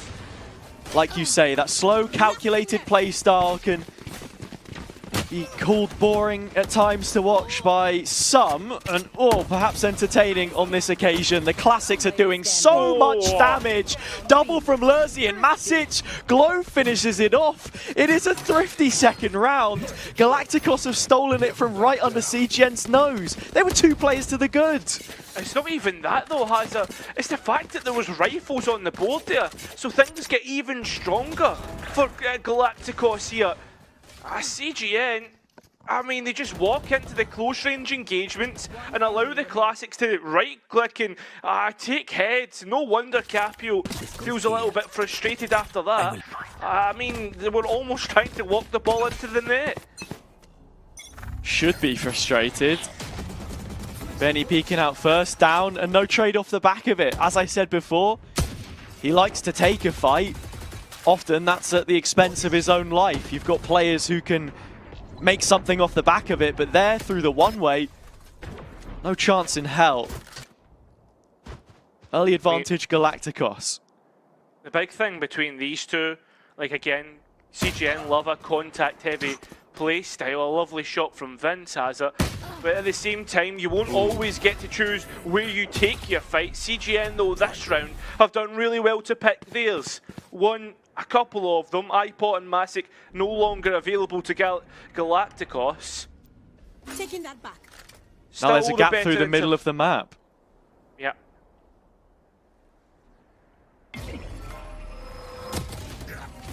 Destructive's giving up the jerseys, has it?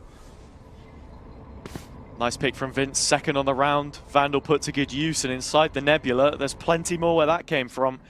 CGN getting more and more well stocked as the round develops. You have to be considering Glove's advanced positioning in A main. Yeah, 2 stars back on Vince, and there's also a Cosmic Divide to work with if they want to try and get this over the line. We could see a thrifty on thrifty round here, especially since that plant is going down. Certainly looking more and more likely as time goes on, and it is a precious entity which Lurzi doesn't have too much of.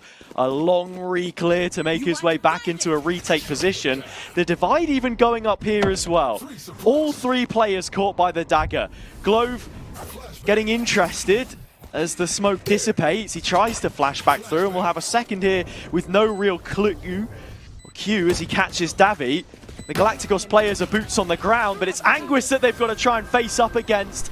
Back-to-back thrifties. CGN throw their hat in the ring this time. Yeah, I mean, just upsetting each other. There's no way that CGN should have been able to win that, but again, I don't know why. It just seems as if both teams want to scrap each other. No set plays or set pieces just yet. I think Anguist is a big player that we need to be watching and track their progress throughout the season, throughout this series. Has dropped what 30 plus kills in the first two series, and Caprio looks like a very happy man now. Has every reason to. Galacticos, not a moment's notice, taking the fight straight back to them. Just the rogue rifle in the hands of Ipot to make the difference, but it's quickly rescinded, and all the control off the back of it. I like this, because that's 2 rounds in a row where Galacticos are trying to stop CGN getting the orbs, right? That's the game plan usually when you see a Phoenix on the opposite side. Try and collect as many orbs as possible and get the run it back on as many times as possible. You take the orb, die or get a kill. It's 1 every 3 rounds or so for Benny. Building up towards it. 6 ult points, one of the cheapest in the game. And something else that's cheap and often considered ineffective is that Blaze Wall. So using it to take the A main space early, making it a little bit more difficult for Ipot to actually challenge there, I think was a big reason why we saw Galacticos actually back off, making the most out of the kit, which he knows so well with it being a comfort pick. Oh, Hypoch tried to peek and get information. That's what Element's good at, punishing over peaks. Yeah, and look at this, has that spikes going down easy enough. That was the rifle gone, but it has been recollected, and Davi's actually isolated on the other side of the door. He's by himself, flashed out, does get one. Would one have been enough of Vince not punched another through the door? I don't know. Yeah, that's the question. Both players are stuck in towards tree, but moving through on towards window, and you can see already the crossfires established by CGN. This should be like Fort Knox. There's no way you should be able to get in, and after Benny's pick onto Masic, yeah, straight away drop off and save the rifle from Luzzy. Something else to mention about Benny as well. As I said before, he matches the KD of Glove, playing a far more offensive role, of course, but has twice the first death rate. That is the trade-off that we're talking about here. The fact that they are able to get the A main space early and scale off the back of it effectively is huge, and Benny just carries on from that point onwards. It feels like a major vibe booster when he's playing well along with everyone else. Yeah, I think this is the thing, right? Like, Masic was on that digital athletics team that put CGN to the sword and Ascension last year. Ultimately, that game didn't matter when it came to the standings and making it into the top 4 on the LAN stage, but I guess in a way, Hazza, CGN are starting to fight the demons that are in their closet from last year. You have to. That's what Play-ins is all about. Ipot's op already involved. The new duelist in town. Glove instead the one that draws blood first. CGN with not just an equal response, but a superior one. Element making waves down short. So many more 50s being taken and won by the Dax squad. Another 4-on-2, which Galacticos have to try and get over the hump with. A group up towards the B site might be enough to offset Lurzi. Does try and take the duel. Timing misplaced. I mean, already, you look towards the other side of the map. On your mini-map, has it? iPot wants none of this. Already thinking about saving the AWP, and that will be 4 in a row for CGN. Davy H is on the hunt, trying to do some damage to the economy, obviously, of Galacticos. I find it interesting as well how people are so split in terms of who their favorites were to be winning this series. Davy will be cleaning up, and someone who is in the good books of the Portuguese scene, of course. Actually spoke to his former IGL Batty earlier today, singing the well wishes of that man exactly. But Galacticos on the other side, yeah, I think, you know, the Turkish talent pool is always the elephant in the room. You look at VCT EMEA, for example, only 10 spots domestically split between BBL and FUT, and the direction that those projects are typically tailored. And then, you know, they're only one of 2 fully national rosters in both this competition and the main event. Both of those Turkish and Portuguese. That's it. I mean, Portuguese are always reliant on themselves. I mean, saw last year and how well they performed. I think would have been a massive, I guess, role models for the region, right? And something to build yourself on. I'm not necessarily saying like you've got 16-year-olds playing the game being like, I want to be the next Tamaji or the next Batty. But for instance, they will be like, look, if they guys can do it, so can we. As for Turkey they have so many representatives that have played like CNED, as you said, Foot, who did it in VRL 2022 with a lower bracket run. It's the overflow too for me more than anything else. The amount of talent that has been kept out of tier 1 due to the sheer lack of availability. A couple of names such as Woot, lucky enough to be finding spots elsewhere. Sure, his talent permits it, but it's also a language thing too. One of the reasons why the Turkish region can be such a great facilitator for those super teams if you put the right names in the right places. So scope, a limiting factor, also a strength at the same time. I mean, that's the thing, just to continue the conversation momentarily, like, you've also got to be thinking about Hero and how long he's going to be keeping his spot for with Leo hanging in the wings, right? Done such an amazing job, and such a young guy who's got the world ahead, right? The world's your oyster. Yeah, it really is. This round, CGN will be feeling the same. Spike's left in spawn, so someone's got to go and pick it up. You'd think it would be either Vince or Davy H. They're the A players. As this isn't a committal, it's just a fake. Yeah, exactly. And on top of that, because of the response of reacting to that, run it back. I mean, someone pushed out. It was Glove trying to push out of A main, immediately punished. Now Galacticos, the reset towards the A side of the map, and they've got this reach spot on. 30 seconds left. 4 players there. Are they prepared to deal with this push coming through from CGN though? Up close will be destructive. His Sheriff lands, but nothing more than just the one. Another 4 versus 2 for CGN. Their lay of the land. Element laying waste to another. Masic, the last player left, and he is not long for this world either. So that's a 5th now. The anti-eco goes as you'd expect it to, despite the 2 thrifties inside the opening couple, but this map seems to have figured itself out for the Dash squad on their attacking side. Yeah, I mean, this is the 8th time that they've played at Haza, and their attack has always been excellent. They've always been good at Ascent, winning it a majority of the time. I think is what they've lost it once out of 8 now. That's incredible statistics. Showed it already in this competition. CGN yet to lose a map in the play-in stage. That would be the more poignant point. Galacticos defeat in the opening series against Diamant, but the win against Valiant kept them out of the last chance group yesterday.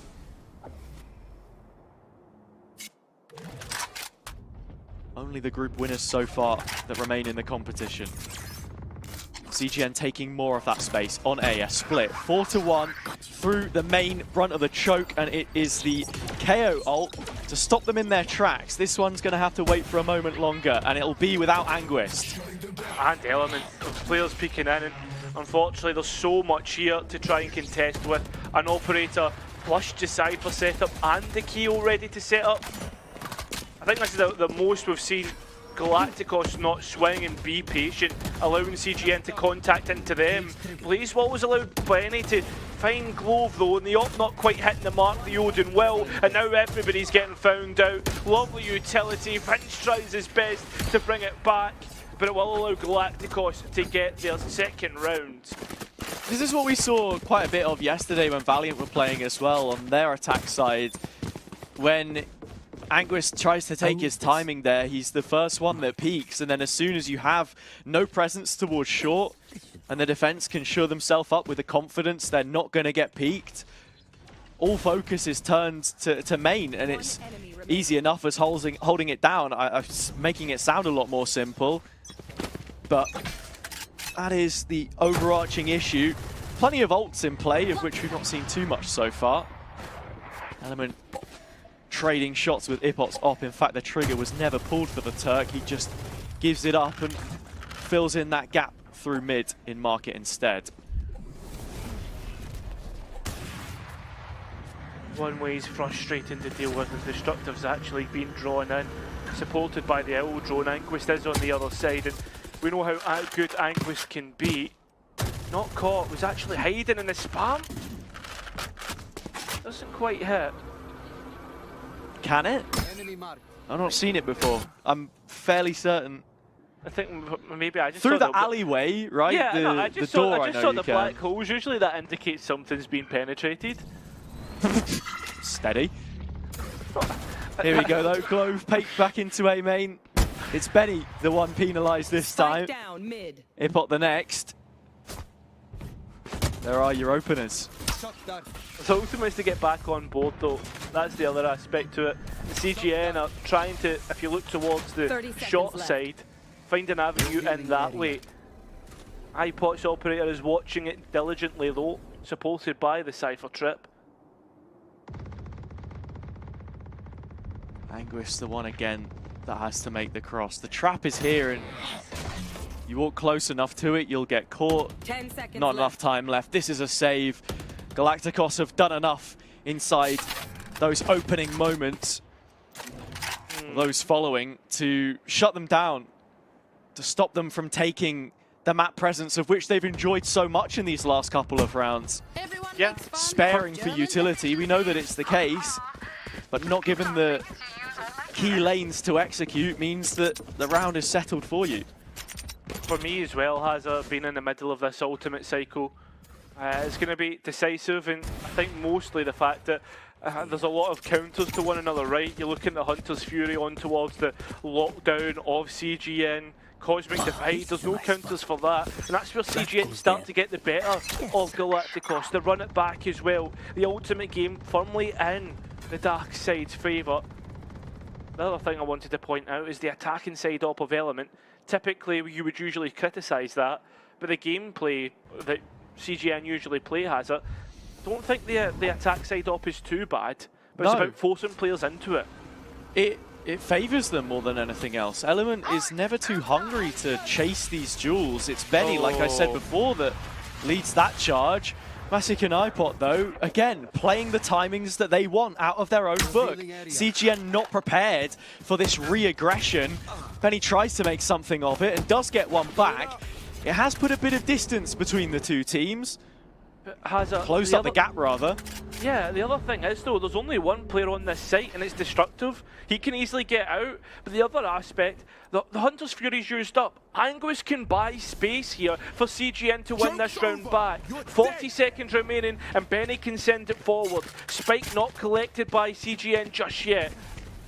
That's the presence in market has been signposted by Dabby, who's sitting over the body, playing watch, unable to fully commit to the site. Anguist goes back for the spike. We're into the last 20 seconds, and still felt like CGN were waiting for the reswing, for Galacticos to make their move before they can fully execute the game plan. Anguist does get one.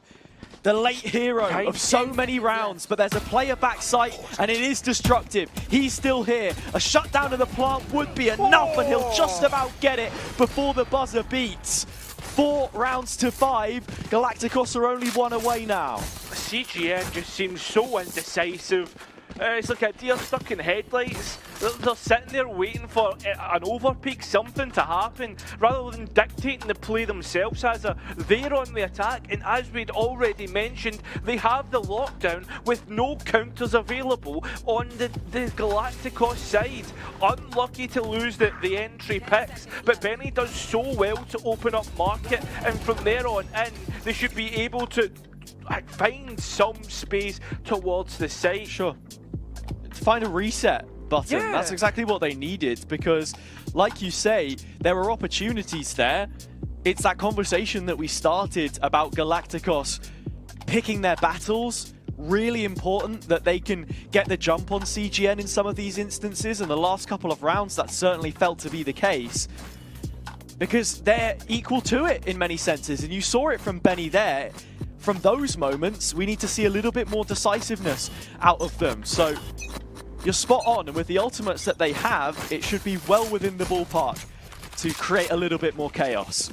I think with the sheer fact that they have the lockdown alone, I mean, it's arguably the strongest ultimate in the game, Hazard. They should get a site for free no matter what. Hunter's Fury was taken earlier in the round, like you say. It was another 3v5. CGN losing more players than they would like in these last couple. No unforced errors. Just quality play on Galacticos' part. Ipot holding for the updraft here. Element, of course, already using it from Ticket. They're moving towards B. I think Hazard in the timeout, Galacticos have almost gambled on it being the A play with the lockdown. Instead, it is going to be towards B. This is nice. For the most part, that shouldn't really be punished, or shouldn't really punish Galacticos, because they still have to rotate over. And this is a lot of ultimates to be invested by CGN. 3 committed, couple of tags from the Hunter's Fury though. So decent value. It was the Cosmic Divide to stop the traps from having effectiveness. Destructive wanted to hold the ground a little bit longer.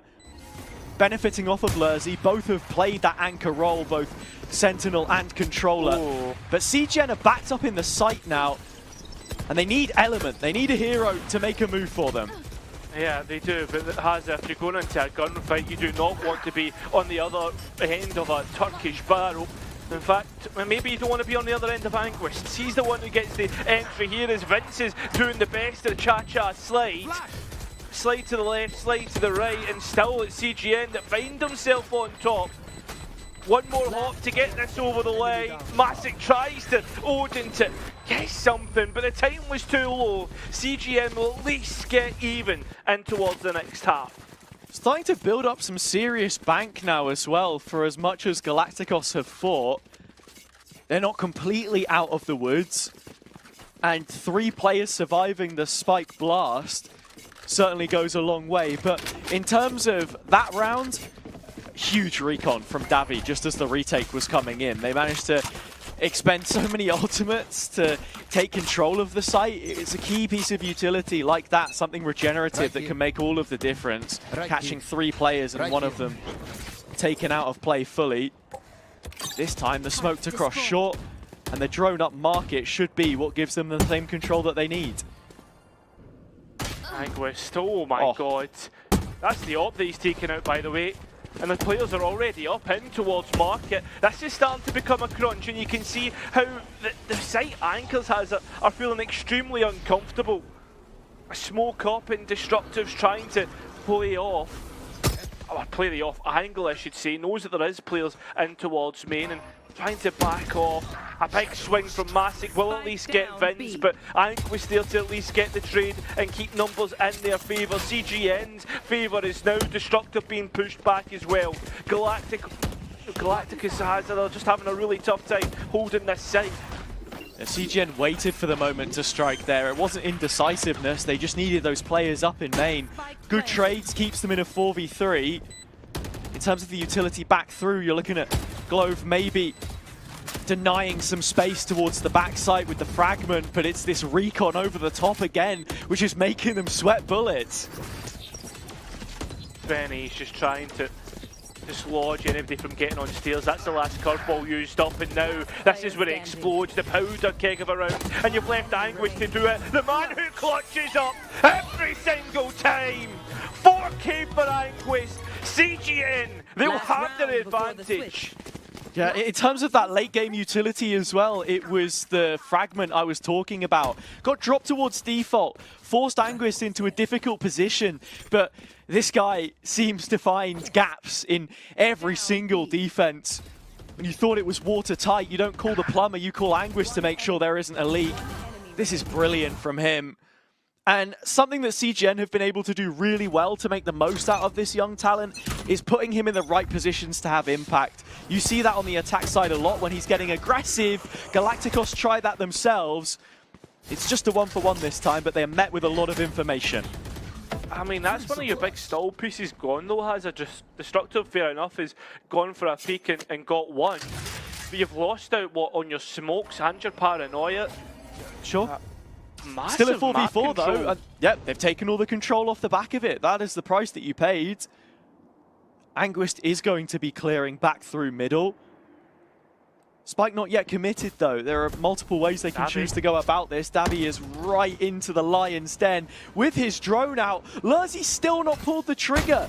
Wants to hold on for a bigger share of the spoils. It is just the one kill though.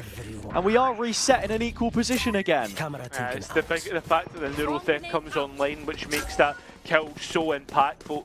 The spike will go down, but has it looked towards where Element is. Nowhere to be seen so far, and Galacticos won't have an idea about that. Another huge kill comes from Anguist Vandal. There's only Vince here though, and Element is out of time, out of space, and out of luck, you'd think. Dash in an updraft? Surely not. It's going to be running into the trap wire sooner rather than later. It's Lurzy that will see the defuse line all the way through. A cruel way to close the first half. CGN settling for 7. It is the advantage theirs after all. Yeah, a big mistake from Element to be towards the other side of the map. I don't know if it was a 3-round call or what, but has it. It's mighty important that Element has to get a move on if he is going to play that late lurking role. I mean, that's something that we were discussing before the matchup started, right? Is the positioning in which we find certain players for CGN. Like as you said, it's almost like they have their pants on backwards. It's Element who plays duelist on defense, but on attack it seems to be other people who do the entry. Completely agree. Sometimes it feels like he's a luxury player on the attack side. When they play well, he'll put in a shift. On the defense is where he rolls his sleeves up though, and you're already seeing that now. In the same shoes as Destructive, former Polaris rivals, may I add. Let me also remind you, it was Element that won the title in the end, and he'll be here to see off the first execute of this second half. They're trying to get in through shot, and you can see players almost trying to hold on towards main. It's Element that does it, but the trade's massive, and Galacticos find themselves the site. Not only that has a player advantage, that's a big dart, shot dart, to get some damage on towards Globe, especially in the pistol round where there's not much to, in terms of health. Anguist is close by, but both players are deciding to play this solo. That means Davi's buying some focus from Galacticos towards heaven. And Anguist has the door open to walk into. Lurzy the first point of contact. Anguist Sheriff is good enough. Lurzy's low as well, and only up to him. Somehow CGN fight back from 2 players, Hazard. When Galacticos, they seem to have everything in their court. Really nicely done. Anguist with the Sheriff buy on the Killjoy for the pistol round is probably the most Anguist thing I think we have. Saw he also had light shields, so it might have been a pickup, but yeah, it was definitely a pickup actually with the amount of utility that he had. But again, just enabling this guy, Davi not over peeking, not overstaying, his welcome on that angle. It's what it's all about. An 8 for CGN. Both pistols, but let me remind you, Galacticos had an equal response here last time out. Yeah. Thing for me, has that's the 3rd series again to bring the point back up that Anguist is top frag for CGN. It's not just Element, or Benny, any of the other names, Davi H, who's so well renowned. It's the young gunner from Polaris who made his debut in the second split of last year. It wasn't as if he was playing the full year in Challengers.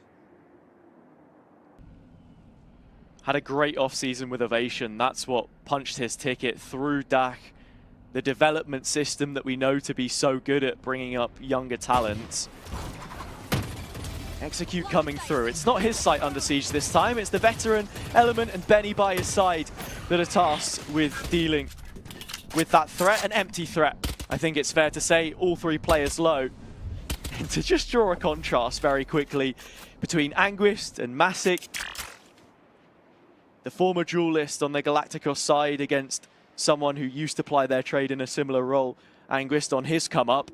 You're talking about the grand final MVP for Digital Athletics last year in Split 2. 30 seconds left. And the grand final MVP of Epiclan 38 in Kettering. Their stories could not be more different, One enemy remaining. but the come-up is certainly one which has been celebrated by many. And that of the Cologne faithful, a 9th round is a nice touch double digits closing in. Yeah. With quite a few rifles in this bonus round as well.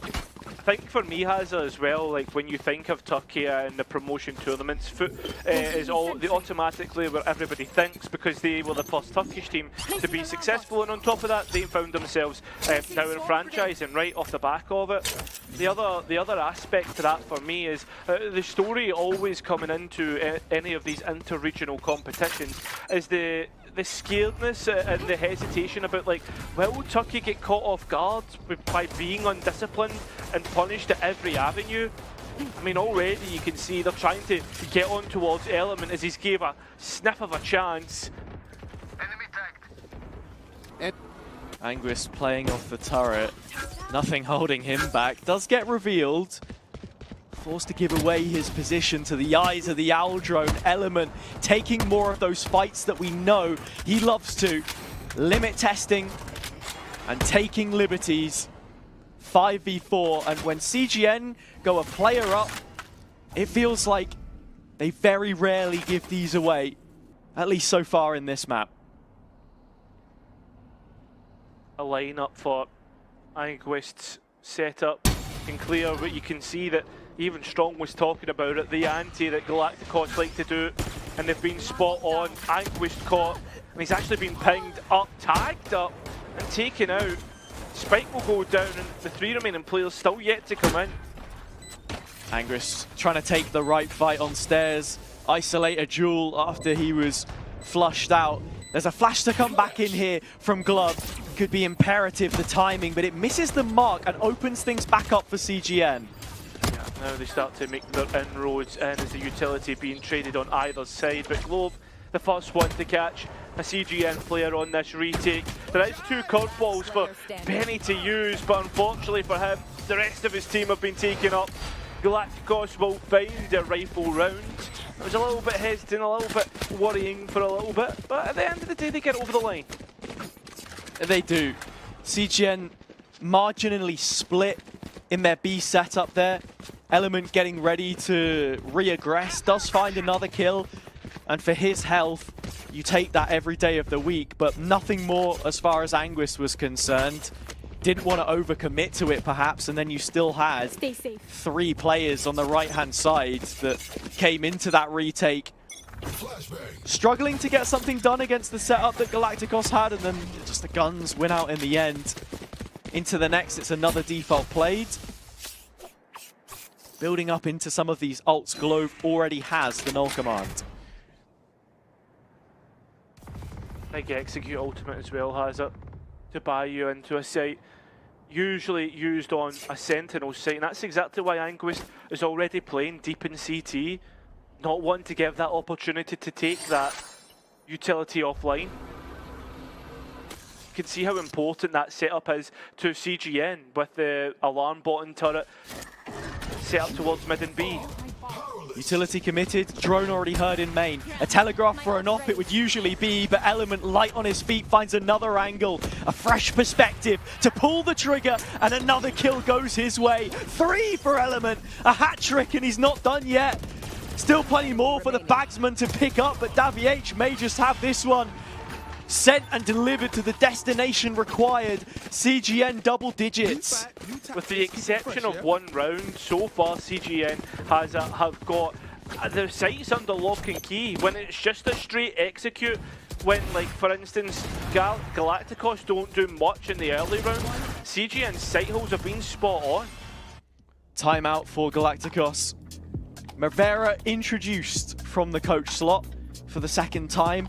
Someone which we should really speak about, because his history within the Turkish region is a long documented one. He started out with Glove Oxygen back in 2021, rejoining him for this project, but most of his career was spent with Fireflux, not only through their youth system and Game Changers team, but then into the main roster, never hoisting the Challengers Turkey trophy after 6 splits since 2022. 17 different players under his tenure, names such as Wu Yetuje, all of these prospects that we've seen move on, plenty of them crediting the impact that he's had.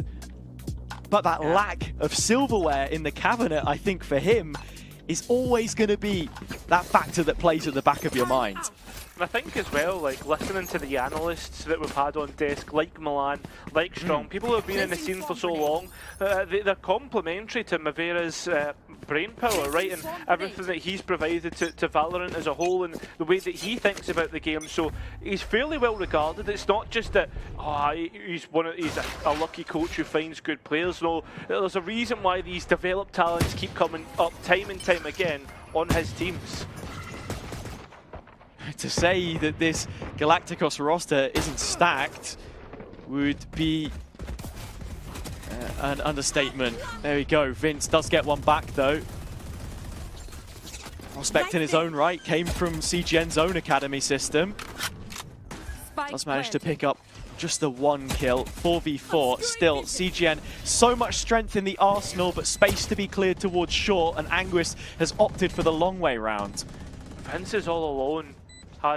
Needs to watch himself because there's two players here, somehow able to get one cleanly, but at least Masic's close by. Now in we go. All the utility being used up, trying to stop players coming in. That was one of the info dart. This is looking easier than it probably should be, as long as he's caught up. Two players lost in that retake, Kaz. In fact, technically just one. That will be 11 for CGN. Mixed investment for Galacticos there. Blades thrown into the cauldron to try and create. But the methods to the madness of Mavera likely more tailored to the gun round that we're about to see coming up. In terms of what pieces they have available, they're one off the Hunter's Fury. CGN with ults of their own, Cosmic Divide and Run It Back paired could be all that is necessary to bag map point on their own selection in a retake, if they get there, because as you said before, these site holds have been, right here, by and large, the key aspect of their trade. Oh, Destructive's just holding from above, waiting for the opportunity as Element move forward and immediately into an E split. You can see Vince just looking to play off of the switch. In fact, actually, he's just holding fast. Benny close by. Both site anchors. I mean, this is going to be a tough task. Benny sent it forward and left Vince all alone. That Run It Back could be an easy pickup, and Vince has gone huge! That's three! Anguis as well in mid has caught the player off guard. Destructive looking left and right. Where did they come from? Where did they go? Galacticos with no idea. Match point. That's unbelievable.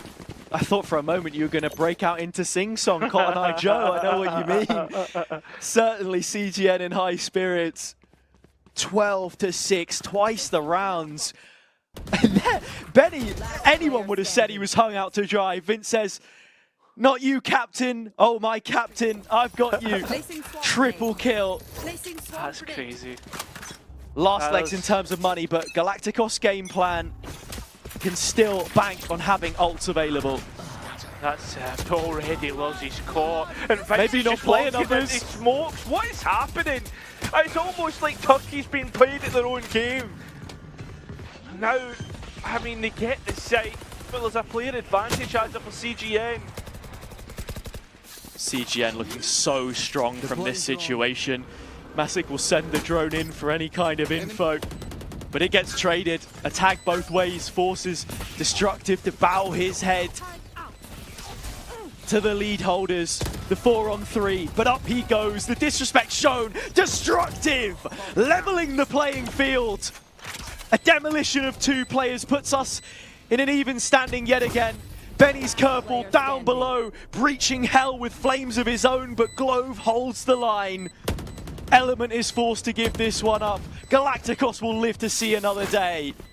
I mean, the thing is, though, Hazard, even if Galacticos do find themselves at the end of a loss after this round, it's not a map in which they've found great success, but at least finding success here keeps them alive for a bit longer. At 12-7, CGN, they can reset with plenty of money in the bank. I mean, the big thing for me coming into the next couple rounds is who comes out the better again of this lockdown, or out of this ultimate game. And you saw right there, the Hunter's Fury used up, and Anguist is coming ever so close to that lockdown once again. It's almost like Galacticos are rather thinking about thinking about the value they can get immediate rather than the long term of countering what CGN are doing. Here. Dagger thrown towards A early, collects info onto Element. Glove joining up with the rest of his team. 5 players through tiles to siege the site. Anguist and Dabby the ones standing there. I can't think of 2 players I would much rather hate to be pushing into right now if I was Galacticos.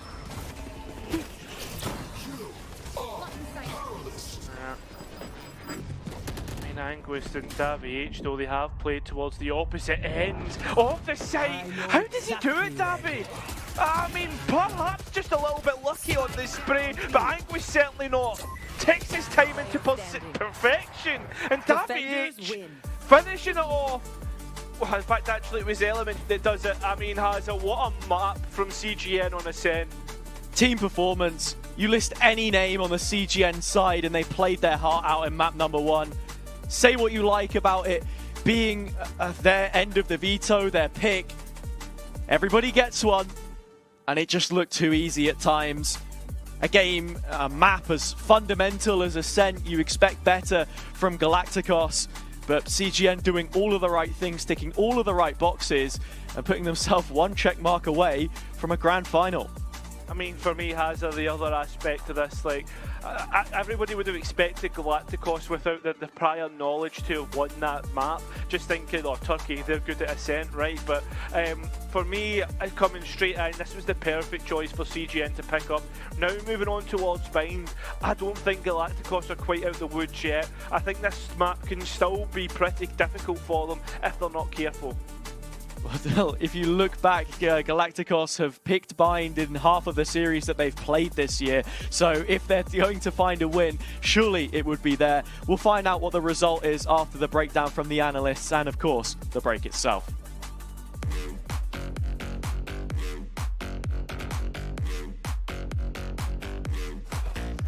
One enemy. One enemy remaining.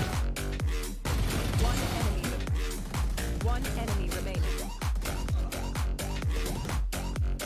Last player standing. Long.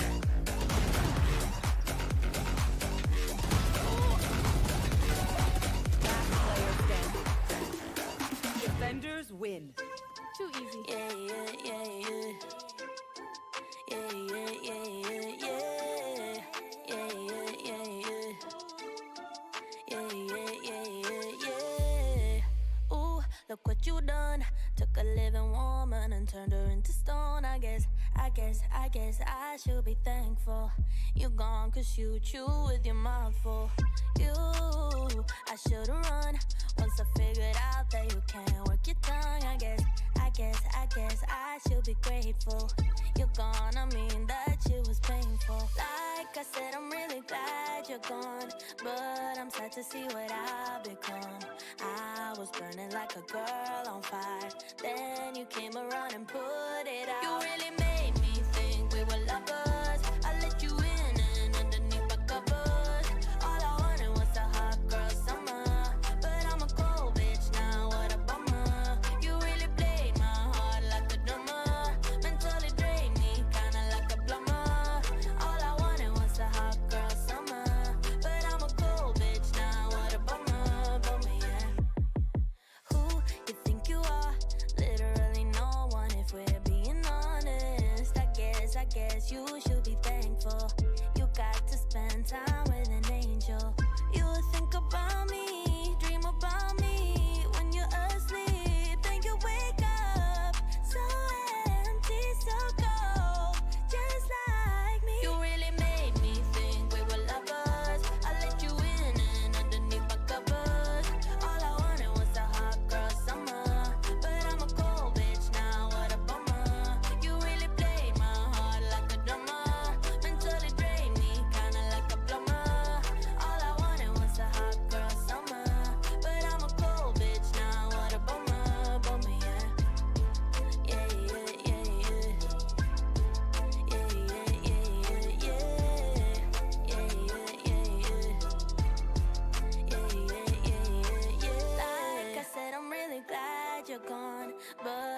about to see what I've become. I was burning like a girl on fire. Then you came around and put it out. You really made me think we were lovers. I let you in and underneath my covers. All I wanted was a hot girl summer. But I'm a cold bitch now, what a bummer. You really played my heart like a drummer. Mentally drained me, kinda like a plumber. All I wanted was a hot girl summer. But I'm a cold bitch now, what a bummer. Bummer, yeah.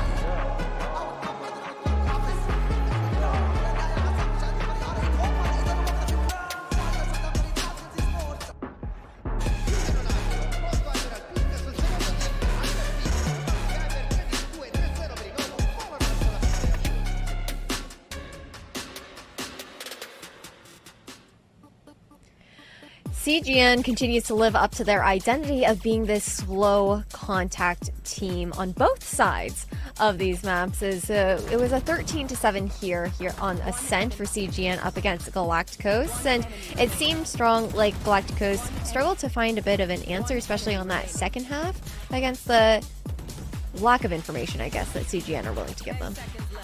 Yeah, I mean, this is always the thing about CGN. They're a tough team to play against because look, fundamentally, on attack, they're going to play extremely slow, extremely contact-y. They're going to walk around, they're going to walk around, they're going to walk around. On defense, they're going to walk around a little bit less, but they want you to take the round out slowly.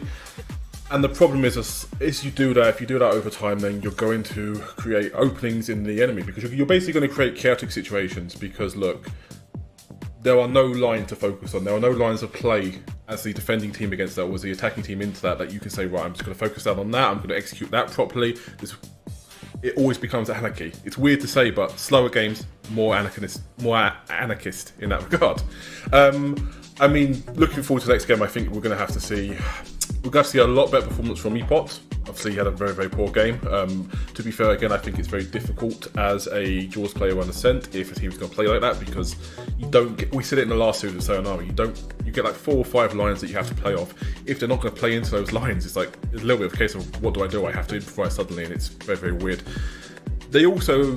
Destructive had a solid game, I believe he was second on the scoreboard, second in ACS. They're going to need to see a little bit more from him. It might be tough on Bind because the thing that Destructive is really, really good at is solo or alone making mid-roams, this sort of stuff, but for Bind, obviously you don't have a mid, so it's a little bit weird, but that's what they really need to see. They need to see a lot more out of Eport and even a lot more about Destructive, in my opinion.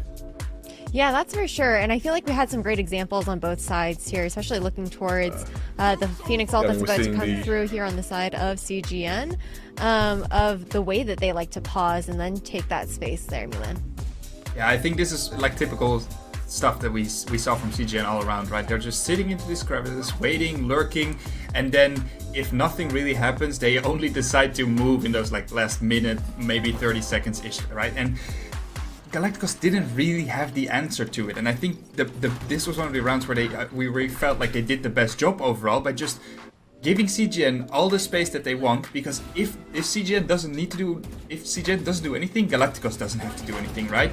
And very often in these like late round situations, this is kind of what we saw. But and I think that's what happened a little bit towards this first half. And then when we moved on to the defense, it was kind of the opposite, right? CGN is now kind of in this, on the receiving end of this conversation, right? When we're playing around, and they didn't really do anything at all. They're sitting same as what they're doing on the attack, sitting back, taking only the information and taking duels in those late rounds, and it really was difficult for Galacticos to adapt. And I think that this is something that maybe they weren't really familiar with. I think Maveras had some very good tactical timeouts during the entirety of this event, right? And I think this was actually the first time where we saw Galacticos struggle both before and after his timeouts.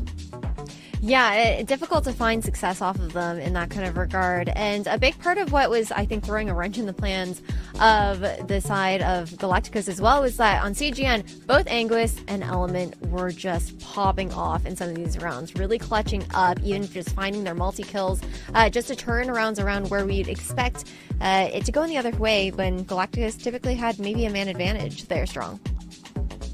Yeah, I mean, look, you have to say a lot of good things about Anguis' performance. He's kind of done it again with the ridiculous KD.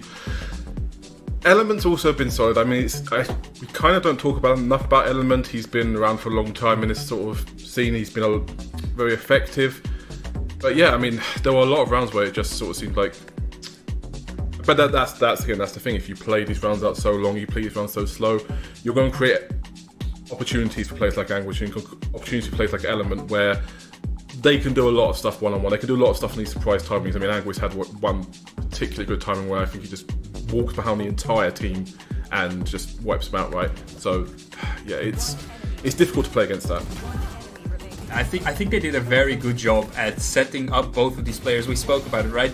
Maybe I think it was the defensive side where Anguis only had, 5 kills and 1 death. It was the attack where he was absolutely dominating. I think he went like 13 in 4, 13 in 3 or some stuff. And that's not really what you expect maybe from those Sentinels, who should shine more on the defense if you think about it logically, right? And I think for Element, overall, great game.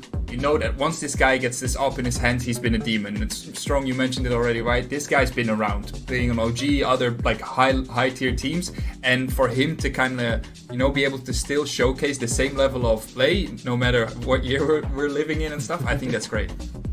Yeah, I mean, he's very dynamic with his positioning there as well. He'll take those forward angles that you expect from the Jet, but then he's also not afraid to fall back and play a little bit further back where you wouldn't be anticipating him to be holding that line of sight. But we have to talk about now what Galacticos have to do heading into their map pick on Bind here. If we take a look at the map pool for this veto, we've finished up Ascent. That was Raps. Anticipated CGN to probably take that one considering their playstyle, how dope, because they play for CGN an interesting composition when you look towards that Sage pick there, all things considered, and it's a question of how Galacticos look to counter that. Yeah, I mean, this is something that we have to acknowledge with this map, to be fair. With Ascent, you kind of would expect CGN to win. There's basically been 3 maps that have been in their bread house the entire time, which are Ascent, Lotus and Sunset. Bind they've won on it, it's a bit new, it's not as tested.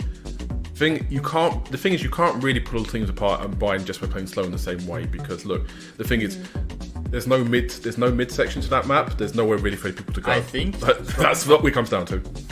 All right, I think Strong's your microphone just cut out, but just a little bit further elaborate on that point is that I think something that we noticed from map to map, right, is again on Bind this lack of having double initiator, right? the lack of information, and I think the way that CGN is going to have to kind of play around that here and there is very interesting. What are they going to do? And we joked about it a little bit, right? But something that I wouldn't be surprised to see them do is just constantly go for these pushes. What's the best way to get info? If you don't have utility, you just put manpower there. And I think that that's something that we should expect from CGN. And my question is Galacticos prepared? Are they ready for a CGN who is going to play with this fairly aggressive playstyle, with this contact-heavy playstyle, or are they going to get caught off guard again? Yeah, I think I'm also concerned about just maybe the utility usage on the side of Galacticos as well. Just being very mindful of the fact that the Sage, even if you're not looking at CGN playing super forward or taking that space on defense, the fact that she'll just be able to slow you down after you throw out that initiator utility, just being able to space out the timing on those abilities is going to be very key for those executes there for the side of Galacticos. And they're the ones now, you know, they're down one map in this series. It's the last match of today. Again, it's a single elimination bracket, right? We're fighting out for the last grand final spot within Ascension play-ins for that last spot in Ascension itself. And that's a lot of pressure. Is this a team strong that you anticipate to be able to kind of bounce back after that loss on Ascent? I think so, yeah. I think this is a team that plays well from behind. I think this is a team that the map pool's coming to the spot that they want to. Again, the problem with the Sage just is... Well, the thing with the Sage is that it's going to be effective, but the Galacticos aren't the team where you look at the Sage and you're like, right, this is going to cause some serious problems, because they don't play that fast. Again, they're not so CGN. They're a fairly measured team. And look, you've got Raze, you've got Gecko, you've got plenty of tools to get through. You've got plenty of tools. And the Gecko thing is key, because the whole thing with Gecko is he's able to just throw his util up, reuse. It kind of changed the entire way a lot of teams would play and think about cycles and wave cycles and util in this game. You've got that into the Sage. That's going to been pretty effective. Obviously, we have seen them make it. We have seen CGN make it work. It is their baby. But let's not forget, the last two times they played Bind, both against Focus and iTrax in their league, they lost both. So this is... Galacticos should be able to win this. And then it becomes very, very interesting for the third map. But yeah, they're good when their backs. They're good when their backs are against the wall. So. Yeah, and again, our eyes are on Milan iPod to be that player to kind of bounce back. Had a really rough go of it on Ascent. The ability to actually now expecting him on that Raze. He's, I mean, pretty, not quite 50-50. He has a lot more hours on Jet, to be honest. But we have expectations there for this player to actually be part of that win condition here for Galacticos. I mean, from me, honestly, I think Ipot hasn't really showed up he hasn't really performed to the expectation that maybe he set during their Domestico playoffs run as well, right? I think in that playoffs run specifically, he looked so good, and he looked like one of the best, he looked straight up like the best player on his team, in my opinion, right? Fragging out, consistently getting impact. And I think that's something that we haven't really seen as much. I think he's shown some very good sides, but there's not been a map where both on the attack and the defense where he's completely dominated. And I think that this is also where the last time we saw him, the last time we saw Galacticos on Bind, he also didn't really make that massive of an impression on me. And I kind of hope for him and for his team, obviously, that this time around he's able to make a bigger impression and carry his team a little bit more. Yeah, it's important not just for the firepower within the server, but also I think to keep spirits high on a team as well, to have some of those pop-off plays that can assist with that momentum and that mentality even within a match. I would be curious to see how maybe they try to change the pace of the game up against CGN, because on Ascent, CGN were very much in control of that pacing, and Galacticos, I felt like were forced to very much so respect the ways that CGN would pause across the map. They're strong. Yeah, so one thing I'm really looking to this map, to be honest, is Masic. So if the Agent Select goes as we expect it should, he will be playing Fade this time. This is the one map where he plays Fade, and obviously Fade's a little bit of an interesting agent because it kind of flexes both ways into more aggressive and more passive play styles. We know Masic obviously playing dual this last split, playing dual this regular season this split. This is something where you can have a very aggressive impact, particularly on Bind, because look, you can play full retake, you can play all the way back, you can play for these long eyes, you can do all this sort of stuff with Fade if you want to, but you can also get right up in their face. It's very similar to Lotus in that regard. So this is a map where he can basically say, right, I'm going to take the best of his stuff in terms of how I use my util, how I set up my team, how I take space off the enemy team, because the entire thing with Fade is you could use the dogs very, very lazily, you could use the dogs very, very aggressively. I'm hoping we see him use the dogs aggressively because they really need, they're going to need that, right? They need to take the space off of thing, because if, again, this isn't a particularly strong map, I don't think, for CGN in terms of their playstyle, because you're not going to ever separate teams, but it is bind. So if you just let them walk up to the line and you just let them execute, you're going to be in trouble. Yeah, I think it's kind of this win condition that we talked about, right? We expect them to be more contact heavy, but then on the other hand, what we see on the side of CGN is a change of composition. I think I've never seen this set of agents before in a game. Well, I don't know. I honestly don't know what to make of this, guys. Okay. Like a Deadlock, a Yoru, a double duelist Phoenix, Yoru, Deadlock. I have never seen this before. I mean, it's not bad. Who's cooking over there, though? Look, to be fair here, obviously we've seen a lot of Deadlock. We've seen a decent amount of Deadlock combined. Vitality played it, I remember in the split. Like Yoru, we've seen for a long time on this. Phoenix, we haven't seen Phoenix, but Phoenix should make sense intuitively in terms of, look, you're going to have the drop down flashes, you're going to have the flashes around corners. The corners are a little bit too fat on this map for Phoenix, to be honest, is the only thing. But look, they've got like, it's not particularly coherent, but they've got options. They've got like one or two playstyles they can really press into here. So this should be interesting.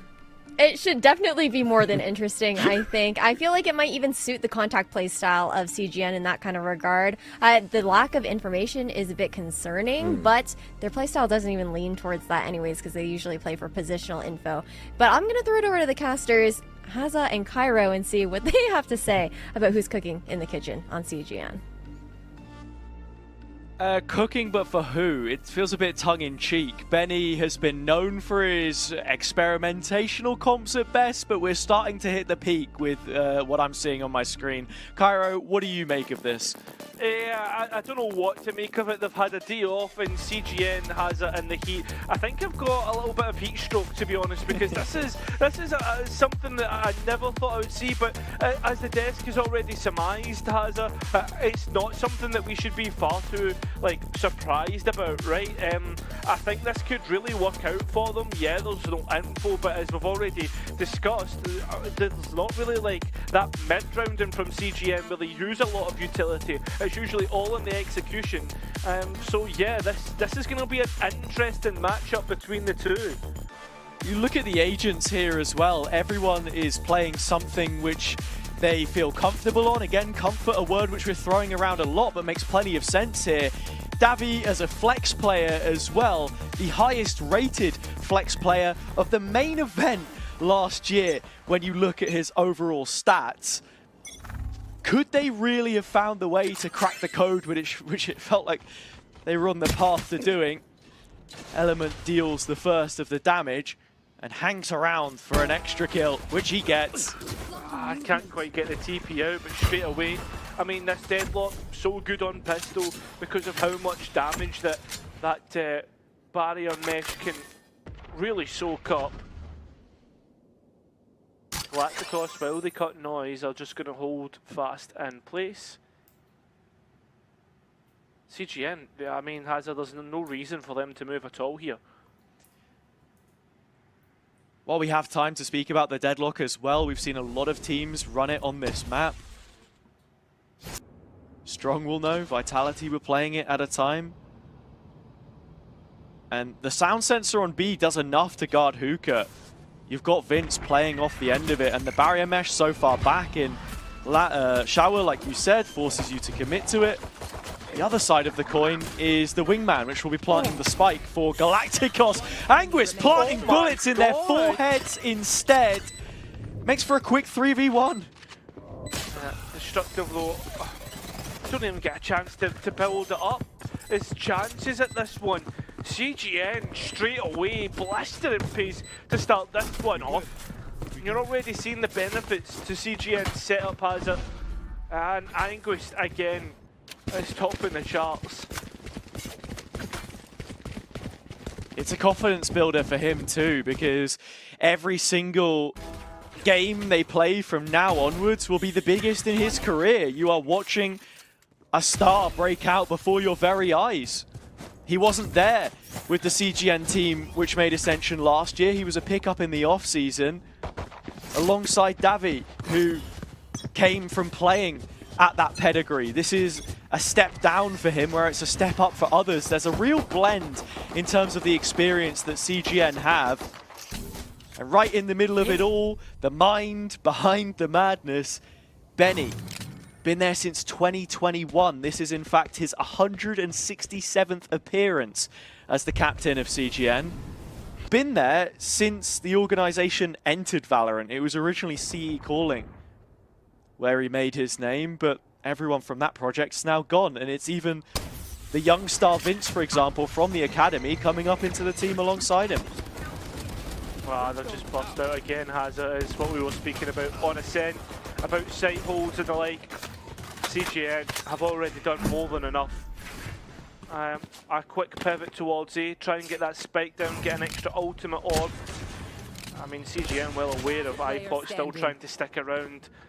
Global get very close to this thrash for the next round. In fact, 2 ultimate orbs would bring it online. Perhaps a kill might go his way, but no. Not when Davi's on the case. Diffuse for CGN, but decent round, all things considered, for Galacticos. No real up front, but they get the spike down. It's an extra 300 credits to be thinking about. Working most of the way towards some light shields or a little bit of utility. CGN maximizing their own advantages here, though. What is it that Element is after? Could it be a pistol? It's just a ghost, but that'll be Benny's in the next. CGN even doing a lot of the same things that they did before. Something else to speak about for Benny is the importance that he's always placed on philosophy. When I had the chance to speak to him before about those kinds of moves that they would make in off seasons, which players they pick up, they have a certain style of playing and you have to buy into it. On Bind, it's always been layered utility. This Phoenix pick for him has been a mainstay since, well, the last time we casted them back in 2022, Red Bull Homeground. Don't know if you remember that one. Oh, that's a blast from the past, mate. I mean, for Galacticos though, it's another, I don't want to call it a poor start, but certainly not the most ideal start, right? Yeah. Realistically, if your Galacticos still has it, you're going to want to start to rely on the experiences to bring yourselves back in towards this one. Speaking of Luzzy, who's been here before in play-ins and actually reached all the way to the final. With S2G only a year ago. Been more than a year at this point in time with the scheduling changes. Yeah. Like you say, this set style for CGN, the utility which pours out, Galacticos have got to try and find a way to bait it. They've already removed on, and Solo Element trying to get one back in their favour. The spike will go down easily enough, and the smokes will stall out CGN's re-entry. Really nice ult to catch Anguist off there. CGN try and flood back into the space, but the cavalry doesn't arrive in time, and now they're short-handed 3v5. It's given a chance for the ult to come back up. Just Bulldogs and a Sheriff, so it should be their best attempt, whatever that looks like. With how Galacticos are financially, every single kill you find is another brick in the wall towards building to that grand final. Nothing given away by Ipot though. The CT side is shut down and it's only Davi left. Hasn't quite spotted the barrel of Masic. That's the last mistake he makes. It's flawless on round number 3. I mean, that's exactly a good way to bounce back from losing pistol and anti-eco. Benny has his own ultimate online with the run it back, and I mean, already the macro game plan from Galacticos coming into light, being able to get that spike down in the last round as well as an ultimate orb is proven to be so important. And that's it, you've got to be looking now at the rest of the ultimates that are soon to come online for them. Galacticos. The one already in play is Benny's. How exactly he could choose to find value, yet to see. Anguist once more trying his luck. We've seen so many peaks without utility and is able to maneuver the C's out of Masic's hands. One thing less that they'll have is they're just playing CGN at their own game. They're contacting into his crosshair and Destructive's found the opener from it. It's Anguist as well. It's not the player you expect to miss the shot, and Element tries to do the same thing again. That probably will easily re-clear all the way up towards Shovel, so Galacticos can sit happily as the players begin to swing them. More than good enough to match that of which CGN have in terms of ability to shoot back. Already calling quits and looking to end this round and save the rifles in which they have. It was another 3v5 coming into the retake. That final kill makes it impossible though. Galacticos no weaker, CGN stronger. Still, no usage of Benny's ult able to be found, no situation which deemed it so. Galacticos keep moving steadfast towards more of their own, as you said. The scoreline's now tied as well, and it does feel like the read is certainly there, or it's at least been made, especially when you see how they're approaching that short fight. Exactly. And that just as well, adjusting into the game as a whole. Strongly on the desk, as he's talking about like how CGN's game plan doesn't necessarily work because of the lack of mid, but on the defensive side, I guess that point doesn't necessarily factor in. It's more the fact that Galacticos have adjusted to how CGN want to hold the sights. I mean, Ascent, it was almost like hitting an immovable object. This time it's like punching paper. Oh, paper thin on the wall there. Element. A little bit of damage of the op caught. That's ultimately what blocks the bullet, splintered it, and saved Masic's life. If the Galacticos were to execute in towards B, it would be the first proper execute that we've seen on a rifle round, but for the most part, they've been really finding themselves and finding joy on the A side, especially with that entry on Element. Certainly thinking about it. And again, Galacticos have always been good at faking map-wide pressure. They play double controller on so many of the maps. Saying that, what do they play on most maps? I don't know, it's constantly changing. The list of agents looks like a character select screen. Had 3 different Omen players on this map alone, controller players I should say. Ipop the first in this time, and Masic right by him. The Duelist and Duelist elect the ones which kick down the door. This should be another save call for CGN. I mean, you can already see Benny's thinking about it. So much time that Galacticos can chuck the spike around like a basketball. Who's the one that's going to slam dunk it and take the ultimate point? Destructive getting his ulti online. That's where the priority lies, and that is fair enough. Just a Guardian on Anguist. I don't think there's much in terms of an ability to get this one over the line. It would be a generational clutch if it was to be. To have generational head trauma, some of that heat stroke that you're talking about to even want to give it a go, I think. Left in the past. Glove, the only one gone. Masic, the player that had taken any damage. Benny, silent on the player camp. But I'm sure CGN already have an idea of how they want to play this next round. He's been holding on to this ult since round number 3. To be honest, the bonus, didn't get a chance to use it there. They've had the guns for the last few, and that save has put them on last legs for money as the loss bonus creeps up. Just as soon as Destructive gets that orbital strike, which could be a natural counter once Benny comes back out of the ult if he chooses to invest it.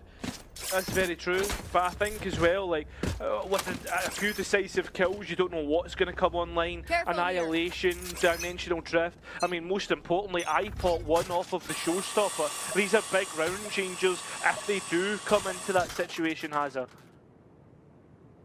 Anguist as well, another one of those names within touching distance of a round changer.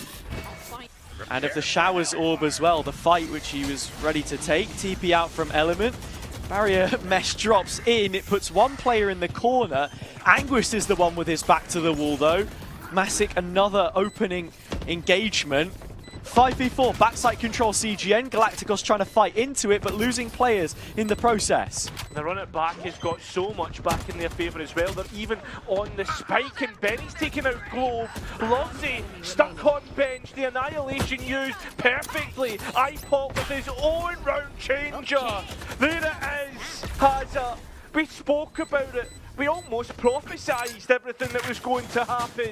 It's CGN with just a glimpse and chance of winning that round. It gets a little bit confusing with the annihilation there, but both teams using 2 ults, and it comes down to a 1 versus 1. Galacticos recommitting to the site, or the backside fight that we saw, with more numbers in the second wave after they'd initially lost Destructive through lamps. Investing the orbital strike in the initial execution. Capio having his say a quarter of the length of regulation in. In terms of what CGN have been struggling to do so far, well, it was the pistol and then the round that you expect them to win, which they picked up. Everything else going wrong from that point onwards. I mean, the A site's the biggest issue, that's 4 rounds in which we've seen Galacticos, 3 rounds that we've seen Galacticos execute into 1 on B, but the site holds have been so poor in terms of what they want to do. They're losing players on the entry every single time, which makes it so hard to come in for the retake. I mean, I think the last round, the first round that we've seen them get numbers back on their side as they come back in a 4v5. But usually it's 2 players from the get-go. As I said before, you have this like CGN molly dump mentality where as soon as contact is hit, all of the util comes out. But Galacticos with a hop, skip and a jumper getting straight past it. They're in the site already. There's nobody holding it. The wingman goes in, the plant goes down. CGN playing spoiler, trying to keep themselves in good stead for the retake. Just give up the site immediately. Oh, the judge just comes straight out. Taffy, that's crazy stuff. Benny though is the most dangerous here, as he still has the Phantom and has gained control of the spike. Straight away the Viper's pick comes in. As it over the spike, it is, and iPod's in an awkward position. Destructive still has the molly, and I imagine there is a line up there. Yes, it does hit. iPod playing around the edges. Benny gone, still yet to go on the spike. Anguish dropping the pit, and now it's a 1v1 with time so low, and so is health. 3 to be exact. Destructive, he's dancing with it, and he's ended up winning the round because of that. Again, CGN, they're so close, but no cigar. A frustrating one too when you consider the ults invested. It was only a half buy, so they're hot to go in the next. See the dimensional drift available, 1 off the orbital strike, but Galacticos have their own pieces to match it. It's more how they're invested into the round. The pit was dropped to try and take the fights eventually because the molly was stalling for so long. Yeah. It's one of the things about picking a Brim here instead of the Omen that we saw from them so many times in Split 2 in Turkey. It's the longest lasting molly of any agent in the game. You can really drag things out, especially when you've got the Gecko there as well, but this time it's all being used early. I mean, this is the B execute. Exactly, on top of that has it's the ultimates in which they're invested that somehow Galacticos come out the better of every single time, and on the entry it's the exact same. Players trying to get out the grab net and it's just working against them. A failure after failure. Resistance is futile against Galacticos as they have a full sight to themselves. Half the numbers, elements op warrants the... Anguish wants to give it a go, you can see it in his eyes, but he's forced to give it up. Thrash recommitted, elbow re-cleared, nobody home. CGN have already been sent packing for the 6th round in a row. Galacticos picking up steam on this attack side, and that's worrying. We saw it a lot yesterday as well. Valiant on this map finding double digits inside the half. Earlier today even, KPI on their opener. For all the conversations we've had about pool depth for each team and what maps they show, there are some serious strengths and weaknesses across the board. Oh, there are. I mean, that's the thing though, right? You see the personalities of each region clash, and that's the most interesting part to me, is that each region does have their own version of how they want to play Valorant. I think, personally for me, like CGN, they're probably slightly more unique to other teams. I imagine most people would agree with that in terms of how they want to play. Yeah. I think so far, I would argue that CGN, if they could just get a 5-person retake onto Galacticos, because they're so execute heavy with their utility so far. That's where you want the op as well. This fake out, if Masic spots it, well, already knows that it's in play. And this is the first official that we've seen from CGN with this lineup as well. So it's not going to have the same kind of reps in these situations, one which they would have been hoping to save for the main event had they qualified. Yeah. That was a best of 5, the split 2 final, and it's important to mention as well, they've only lost 4 best of 3s the whole season. That's insane, man. I'll find you. That is insane. And on the other hand, like Galacticos, they've had their fair share of woes, that's to be sure. No woes here, as that spike is denied, but that's about the size of it. Benny finds himself in a position, has it, behind enemy lines and showers, and that would have been great had he not just been found by Destructive. Anguist running about like a headless chicken. In fact, CGN are all headless chicken as they're plucked up and found an advantage for Galacticos. Yeah, Anguist had no idea. He was rotating, thinking that there was still a chance it was a B execute. Came back eventually, and there you go. Galacticos end up winning it. That's now 7. Still not moved any closer to CGN finding the result that they are looking for. Ult's invested again. Not the value that they wanted. Vince's orbital strike, just a method of denial, but no real capitalization. Something as well, I think, is just playing Gecko into CGN feels like such a strong tool at times, just with the amount of utility that you're constantly able to get back and use to clear against them.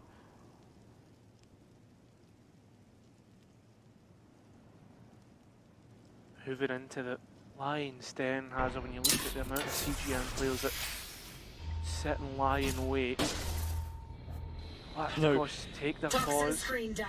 People made the joke before that the deadlock utility was useless against these guys because the shift key is always pressed. It's actually Lurzi that's got past on A. The spike making its way over. Potential for this backstab through lamps if they don't clear it. Whoa! Destructive going down, his gun's lost, and well, Glove's gone down as well. Element, what is that? Rifle in the hands of Anguist. Just about won the round. Just about though. I mean, if there's anybody has it, I thought he's yet to show it. Caught in the grab net will actually aid him, but in terms of aiding, it's Benny that aids finally a round back to CGN. A thrifty. That could be a huge win in the grand scheme of things. A landmark, a starting point for CGN. In terms of what they did well, nothing too complicated. Just hit the shots because Galacticos weren't using reams of utility to make their way back through. I mean, Hazard, that round could be the difference of starting from the pits or starting with the pack on the racing line. Where are you? I mean, CGN give themselves a lifeline now. Yeah. It's just all the conditioning ahead of time. Yeah, it's trying to make it happen, but it's a one-man operation. It's not many times you would see CGN disconnected in terms of the utility. I don't know if that was meant to be almost like the Sky Dog, but as an ultimate Hazard, it doesn't come round as often as every round as a Sky. Yeah, if you want to try and make the same kind of plays, you need to bring something different to the table because there is no set clearing utility here for CGN in terms of finding that space. You send the human drone Benny for the info, or Element on the peak, Anguist as well. Now CGN are finding their groove again. Galacticos conditioned so heavily into their own style of play that CGN know exactly what to do. They've hit the nail on the head twice in a row. Destructive feeling the full force of it.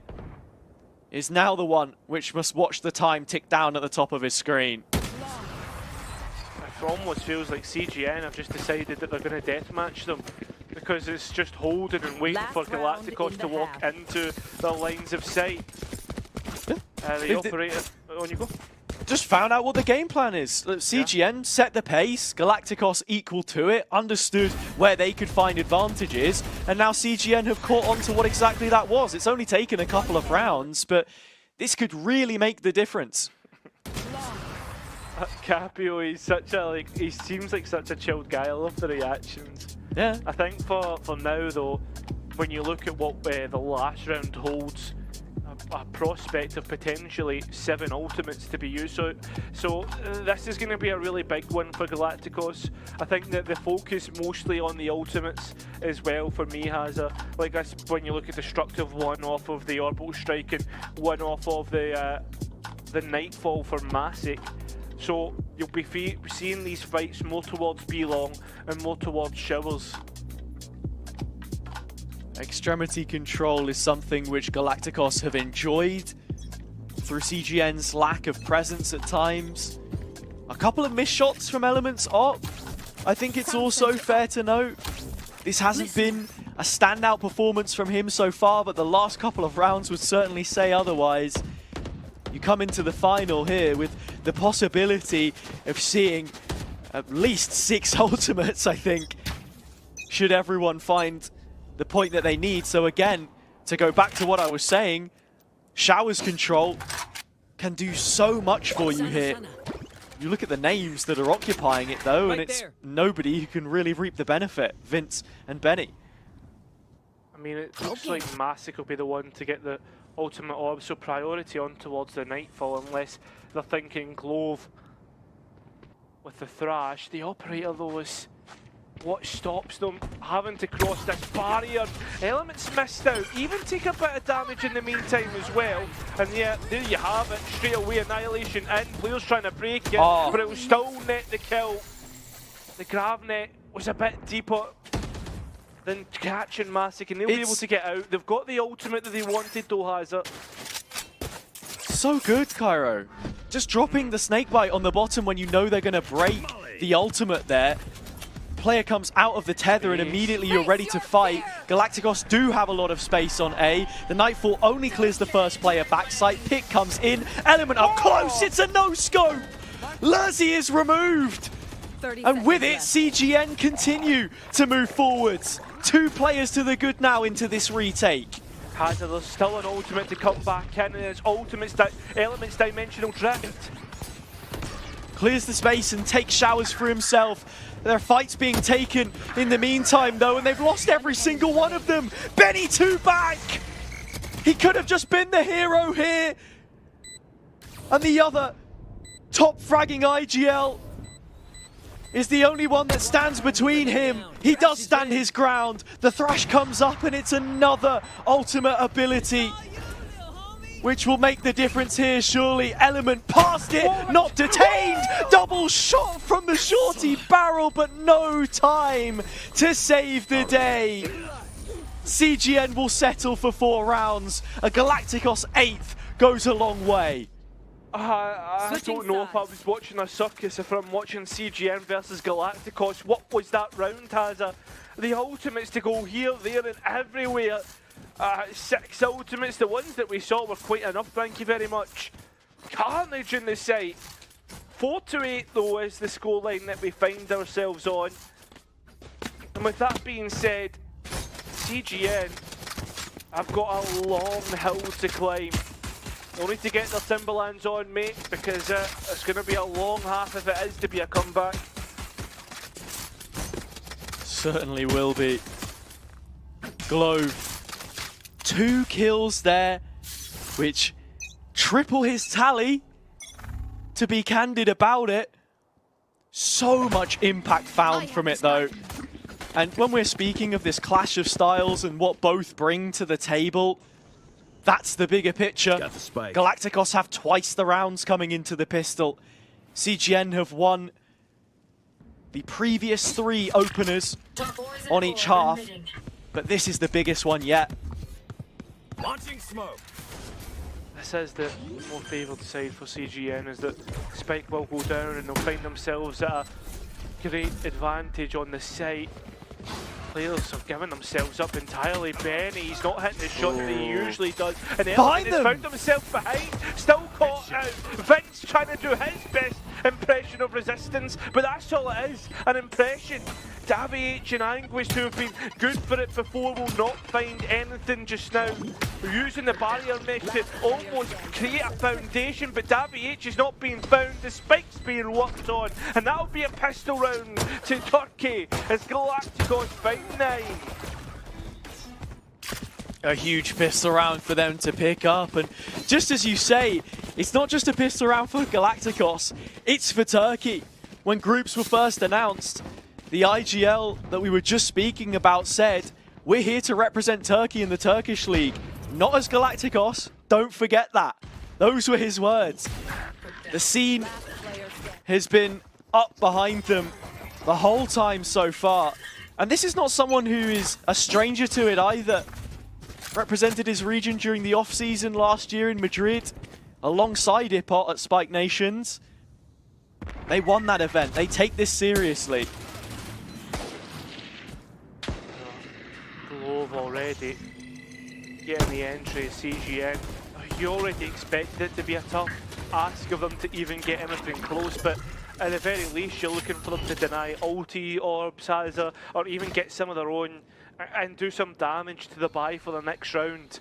So far, Benny is just given an absolute free one over to Galacticos and even giving up the spike.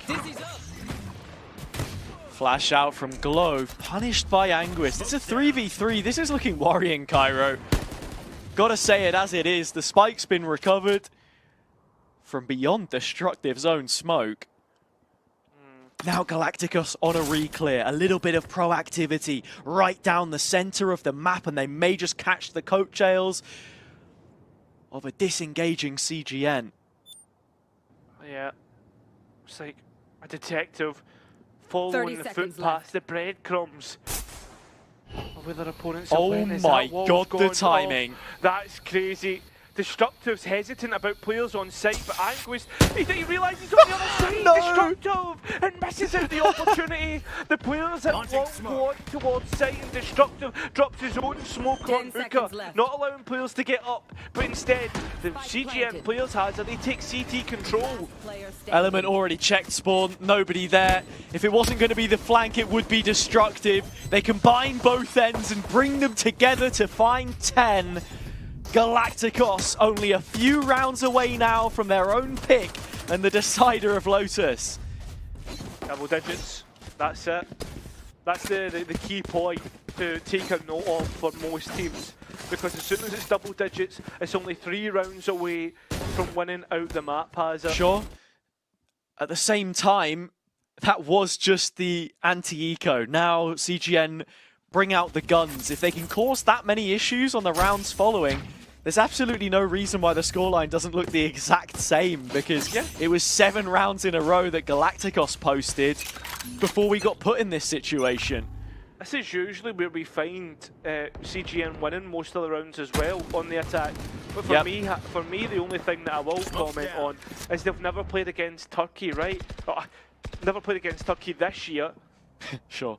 Did play against Digital Athletics last year, in which they lost. Same names as well. That's always the case.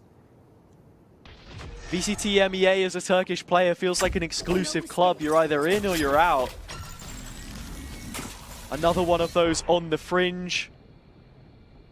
Lurzi, 3 of his teammates from S2G last year, making it up to the big league. Sat waiting for his chance, as all of them are. But getting close to it here. CGN onto A behind the Viper wall. Standard set piece. So many players ready to peek. Masic spotted. Does Anguist read too much into this? Because he's got to clear Ipot and he's going to miss the mark. Yeah, he's gave a rifle back the other way, and as the players get so deep, 2 now. Element just walking into smokes. That's not what you do. Smokes are a marking of your territory if you're one of the teams. It's looking flawless. Davy H having to try and get something back, doesn't want to tap the orb because then that would give away the position, and players giving everything up. A little spam on the body, and Rifles picked up. Galacticos leaving nothing to be, leaving nothing to the imagination, has it? Leaving everything on the server. Yeah, they certainly are. Just mistakes made by CGN, very simple ones. Both Element and Anguist, as hungry as they are to find fights, walk into smokes or don't clear angles, get too ahead of themselves. Masic with his legs out, Anguist's eyes don't know where to look, he just gets it wrong. Like you say, nothing left to the imagination. Certainly not. Element found himself a little pocket to work in. Baited for that bait. He's done well, and oh my god! Everybody caught off guard. Hello! Fantastic stuff! CGN, they're gonna probably find the round win after something like that. There you go. That's the DAC machination. Demandschaft in motion. Efficient. Maybe a little bit overkill as well, but we don't touch on the details. Yeah. And 5 players strong means that they can start to put a little bit more strength in this attack side. There's not going to be anyone on light shields in the next. Got all of the credits to keep the purchases coming in. But the fact that Galacticos have been so consistent at the start of this half means that money for them won't be an issue. And that's where you want to start taking advantages against the defender's side. I mean, advantages has they have 2 rounds left to get it over the line, right? So in terms of advantages, they've got plenty of it. A gap of which will be 6 now. CGN will be like the, I guess like Here a, we go. carpet. I was going to say a chiseler, like you know what I mean? A chiseler. That's not the correct word. But you get the idea. A carpet, you said? Carpenter, I think, would maybe be the word. Like yeah, chipping okay. away at this lead, right? Okay. The point being is it's like they have tools to do it, right? Usually it would be a chisel. I mean, it's going to be the ultimates, and especially Benny's, of which again you have to comment is the lowest ultimate to get back online, lowest cost. Well, you know, chiseler is actually slang for a person who cheats or tricks, a swindler. So maybe CGN, the snake oil sellers of tier 2 with their wacky comps, can find something for us here. Who knows? Proof's in the pudding, and Benny has plenty of evidence to give. Yeah. Laying out his case for the claim of the ace site, and he'll get it. Don't traditionally see the fade on an operator, but they'll have an idea that there is someone towards Shivers, especially after the TP, and that's why they tapped the spike, Cairo waiting for a reaction. iPod needs to go big, and he has the showstopper. He certainly does, and they're running straight into it in the smallest part of the map. Hookah over the top, peek from Element, has to punish, and he will most importantly. Orbital strike in the TP! What's your Thrash gonna do when I cook it? Stick it on the pan and sit like a sea bream. 4-1, Masic the only one left. Brilliant reaction from CGN when things were looking tough there. They have read everything to perfection. It's almost like the little kid sitting beside you all the way back in primary school, checking what work they're doing and not even changing a single bit of it. CGN, they still have plenty of tricks up their sleeve, and you should never underestimate them. Galacticos, you might be on 11. This is still a long game. Just as soon as you think the round gets out of hand, it's some sleight of hand from CGN. This is brilliant. The orbital strike. Mavera knows they've been outdone on a couple of these. Ultimates cannot be the going rate though. Sure. Look at how many have been used up in the last few. You do still have the dimensional drift for Element, and maybe that's the answer. Maybe you just keep looking to the playbook and see how deep it runs. What can we do round on round to make this difficult? I mean, last round was fairly fast-paced, and CGN immediately began and switch it up, has it? Sound sensor up. Now Galacticos have to reset and figure out what CGN are up to. They're not really holding in towards Hookah either, so That's the question mark where you put on the map for CGN. Dimensional drift in. In fact, it's just straight into an execute on A. That's what they're always about, though. A team-oriented play style. It's only element to clear, but everyone else is behind this. Headshot goes through the wall. Ipot is low. Anguist is lost. This isn't the priority for the push, though. A is where the execute should be happening. Masic finding another on the site defense will make matters worse. Vince only gets one on the backside swing. That's the cost of the spike as well. Sure, Davi with a trade. You're trading down the numbers into a situation where you're still at a disadvantage. I mean, until that spike went down, the players were pinned to the B site because of Anguist's presence. But look at this, an escape. The pressure's been let off, and Davi H is still here. He's got to do it all. The Dizzy in the corner might just be the death sentence. One for Davi means that it's still within Element's wheelhouse. No Yoru utility does make the clutch attempt that much more difficult.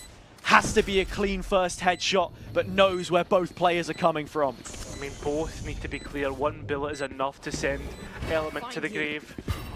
This would be something out of this world. The reveal.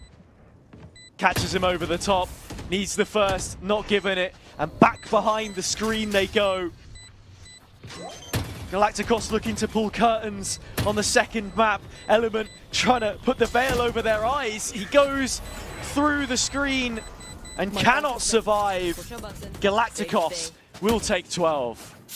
Finally, 6 rounds, 6 chances at finishing out the second map. And it still feels like, even though there's such a big advantage and all it will take is Galacticos 1 round, it feels like CGN at any moment can just start to string these rounds together, even though Galacticos have been doing so well. Mighty tense, and the best part about it for the Turkish side is what the conversation has been for the last couple of rounds. Ultimates. 3 of them. Big ones at that. So much stopping power in each and every one of them. Lerzy's pit controls all of short. CGN have nothing to defumigate it. I think that's the Drift was using the previous. The big thing about these halves have been almost decided by the ultimate cycles. Certainly feels that way. Still holding onto your breath for CGN. And what the second half could have in store, it's nothing more. Glove will make damn certain of it. The safest pair of hands. Vince with a bit of retaliation, but Destructive's using his own ult as a get out of jail free card and has managed to stamp Vince's, kicked his bucket. Betty 1 versus 3, but has no idea of Ipot's position, and that will be the map. Galacticos go one better than CGN on their own selection. The decider stands between both and the grand finals. I mean, Hazza, what other way would you expect? Both in their own right have their own style of play, maps in which they are specialists at. CGN certainly were not specialists here, and it shows. Galacticos have got them down to a wire. I think the thing is, though, I think we could see from what Strong was saying how much CGN struggled with creating pressure pockets in which to work with. I mean, every single time Anguist was getting caught out on the luck, really struggling to find impact. And again, as we were saying on cast, that ultimate cycle, which was so important, kept following the way of Galacticos. Yeah, you never want to be in an aim duel against the talent that Galacticos has, or at least one where you're not able to shake the odds up a little bit more in your favor, because as soon as they had that read in the first half, in my mind, that was the map done. It certainly felt that way. There wasn't enough life left in the second for CGN to really enact what they want to do with what is a new comp, first tested in an official and single elimination, something they would have been saving for Ascension, I'm sure, but it hasn't found the mark this time. So we go to Lotus as our decider, not before the break.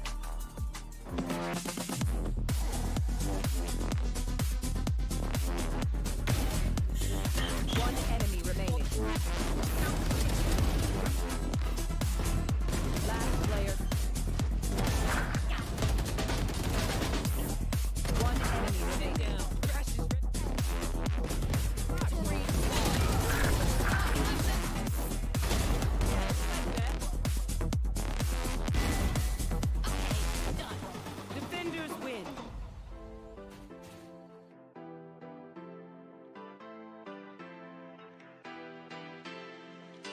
not done with you.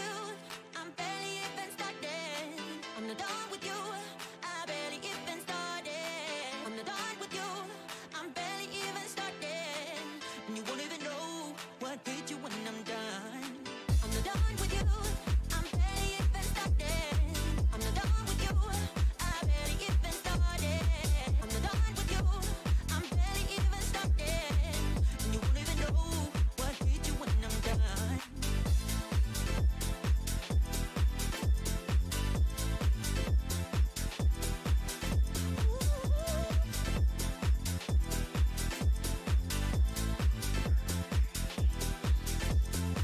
I'm not done with you. I'm barely even started. I'm not done with you. I'm barely even started. I don't know why you look at me like that.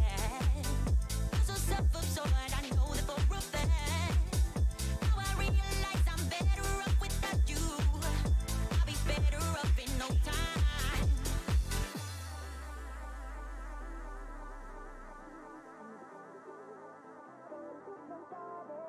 I'm not done with you.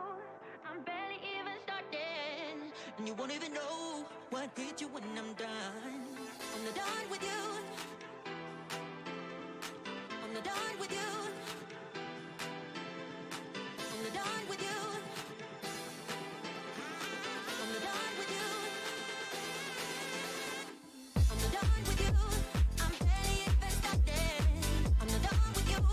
I barely even started. I'm not done with you. I'm barely even started. And you won't even know what hit you when I'm done. I'm not done with you. I'm barely even started. I'm not done with you. I barely even started. I'm not done with you. I'm barely even started. And you won't even know what hit you when I'm done.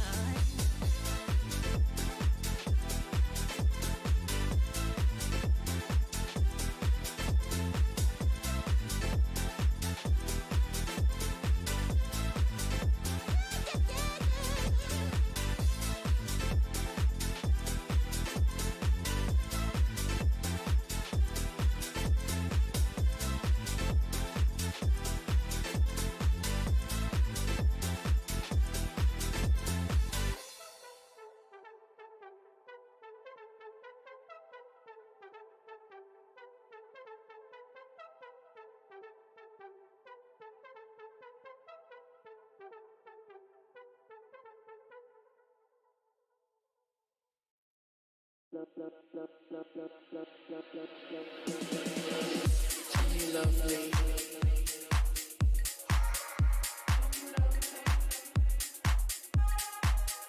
Tell me you love me.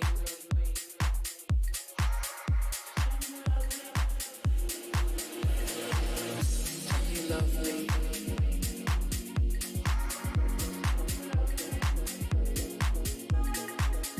Tell me you love me.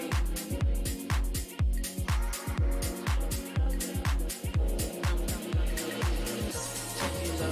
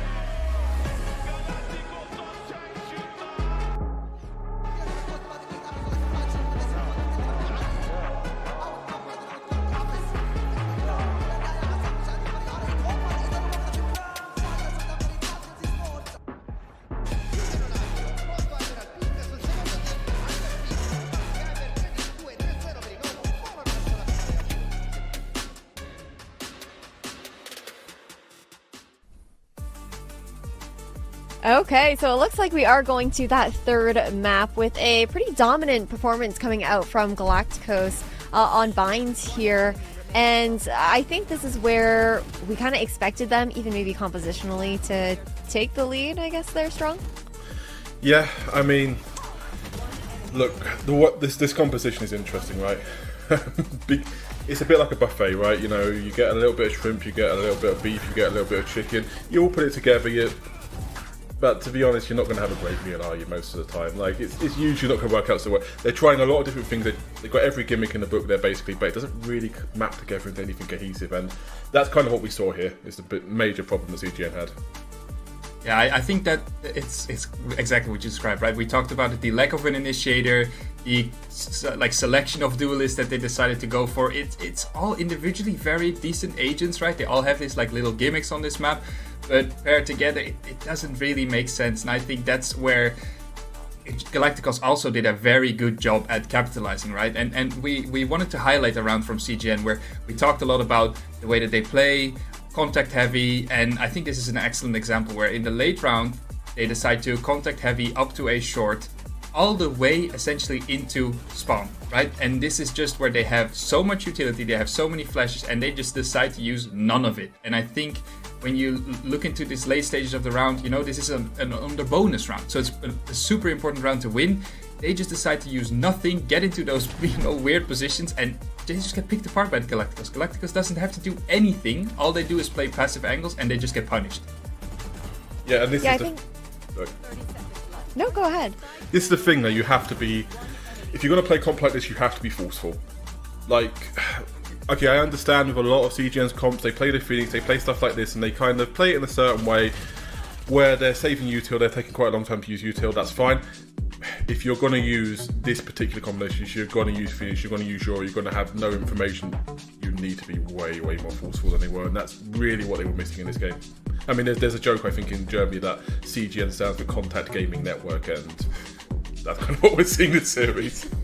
I think this style of play, I mean, it would have leaned them very well. I feel like if they did something like this on this first map, if Galacticos hadn't already been punished by a playstyle like this, right? I think Mavera did an excellent job at kind of setting up his boys for a map where they, you know, if of course one of the first things that I would do, and I think it's the same for you, Joe, is if you see this composition, they're like, guys, they don't have info. Every time they want to take space, they're going to take presence. You can play. Like, just play off angles, make sure that you know that you're ready for those flashes, and if those flashes lack, then you're just chilling, you're holding the angle, CGN walks into you and you just get free picks, and I think Galacticos did an awesome job at like punishing that. Yeah, and then also just seeing the weaknesses on the way that CGN were playing, the fact that they weren't using that utility, and again, that information where, sure, you maybe expect that used earlier in the round, but when they are playing that more contact play style, someone goes down, you lose out on that space that was taken across the map, then you don't have that util that you can actually try and re-clear that space back towards if you are moving back into that direction for whatever goal of space it may be. And then you also have the fact that I feel like Galacticos did really well to change up the pacing of this game as well on the attacking side, especially when I think, considering their play style, they're strong, we would have anticipated CGN to be going for a little bit more space on defense. Yeah, I mean, this is the thing. You can see, even in this round we're showing here, they came in with the intent, like, CGN came with the intention of taking space. The problem is CGN, the entire way they play, they're going to take space slowly. Look, the way that CGN plays on defense, they want to basically have it so, I think we already said it, they're trying to make a lot of like isolated scenarios, they're trying to put you into a lot of weird lines, all this sort of thing. The issue is if you just say, okay, we're just going to walk up on you, we don't even go super far, we don't need to use you to at the first choke, we can just walk up on you. And we sort of CGN didn't really have an answer for it for most of the half, because it was just, okay, you got to try and TP deep, because you can see with the idea of the Aura, what they're trying to do is he wants to walk up fast, and he wants to TP spawn, and he wants to TP here, he wants to do this, he wants to do that. But no, we're just gonna go up the thing, and you're not gonna have time to do any of that. And now we know where you are, and we know where you guys' backside, and we're just gonna take you out one by one. They took CGN's entire thing and turned it against them. It was pretty nice to see. Let's be honest here. I think it was great to see mixing it up between these like faster paced defaults versus like straight up executes, right? We saw like what 4 or 5 rounds where they just from the barriers go down. Galacticos just instantly dumping all their utility into sides, going for super explosive rounds, right? Like this one and the one that we previously showcased. And I think CGN just didn't have an answer to it, right? Their whole game plan on defense relied on making sure that Element is in these proper positions, having his teleports available to really take space and take information all around the map. And the best thing that you can do against that is just deny them all the info they want, or give them all the info they want. Hey, we're going to this side, we're not stopping. If you want to fight us while we're doing it, you're happy to do so, but you don't have utility to do it. And I think that's really where Galacticos' game plan against the composition that doesn't have any scans, doesn't have like any. I mean, they had a Euro flash, they have a Phoenix flash, but I also didn't feel like they knew how to particularly like use those in a supportive way to counter those direct hits. Yeah, and I love that you're shouting out these players as well here, right? Because we did talk about Ingles, we talked about Element on Ascent and how good they were individually, but there's another dynamic to it that I want to chat about, and it's on the side of Galacticos. A big reason why they were able to find so much success. And although Masic wasn't putting out necessarily the numbers, the shift in performance from IPOT into this map was night and day there, Strong. Yeah, I mean, we could even say, to be fair, we could say, well, Massey didn't put up amazing numbers, but I believe he had 4 first kills or something like this as well. So he was having an impact. He put obviously complete turnaround, horrible map 1, much better map 2.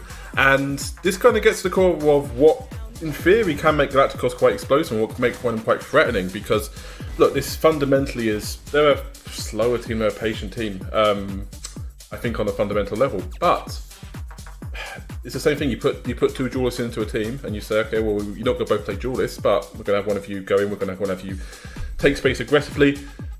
The thing I was looking for with Masic was how was he going to play the fade, and he got a little bit passive towards the end, but he was aggressive enough when he needed to be. He took space off the enemy team, and that was really important. That was just made it so easy for the entire rest of the game to flow for that attack.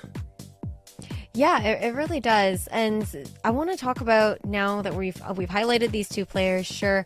And you mentioned the fact that Masic had a great game when it came to those impact frags. And that's where I have my eyes on him heading into our 3rd map for this decider, to decide who's going to take that last slot in the grand finals tomorrow. Because Chamber is likely going to be the agent that we can expect to see Masic on heading over towards Lotus here in Milan. And I feel like it says a lot that he's able to still have that impact on that fade in this last map. And this is where we'll see him even more enabled. I mean, I think, considering both that they had fantastic performances on this last map, and the last time that they played Lotus, they, let's be honest, 13-5 kind of demolished Valiant as well, right? So I think that Galacticos is feeling great going into this last map. Sure, CGN might throw them a curveball again, but I think even now, seeing that they have the flexibility and that they have the skills to adapt to something like that on the fly, must give this team like a boastful of confidence. Yep. One thing I'd sort of say about this is, so this is the one map left where we would expect to see Benny on Gecko, because the last we saw he was supposed to be on it and Bind. He didn't play it here. Do we see Phoenix on Lotus? I mean, I guess it's not unprecedented, but it'd be interesting to see. I think the Chamber is going to be really pivotal here, because look, there's a lot of stuff you can do in terms of how the game plan will play out on this. There's a lot of stuff that goes too deep to get into here. But the headline thing here is team is playing Chamber into team that wants to play Contact every single round. That can go very well for the Chamber team, because it is. I don't know how much of a consensus thing it is, but I know that when we were looking at Lotus earlier in the year, we were like, yeah, this is the hard counter for Contact play. Yeah, I think you're definitely onto something. I do want to highlight that the last time we saw them play, they did play double initiator, right? And sure, it's like deep-rooted identity, German and contacting, whatever it was, right? They like to contact, but also surely at some point, if you understand, you watch this, like you think about the series, you evaluate it with everybody, surely KPI right now is like telling them, guys, listen, what did they do? They're countering us. Just stop contacting us. We have so much utility on Lotus. Make sure that we actively use it when we're trying to get into sites. Make sure that we find out where Chamber is playing. Make sure that we avoid those like little stacks. And I think if they do that, we're up for a great map 3. It's a big question, though. The big ask is to see if they can make that pivot, make that adjustment map to map, because we weren't able to even see it within a singular map on Bind throughout the timeouts that were being called by CGN. So it is a bit of a question mark for me in that regard. And then you also have the fact that, at least for Galacticos, they do have that ability to have that breach as well to really slow down a lot of these pushes on the side of CGN, really take control of that space and deny that ability to comfortably even contact up if they're going to be fighting more aggressively, that in the way that we would expect here on Lotus for either that Mound or Rubble control they're strong. Yeah, and this is something that let's see if we've got the comps here as well. Yeah, it's basically as expected. Benny is going to be playing the Gecko here. The breach thing is, something that you illustrate that probably should have picked up on earlier, because this is a thing with the Galacticos comp. They're playing Chamber as the Sentinel. That means that they don't really have particularly strong sight hold. They don't have the fallback of having a Killjoy or Cypher somewhere. So that's going to create another very interesting dynamic. There's a lot of things that are going to go into both of these comps. And yeah. I think that the interesting part there as well, right? If you're looking at a contact-heavy playstyle, what is arguably the worst way to do against that is to keep on fighting it, right? Like Galacticos doesn't have. I mean, sure, the breach allows them to move, play a little bit forward. I think the thing that I would be most worried about if I'm on the side of CGN is trap plays, right? Having a breach allows you to do trap plays so successfully, paired with an omen, paired with a stun, maybe a chamber trip. And I think if Galacticos perform the way that they can, I think CGN are in for a world of trouble here. Yeah, I think it's going to be important for us to look out to see how they're able to counter those trap plays, because you're mainly going to be looking over towards that Gecko and that Omen there and Benny and Vince to try and throw that utility out in response. So let's see how they do. And Hazakar, why don't you take it away for the last map of today? Can't wait to get into this one. We've gone down to the final map, and ever since the regional leagues were created, DAC falling short to Turkey. Can they do it here? They were able to get the first map, the second went Galacticos' way, and now is their time to make the grand finals. I mean, as we were saying before, there needs to be a feel-good factor for DAC at some point, right? This is the furthest they've ever been in any inter-regional tournament, never ever making it to a finals. Whereas Turkey, they've been here before. It was 2022 VRL finals where they made it. It was last year in play-ins where they made it. Yes, they fell short, but it's a chance for Lursley to make up for lost time and perhaps get there to try and do it a second time. For me as well, Lotus, the last map, is such a brilliant battleground in terms of storylines, because CGN have never lost it. I mean, something has to come true today, whether it is CGN losing Lotus or it is DAC finally beating Turkey. At the same time, Galacticos, with all of the role issues that they've had, this is one of the places that they can call a mainstay in their own map rotation. You look at the ones that they've played so far in this competition, 13-5 against Valiant, as well as they battled KPI earlier, they fell short. The grand finals awaiting one of these two teams. Galacticos' last outing to the ESA arena in Turkey was cut short. For CGN, they fell on home soil in Cologne. Can either of them make amends? Only one will get the final chance at another grand final. I think the most interesting part about this to me is the fact that this is the most meta composition that CGN play, no off-meta picks, and it's the map that they've never lost. The Benny buffet just keeps on serving up trouble. Finally, we head to the dessert and it looks normal. A control early doors, and that door being turned onto a vacant plot of land. Quick space taken back through stairs on the other side of the defensive smoke by Galacticos makes this one interesting. This is about to go down. Yeah, you think that, but Hazard, I think this is a B split. Look at the players out on B main. There's no way you dedicate 2 players while you're still thinking about A. I mean, I don't know if Galacticos are going to allow them to get there. It's certainly not allowing them to stay on the server. Globe has done so well to rout the players that were there. A nice reaction. Davy H with a chance, but that's all it is. A fleeting chance, as the rest of the team are found out by Galacticos. Yeah, CGN just make a mess of that in the end. You probably got to deposit Davy outside the door. and cross to the site if you can, but as that smoke was going down, like I said, you've got 3 players the opposite way ready to take contact for when you look at the site itself, but only a couple of them actually able to activate. I mean, same buy for CGN, just the Marshall on Element in the second round. Yeah. I was going to say, like, you either win that initial duel that when the smoke drops, or you're quicker on the B execute. I mean, the A space is already taken, and I thought actually the one that loses out in the duel against the opposite number of Element. Galacticos a few more resources to be taking this kind of space with this time around. We're yet to mention Masic. This is a role where he can get so much more aggressive on the chamber. Shot lands! Anguis goes blow for blow before he can press the TP button. 4 on 3. OpenSea site for a plant if they choose to get there, or if they take it into their own hands, which they will, or the little yellow ones instead. I mean, there is an outlaw, and players within touching distance of 1 bullet, that being Luzzy and iPod. Davi H needs headshots if he wants to get things over the line. Utility back in, and it's just iPod's body shot, so that's one less in which Anguis can capitalise upon. Hazard. One of 3 players on the site fighting their ground, standing it more importantly. Anguis from this same corner we saw him ace from a couple of days ago. Can do nowhere near as much with the Sheriff, but he can gift an opportunity to Davi. Makes his escape through the smoke. Defuse worked on, needs to snatch it late, takes the player who was on it, but Destructive should have enough time. And he will. A second for Galacticos, but again, it's by the skin of their teeth. Just for a second, you think like he's caught both of them off guard. Maybe I'm a little bit jumpy today, buying into the stakes of what is essentially playing for your season, right? That's not something we spoke much about.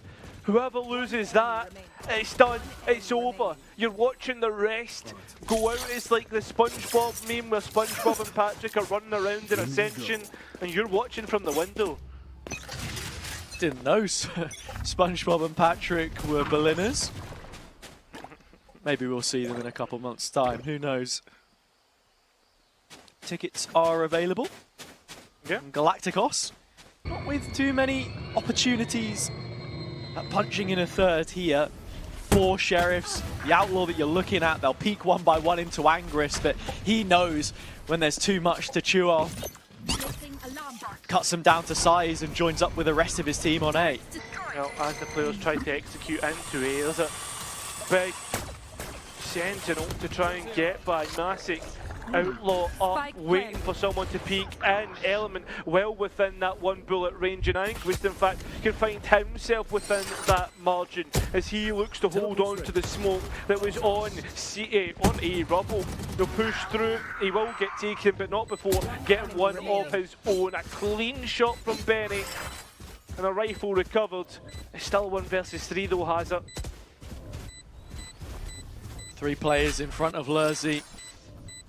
Standing between him and a third round, but the Vandal should be saved.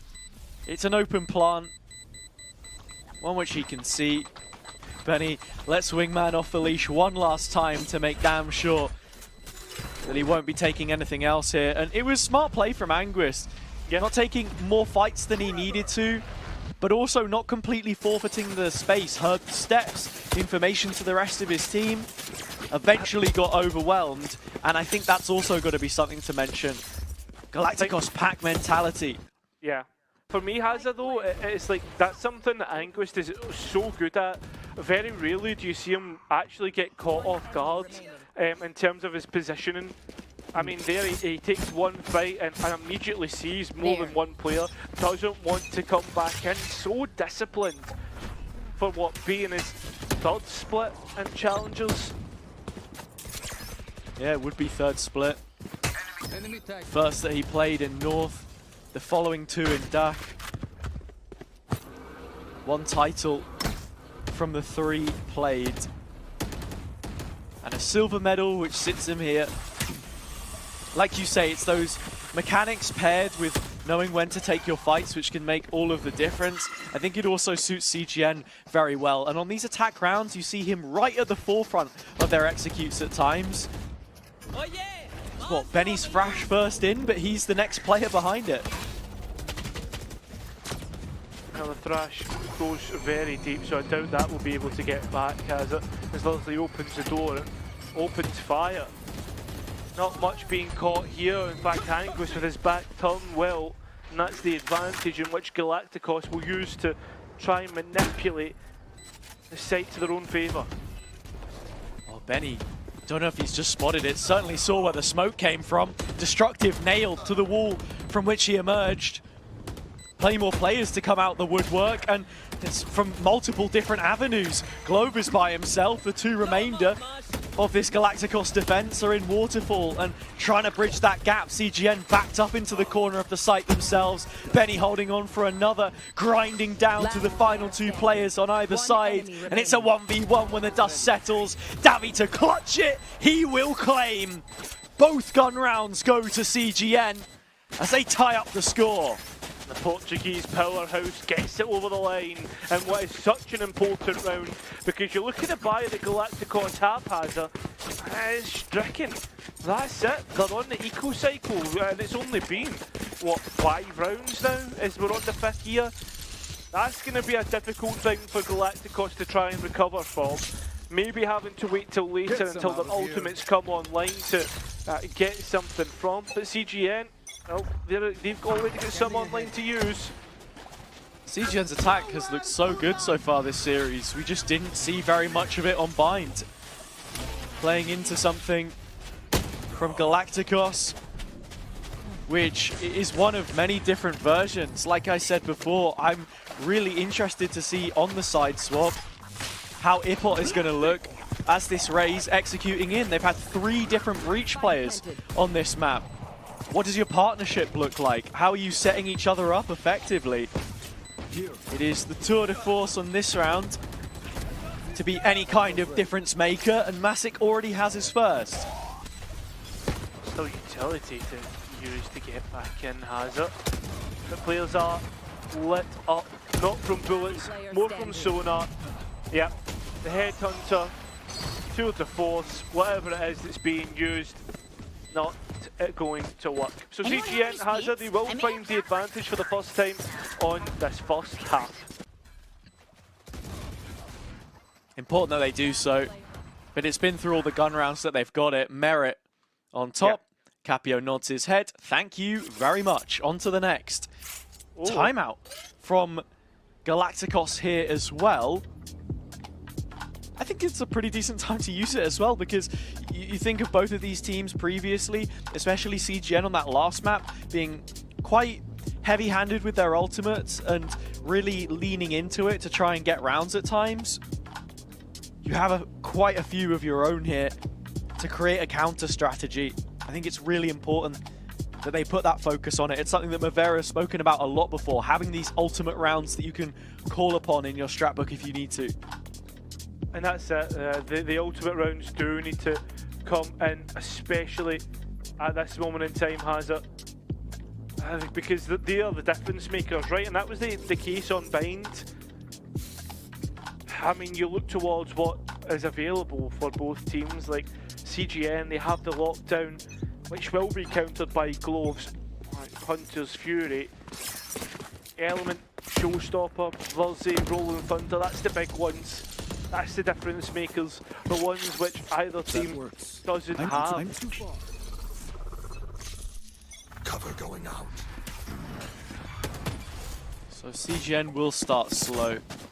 They put the feelers out towards A. At the start of this game, they were really attempting to try and take as much of that space as possible, but Galacticos have shown no real presence there in the last couple, and actually it's been open for the taking for both. This one's staged on the C mound instead. It's another easy orb for Benny to get closer to that Thrash. Yeah. So close. In fact, he can use it, has he? I mean, the C site has been so well conditioned that the Galacticos have gambled towards this side of the map. This could be such an easy fake. In fact, you can see those players already looking towards B main. That could be an easy tap. In fact, Benny is going to be the one to try and continue this fake as the wingman makes the noise. Sending it out of pocket rather than committing it to a spike plan, but they are inching ever closer. It was a nice bait out of the Thrash initially from Masic to force Benny to commit to it so he could TP. The door opens up. They're going to full send this onto the C site. They got enough space to warrant it, but it's the Rolling Thunder coming back through, which is most scary. Well, already there, you see the ultimates coming back in. That's the counter we expected. That's why Glove was committed to the B site. And now the players head in. Spike's been denied. This is big. Time too low. That's it. Glove can sit there happy knowing that his team has won the round. That was all that was needed. It came down to counter after counter utility. Sure, it was a scrappy affair, has it? But again, is it indecisiveness that cost CGN there? Has to be. Has to be. You see the way that they set up. It clearly diverts from whatever the pre-round call was to take contact, surprise, surprise, towards Mound, take the orb, get the Thrash, see if you can maybe find a pick and fake in towards the C site with the wingman. You have the B main presence, and then it's a late execute. I don't know what the read was to try and get the space. There wasn't enough time to plant the spike, and I like the reaction. Showstopper out to meet the Rolling Thunder. You're stunned, you'll get the value. It just gets messy though, and we're straight into the next now. Yeah, and look how proactive this time Galacticos have been towards the C side of the map. CGN, they're scared of A as well. They're now starting to double guess themselves, right? The timeout that's been called by Mavera has been extremely potent in terms of whatever he's made in adaptions, because CGN are second guessing themselves at every opportunity, and Masic's not going to get the chance to TP out. A little slower on the pace this time, but effective in the way they gut rubble control. Now you've got Element crossing towards the Hobbit door, and thoughts about the B play, but there is no main presence this time. Both initiators on the A site. The execute coming through. Element first forward again. Trying to lead the line as much as he can. Wingman on the plant. Benny sticks the landing on both kills. Double up from the Phantom. The Vandal doesn't hit those. Definitely doesn't. Destructive though. Good for a clutch, but no clutch attempt being taken. That's another round for CGN. Has it back towards them having the advantage. Saying that, it probably does. Little bit staggered. You can see what Glove and Lurzi were trying to do. From what I saw, it didn't look to be the most effective counter utility. CGN had so much still available to them on their execute because it was just the paint shells which managed to get Masic out of position. Not too many teams which play Chamber these days, but it can still be a very strong agent in the right hands. I can remember when it first came out, Hazan, hearing that people were trying Chamber on this, I was so surprised, but it's the geometry that allows it, especially when you have players able to op like Masic here, who's been playing the op consistently over the full series. I mean, you saw KPI and how they were able to do it earlier on. Ooh. Judge up close for Glove. Benny walks right into the crosshairs, the trap. One click and he's gone. Both shock darts may just do the same, and Element makes sure of it this time. That's something throughout all of Ascension. The shock darts have been so on point, whether it's Sayonara or Davi. Here comes what? Anguist doesn't care. Shuts up Ipot, that's an ult gone. A 1-for-1, which is looking good until you hit Masic's side of the map.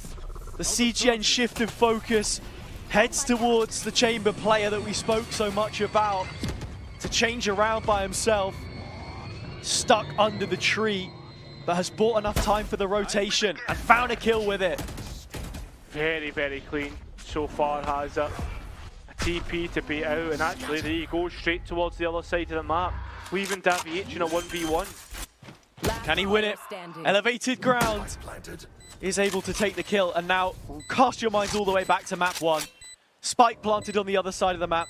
Element playing catch up. Vince needs to live here, because if he goes down, then the whole ship could go with it.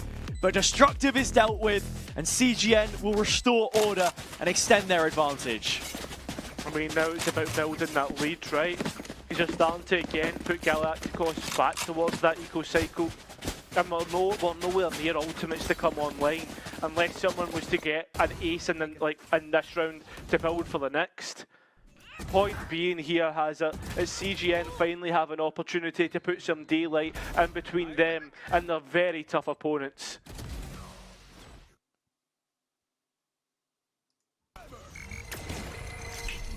Peek from Massic, but no shots fired. Simply has to pull away. Anguist again trying to hold down the C side. Destructive's gotten past the first set of boxes. Anguist knew it!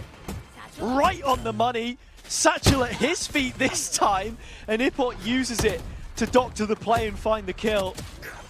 Had just the antidote. Massic wants more. Still fighting, still holding on, but eventually goes dry. Davy isolated, could make for a 2v2 if he's not careful. Needs the support. At least someone to at least peek off him. Maybe he doesn't actually have it. Maybe he can just do it himself. It does actually catch iPod, but for the most part, utility is spot on.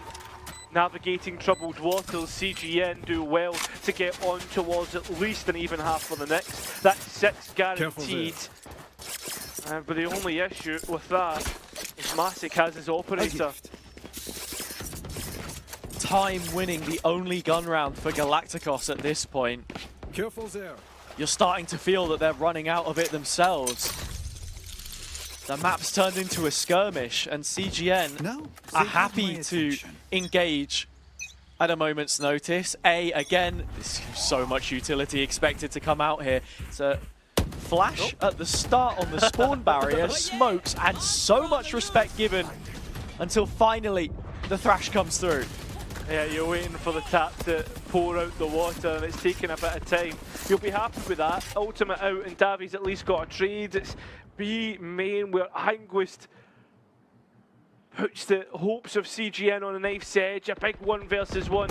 If Glove doesn't check it, that CGN, they have a 2-player advantage.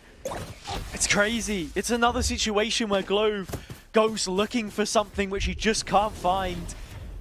To put him under the microscope again, as much impact as he has, when you compare it to Benny, there's always a player by his side. He goes down with the ship, does the captain of CGN.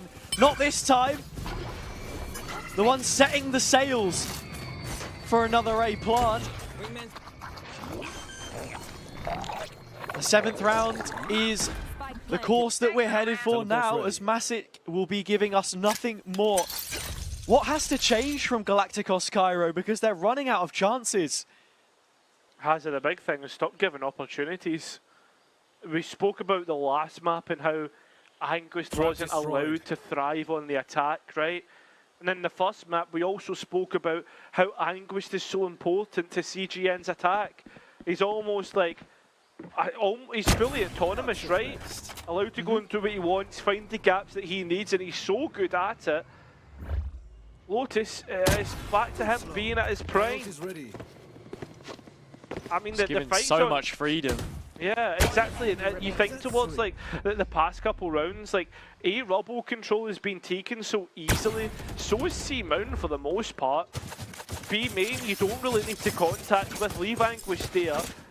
And just make sure that when the fight back comes back in, you're well prepared for it. Galacticos just feel as if like they're so surprised when CGN come back at them with so much utility, and it's retake utility, your double initiator. It's been the story of their year. The downfall of Fireflux was welcomed with open arms by Galacticos. Their qualification came from the point systems, and the error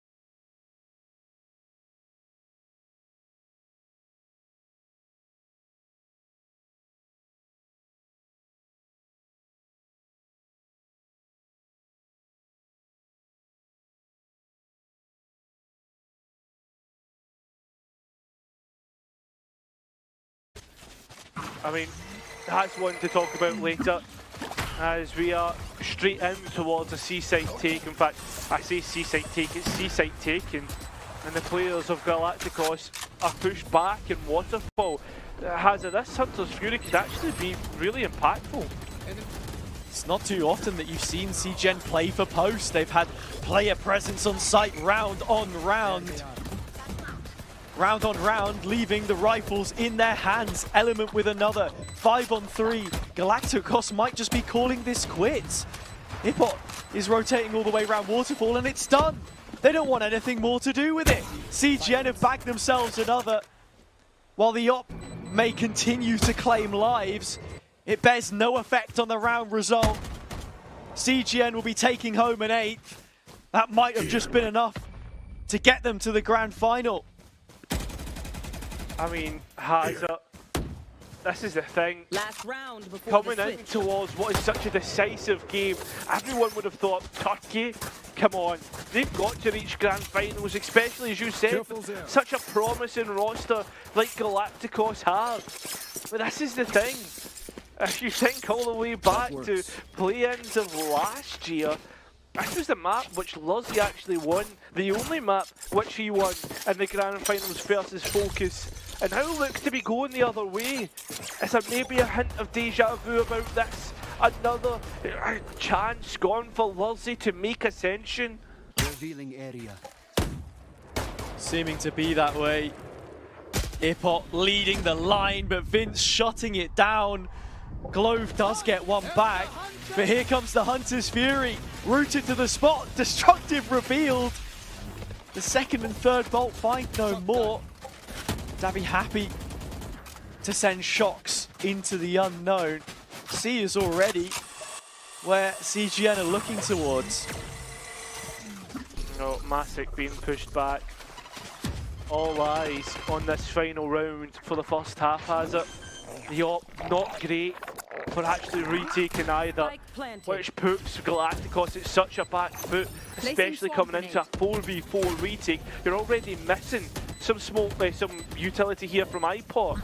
Yeah, Vince is gone. He's been so key in consolidating the backside, but nanos on Moshes continue to buy away at the time bank.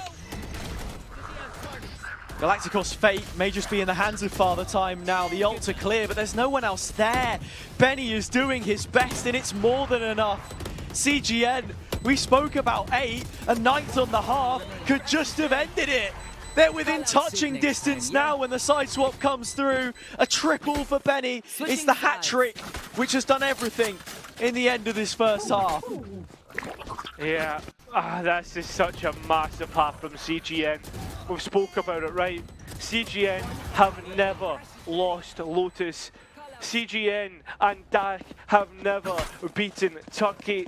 This is the best way to put all of those to rest, right? All of those doubts. Make it the furthest that any Dak team has in any inter-regional competition. But there's still one massive half to go, and Galacticos has it. They're still good on Lotus. They're still good fundamentally. To weather this storm, CGN need to hold fast. It lives and dies on the pistol. Galacticos have won the previous few, where CGN started well with our openers.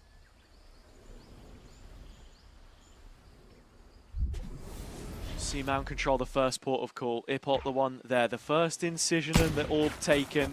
Spike heading elsewhere with no players deposited into B main. You can only think that it's Element, Sight and Sheriff which will be under siege soon. That's the expectation. CGN have not really got an idea at all as Galacticos use their opponent's tactic book against them, has it? This should be a fairly easy site to take, so you would think. It's Element that you're up against. The recon missed, it didn't reveal. Davies has, and now they know. Anguis in the smoke comes back out to meet Masic, who's massacring on this site. 3 kills. An advantage for now, but it could be a meager one. still a way back through, and with Benny's Dizzy and Wingman to get onto the spike that's not yet planted. I mean, that's the thing, Hazard. We've seen the 2v3 and pistol before on Ascent. It was massive, and already it started with a bang. As Benny somehow found iPop. Lozzie's given the chances. Vince getting one of their own. Lozzie knows where Benny could be. In fact, he's double guessed himself, checking back sight, and he's got it cleared. Benny's allowed for a chance of Lozzie having an idea. Back, walking like a turret, finds the kill and gives Galacticos a chance. A chance indeed, a lifeline. On a map with so many trees, it felt like they were hanging off the olive branch. But Lurzi will keep the dream of this play-ins push alive, one which he's held since last year. With Masic doing so much work to make another main event. It was close, but close doesn't cut it, and we know that. Same buy for Element, and as soon as he's back on the angle, it is with a bang. Listen, we've seen Anticos before. We've seen Ecos before. Upsetting the odds. A chance that you should never have. He's thinking about it. Final thought that enters his mind. Masic meets his Maker Element gone. Util is... What? I was going to say airtight, but again, it's the plumber. He finds every gap possible. Just one. Another 2v3. Is this any more digestible than the last? Nah, surely not. There's no way. Oh, there's a rifle low, and it gets a little bit worried. Already sees one player, and it is Benny. He's been playing so well, and in a 1v2, he has utility to work with. You don't doubt him here, right? A peek out! Almost onto the head of Masic. That's a little bit worrying, Hazard. Benny's feeling this. That is unbelievable. Masic, Lurzi, both names that have bailed out Galacticos in the last couple, but it doesn't matter how they win as long as they can keep them coming. Nice from Anguis to find the one breach in the offense, and Benny raises the heart palpitations of the Turkish faithful again, which come out in their droves to support. 4 rounds between the two. This is the first of the gun rounds. This is where CGN took control of the map in the first half. Racing up towards C-side. Anguis knows that he has to drop out. Again, a player that gives no opportunities, and opportunities too destructive. Catches that BH off guard, and Element not quick on the mark. That's an advantage. So low. CGN into their retake now. Play it down, but not for long. Anguis to the rescue. Putting on the cape again. The super kid keeps on giving. Anguis finally put to rest by Lurzi. Another retake, a player down, but it's already off to a decent start. CGN, 2 of their own. Destructive with those 9 points of health will not stand to the task. 10 CGN. Element finishing what he had started. Maybe a little bit frustrated you would be by Davy not getting traded out, but the fact you still reach double digits will be a sweat off the brow. So close, CGN. A big rifle round to win out. I mean, you just see how good again Anguis.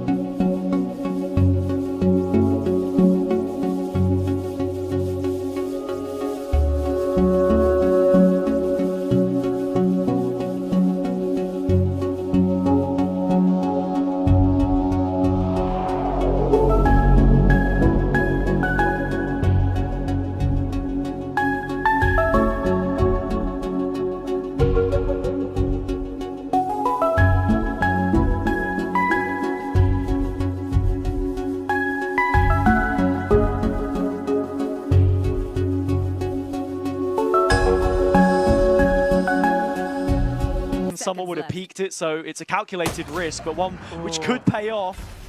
Masic has the opener though. They can follow this up brilliantly, Galacticos with 2 more. Yeah, and 1 away from the showstopper for Element. If he can get an opportunity to get that online, the orb probably going to go soon. And the spike's been down, Taza. 10 seconds, in fact, make it 3. They need to get the spike down, and Anguist is in perfect chance to deny the round, and he does it. Hides away, denies the round for CGN. Or for Galacticos, CGN find an 11. Galacticos are being denied every opportunity, every chance being swiped away. The Dark team looking to clear their closets, the skeletons finally to be buried. Such a key round, just to replay what we saw before. CGN with the right players present. Sure, it's up against an eco, but so imperative that they won it. Talking before about the depth of the map pool, each of these teams, you're looking at it, so one-sided from one map to the next. The only where there are lots of differences to really highlight would be CGN's comp on Bind, something that they hadn't played before. When we're on meta, on brand, they haven't put a foot wrong, Cairo. Off-brand, I should say. Yeah. You talk about Ascension, play-ins, this stage of the season being where you get the complete picture, it still feels like Galacticos are a project in progress. There's my buddy. Feels that way. A lot of fundamental issues have popped up here and there. Over-peaking. Careful there. Not giving the right information. The default's ever so slightly off. This Rolling Thunder will push Anguist into a potential place where you can take them, but they've not cleared them. And spot on is that Thrash. Trying to buy more delay with a Nano Swarm won't work out, and it's a bit cheeky trying to go for that Thrash Benny. At least Vince gets the trade back in their favour. Element still has that showstopper from last round, remember, where the spike goes down. Well, look at the huge back on the retake, drone in, and like you say, Element hangs over their heads like the fear itself. The fear of death. The fuse is lit and he's ready to go. Lurzy peaks to his demise. He survives, but still, it's a 1v2 which he cannot win. Davi at the triple. 12 for CGN. They're 1 away from another grand final. It seems as if the storyline has already been written, has it? It seems like everything leading up to this one match has been set for CGN to take that last place in the grand final. Galacticos has moving into this last map of Lotus. They've just not been as good as what we expected. Missing the mark, shots missed that would have never been happening in the regular season. Has everything finally caught up to them? Have they used the 9 lives up that have got them here? Depending on other results, depending on other teams to do the business, well, it's up to them now to do it, because if not, CGN will happily take that last spot. Esports satcheling in to lead the A charge. The highest ACS of any player on Galacticos. The only one in the top 10 for Turkey. Even he's not having the best day. It's all gone CGN's way. Element getting 1, but Galacticos coming through with 3 of their own. A 4-on-2. And a moment where we're brought back to reality. Anguist still defies it. Not this time. Ipot has him red. It's on Davi to see it out in round 18. I mean, we've seen this before, has it? To make it into this spot here, CGN clutched up. Revealing area. Time's too low, I think. I don't think he's going to be able to. You're just looking to deny some of these weapons getting out. You've got 3 players on 300 credits or there so. Lurzy's taking a peek and he's lost his head to the Endeavor. Globe is the next one that goes past Rubble. Davi will call it quits, but it's an expensive operation for Galacticos. Running on fumes into the final few rounds. 6 chances left for them to close the deficit. I mean, you say that Galacticos are running on fumes, has it? So are CGN. The buy isn't looking great coming into this one. Probably looking to save into the next. Again though, that lockdown still persists for Anguist. If that comes online at the perfect opportunity, that could be the deciding factor. I mean, not everything is looking bright and breezy for both teams. Whoever wins this round, well, I mean, if it's CGN, they could well enough just decide the series right here. Davi gets the first, he goes down. Story of every round we've seen so far, CGN heavily involved in the opening engagement. Rifle recollected, could be just as useful in the next player's hands. Element has the Vandal, he's in the pit, inviting players to challenge him head on. They'll win. Not able to get it off this plate this time. Oh, no way. But it goes back to Anguis, and he's the next to step up. His chance is yet to come. There's a grand final to be played, and he's ready for it. Vince with the first peak, Anguis with the second. He'll send them to the play-ins grand final. They may have fallen short in Cologne, but the three-time winners of DAC Evolution will be going to their third final this year. Hazza is one step in a long road for CGN, a massive win for them. One more game awaits them before they can finally go to Ascension. It's a massive win against Turkey, which DAC has never done. This is the furthest they've been in this competition. Finally, CGN live up to expectations of the region, right? They've been expected to perform, and finally they're starting to do it. Something we've spoken so much about, DAC with the teams that they had towards the top end, Mouse, Focus, CGN in that mix, even Eintracht towards the second split, SK dropping off at times, but still present in the fight. And CGN wanting to fly that flag for DAC again, get a second chance here in play-ins to make the grand final. When I said months ago that I think they could potentially send a second team, people call me crazy, and hell, I didn't even believe it myself. If there's any team that you've got to go through though, it would be the dark horses themselves, KPI. What a grand final that will make for tomorrow. We'll see you then, but for now, it's a break and then back to the desk to see what they make of what we've just seen.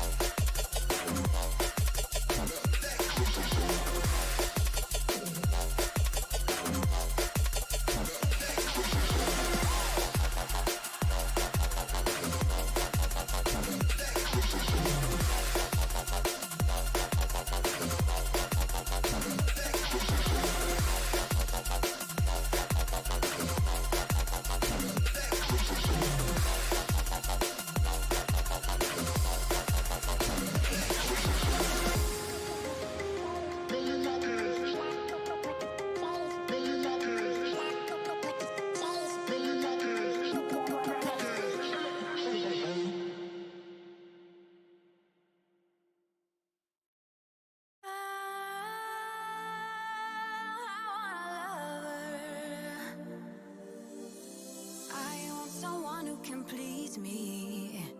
I want somebody who cares. I need a lover who never leaves me. I need somebody who cares. I've been searching my life, I just couldn't find it. The special someone to give me my heart. I've been searching my life, but then I found it. Now I won't let you out of my sight. I wanna keep this feeling forever and ever. I'm there when you need me, whenever, whenever. Keep this feeling forever and evermore. I wanna keep this feeling. I'm there when you need me. Keep this feeling forever and evermore.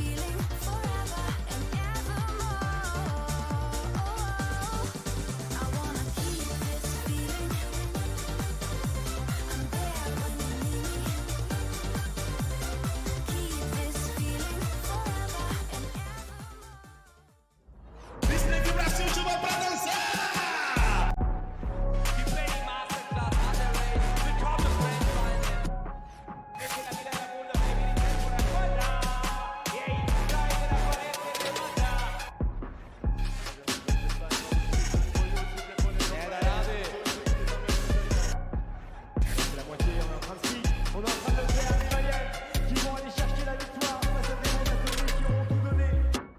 Total in the clutch, the youngest of the young prospects to kick from the life, but he can't.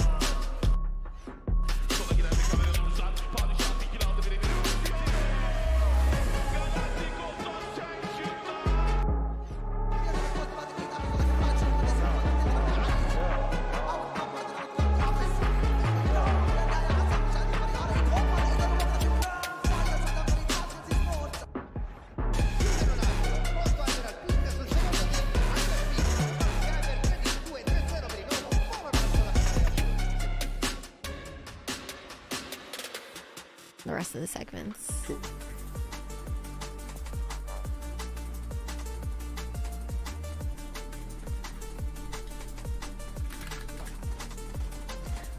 Hello, hello. I cannot believe how we ended off today. CGN will be our second grand finalist heading into tomorrow's grand final for this last spot of EMEA Ascension.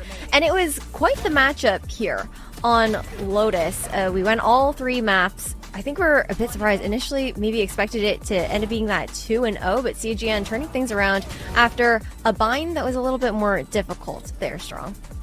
Yeah, I mean, look, fair play to CGN because I said I didn't think they were going to win this map. I didn't think they were going to bring it back. To be fair, we always knew this is a map they have been strong on for quite a while. This is basically part of their three core maps in their pool, along with Ascent and with Sunset. So it's not that by any means that we're bad on, but we just kind of thought that, okay, stylistic matchup, this might be a bit difficult for them, and they just completely proved us wrong. I mean, excellent performance. Yeah, I think there were some expectations of how we thought this map might end up being played there on the side of Galacticos as well, especially here on Lotus, and seeing some of those compositional differences. But I'm glad at the very least with the turnaround, Milan, from Bind, that we saw a bit more of that coordination with the utility usage to look a lot more comfortable with that comp there as well, and the way that CGN were able to kind of clap back and take their space. Yeah, I mean, we discussed it already, right? Like, coaching coming into after map 2, they have to step up, they have to make a big difference, and I think they did a fantastic job at making sure the guys felt good going into this last series. And I think, you know, it's like you said, it felt like a different CGN going from map 2 to map 3. Yeah, I really like the depth that we're seeing out of this team. Obviously, the contact plays have looked really good in the past, and we saw the adaptation to have like maybe a bit more of the mix of contact plays alongside some of those micro plays to take some of that map control there as well. So I do love the adjustments in that kind of case. And when it comes down to those adjustments, there's someone that we'd love to talk to, one of the coaches on staff here for CGN with Zesh. And big congratulations to you. How are you doing, Vincent? Good. Exhausting evening, exhausting week, but it is what it is, you know, you gotta grind through it. Yeah, you sound very tired, man. I hope you're holding on after a long day like this. I wish you the best, man. I mean, my first question kind of going into this was, I think at the start of the year, all of us had high expectations, right? CGN, household name in Ascension. I think you've done a fantastic job over the course of the year. Going into the second split, I think a lot of people had you as favorites going into Ascension, right? And now that you have to like kind of go through this play-in stage, how do you feel like that has affected you and the team? I think it's rather good than bad to a certain extent, because you know you sometimes fly maybe a little too high. Things like this can happen. It's just that you suddenly snap and realize, okay, you know, we could have won against Mouse. Nothing to take away from them, great team. But at the end of the day, we could have succeeded there, but we just did things wrong, and that's just sometimes part of the game. You have to improve in that department. You sometimes realize by falling the hardest, and it's just part of the game. You know, we have to grind through it. You know, we're happy and thankful for the chance and pretty grateful that we even have the opportunity to go for this, because, you know, some other regions don't have this benefit. We have it, so we got to use every opportunity we get. I love hearing that. You say that you had the opportunity to try and move through and try and take that last Ascension spot. I think we were a bit surprised with one of the compositional changes that came out on Bind in particular, because it's such a high stakes, high risk match to be able to pull that out on, and it unfortunately didn't work out for you guys. We were looking at the comp and we did think that it did play to some of the strengths of CGN's playstyle, the fact that you like that more contact play, you're able to enable yourselves a bit with those flashes, but from your stance as a coach, where do you think it fell a little bit flat that time around? Just not playing the game properly. You know, we were giving gifts, and you know, when you give gifts to a team like Galacticos, which is absolutely excellent in what they're doing in many departments, you get dominated, and this pretty much happens. You know, we were giving gifts, we were playing with regrets, we were playing with fear a little bit, and those kind of situations happen. Then the comp itself is most definitely not at fault. You know, if you look from the outside perspective, I would say a year ago, 2 years ago, I would have said CGN is the most stupid team in terms of compositions. When you're on the inside, you think things differently. There's a few people who really have fought through with this game, and it was not the comp. We just weren't playing our game. It was winnable. We didn't win it, so it's part of the game. Yeah, no, for sure. I think we've all been on that side of the equation, right? Like sometimes you can have all the prep you know, like you can be set up as properly as you want, and then when it comes to execution, sometimes it's just human error. I feel you. I think you understand it. I know about it as well. I think lastly for me is kind of about going into the grand finals tomorrow, right? Very big match for you guys against KPI. Who looked very dominant against Valiant earlier, right? Similar fashion, I guess, to you, right? I mean, okay, we're getting a little bit of that early, maybe overestimation from my side, but what do you feel like they did to enable Sayonara, and how do you guys plan on countering it? What do you feel like you could do to kind of counter a player who is having an amazing day like that? You know, KPI is a strong team for certain. They know what they're doing. They have been that dominant in Spain for a good reason.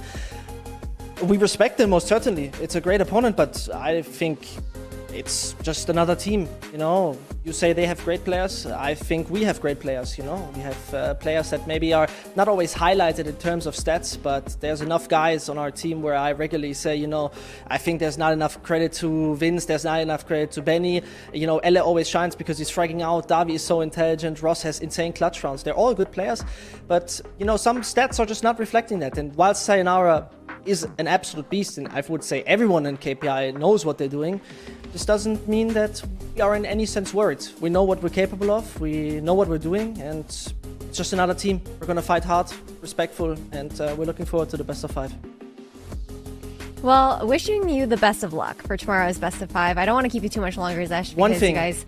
Yes. Would you mind? I want to thank all the CGN fans that always are cheering us up. You know, in football you have the 12 men. With CGN we have the 6th man, with all the fans continuously spamming, and it's nice to have them. I know they're part of the backbone of the team, so that's all. Now, please, go ahead. No, thank you so much. I'm glad that you got your chance to say your thanks and say your piece. I appreciate you taking the time to do this interview with us, and wishing you a lovely rest before your match tomorrow. Good luck to you and the team. Thank you very much. Okay, it's so nice to hear from Zesh, and we asked a lot of questions about their play style there. Strong, any main takeaways that you want to talk about from that interview? I mean, Zesh, you know, he talks a good game, let's put it this way. No, I mean, he's right in terms of, look, there are, I think some of the players on CGN are underappreciated. I think Davi a little bit has been appreciated. I mean, Anquist obviously has had this massive breakout tournament. It'll be interesting to see tomorrow because, look, pound for pound, I think probably KPI's players are better. You put CGN in the best of 5 scenario, they're quite a favourable map pool into them. Obviously, with the CGN Ascent versus KPI Ascent, that's going to be fun. Yeah, it'll be an interesting best of 5, but I think it's probably his favour towards CGN despite all we can say about Sayonara. It'll be interesting to see. It definitely will be, but let's talk a little bit more about the match that just happened still, just to wrap up our thoughts on this semi-final between CGN and Galacticos, because we do have to say goodbye to that team as well. And I want to chat, again, it's been the conversation about CGN's playstyle this entire series. They're strong. We're looking towards how it can go very right and how it can go very wrong. I know that round 6, I think, is a little bit more of a low light here for the side of CGN with their contact plays, but it also conditioned Galacticos very well on that defensive side. Yeah, exactly. I mean, you can see this round goes badly for them because ultimately they don't get a plant off. It's a bit messy. They don't get a plant off. Obviously, you see this. Yeah, so I'm just trying. It's been a long day. Yeah, they don't get a plant off, and it kind of goes badly for them. This is the thing, though. They actually made the contact stuff work really, really well for them pretty much the entire half, because the thing we kind of saw the entire time was just Masic got abused, and it's weird to say because he had good stats. He was doing his job to an extent, but the way they were playing, they were stacking 3-1-1 away from it. The 3 wasn't doing massively well, and Masic was just getting hunted down, round and round. And they don't kill him, but if you knock him off the line every single time, he's got nothing to defend. It basically ends up being the same thing. And this was kind of and again, credit to Benny a lot on this in terms of his Gecko. We were a little bit, okay, we think this is better for him, but he's obviously veered off of it on binds. How good is this? How good is he going to be on this? He had a massive, massive impact in terms of clearing this game. Yeah, he really did. We can see it even in the B-roll here, just the positioning that we saw. It was an early fight from CGN over towards Rubble on their default, the way they were contacting up. And then they push over towards the C site. Obviously very loud with the utility that they're using, but Masic's already been forced to play so far back, even before taking that TP off of site. Normally you would anticipate that chamber to have that long line over towards Mound, and I think CGN, again, they just did so wonderfully to force him back in these regards. And some of those stats were even being padded by Masic often having to save that operator because it was such a key part of them still maintaining that space, and it made it that much harder on the retakes. Yeah, and it's unfortunate for him because, look, I don't think you can say Masic had a bad game by any means, but the game plan just didn't come together for them, unfortunately. And between that and between Anguis just making a lot, like just catching them on every time they tried to push through, you get to a situation where CGN plants, CGN wins. And that was the story of that half, and that was ultimately the story of that game. Yeah, it was such a struggle to break back through on that defense, especially when they would end up being, a couple players down, really not have the resources to break back through into the site. But I also want to highlight not just Masic, but Anguis as well. Like these two Sentinels, Masic being that one where, of course, the stats still look good for him. He had a decent game on that chamber, but it felt like we saw the same kind of impact that you would expect out of that chamber pick from Anguis, not only in this map, but consistently throughout this series, where he was able to find these first bloods and find these opening engagements on the contact plays from CGN, whether it was on those lurks or with the team. Yeah, I think you're absolutely right. I mean, this is the thing. We said coming in today that, look, Anguis had been pretty much in the group stages, perhaps a breakout player in terms of we came in, we were expecting him to be decent, we weren't expecting him to be amazing, and he puts up these crazy stats the first two games. He comes in today, he's, I believe, plus 19 on the day, like top fragging. He's shown a lot today. Like the funny thing is maybe he's not the best sensible player of the tournament because Westside was still at this tournament, but I would say Anguis is probably a breakout player of this tournament so far, so good on him.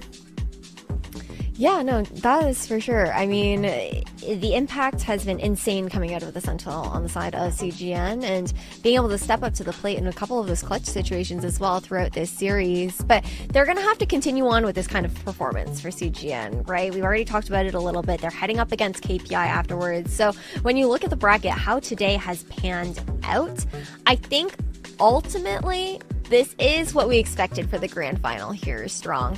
However, I think it was a harder fought battle than we maybe anticipated at the top of the day. Yeah, exactly. I think both favourites got through. Obviously, I think we all thought KPI was going through. It was kind of it was a surprise really that it came down to, because it came down to a 13-11 on the last map at the end of the day. Let's not forget that. On CGN side, again, I was kind of the camp that Galacticos would potentially pull us out, but obviously I was in a minority on that. And yeah, we've probably got, I'd say, coming into this event, you would have said KPI and CGN, certainly two of the top three teams. You can argue for DMI, you can argue for some other team, but we've got two, I would say on paper, two of the top three teams in this finals, and now we can see this best of 5 tomorrow. Yeah, I'm really excited to see how their juxtaposing play styles will face up against each other as well. The fact that you have very contact plays from CGN, meanwhile, for KPI, there's that element of explosivity that comes out from them as well. So it'll be interesting to see how they kind of handle each other and how they adapt, especially throughout a best of 5 where you're going to have more opportunities to make these adjustments map per map, even outside of just within the one map itself, having that longer series to kind of fight through.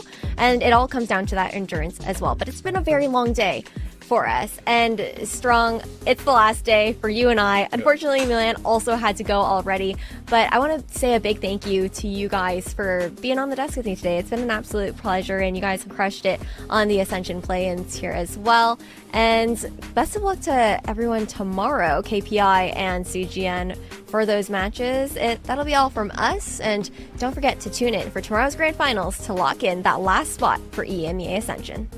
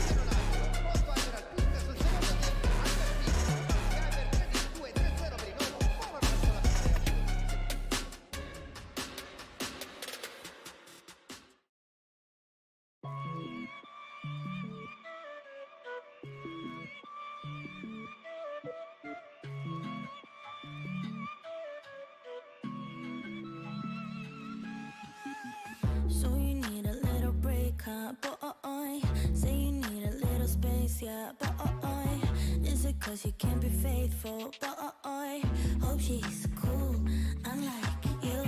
You ain't ready for a girlfriend, no.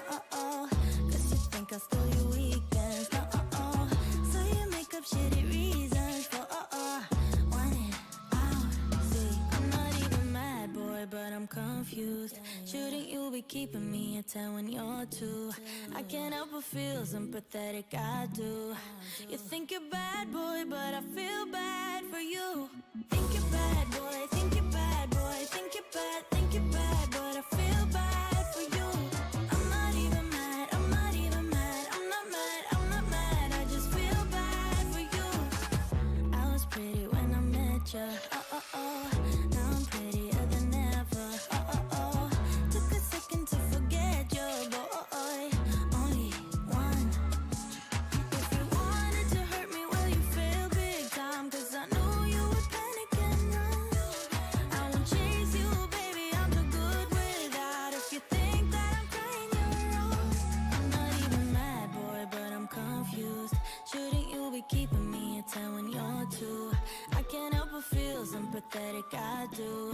You think you're bad, boy, but I feel bad for you.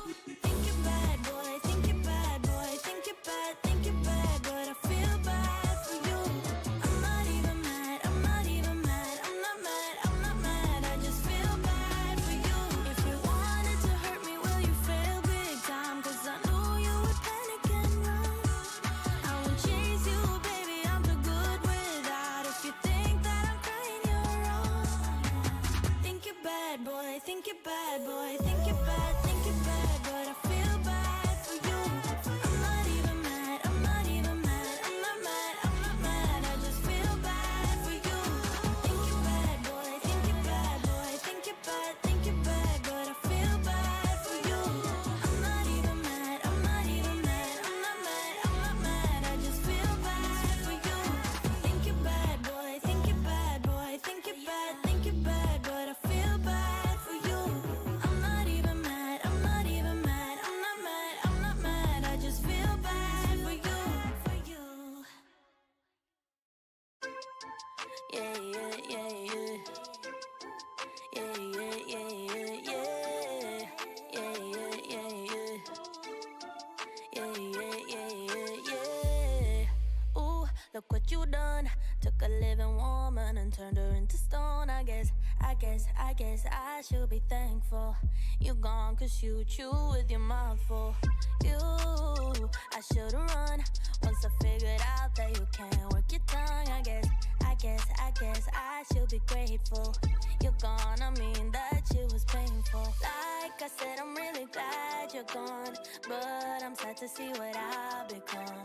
I was burning like a girl on fire, then you came around and put it out. You really made me think we were lovers. I let you in and underneath my covers.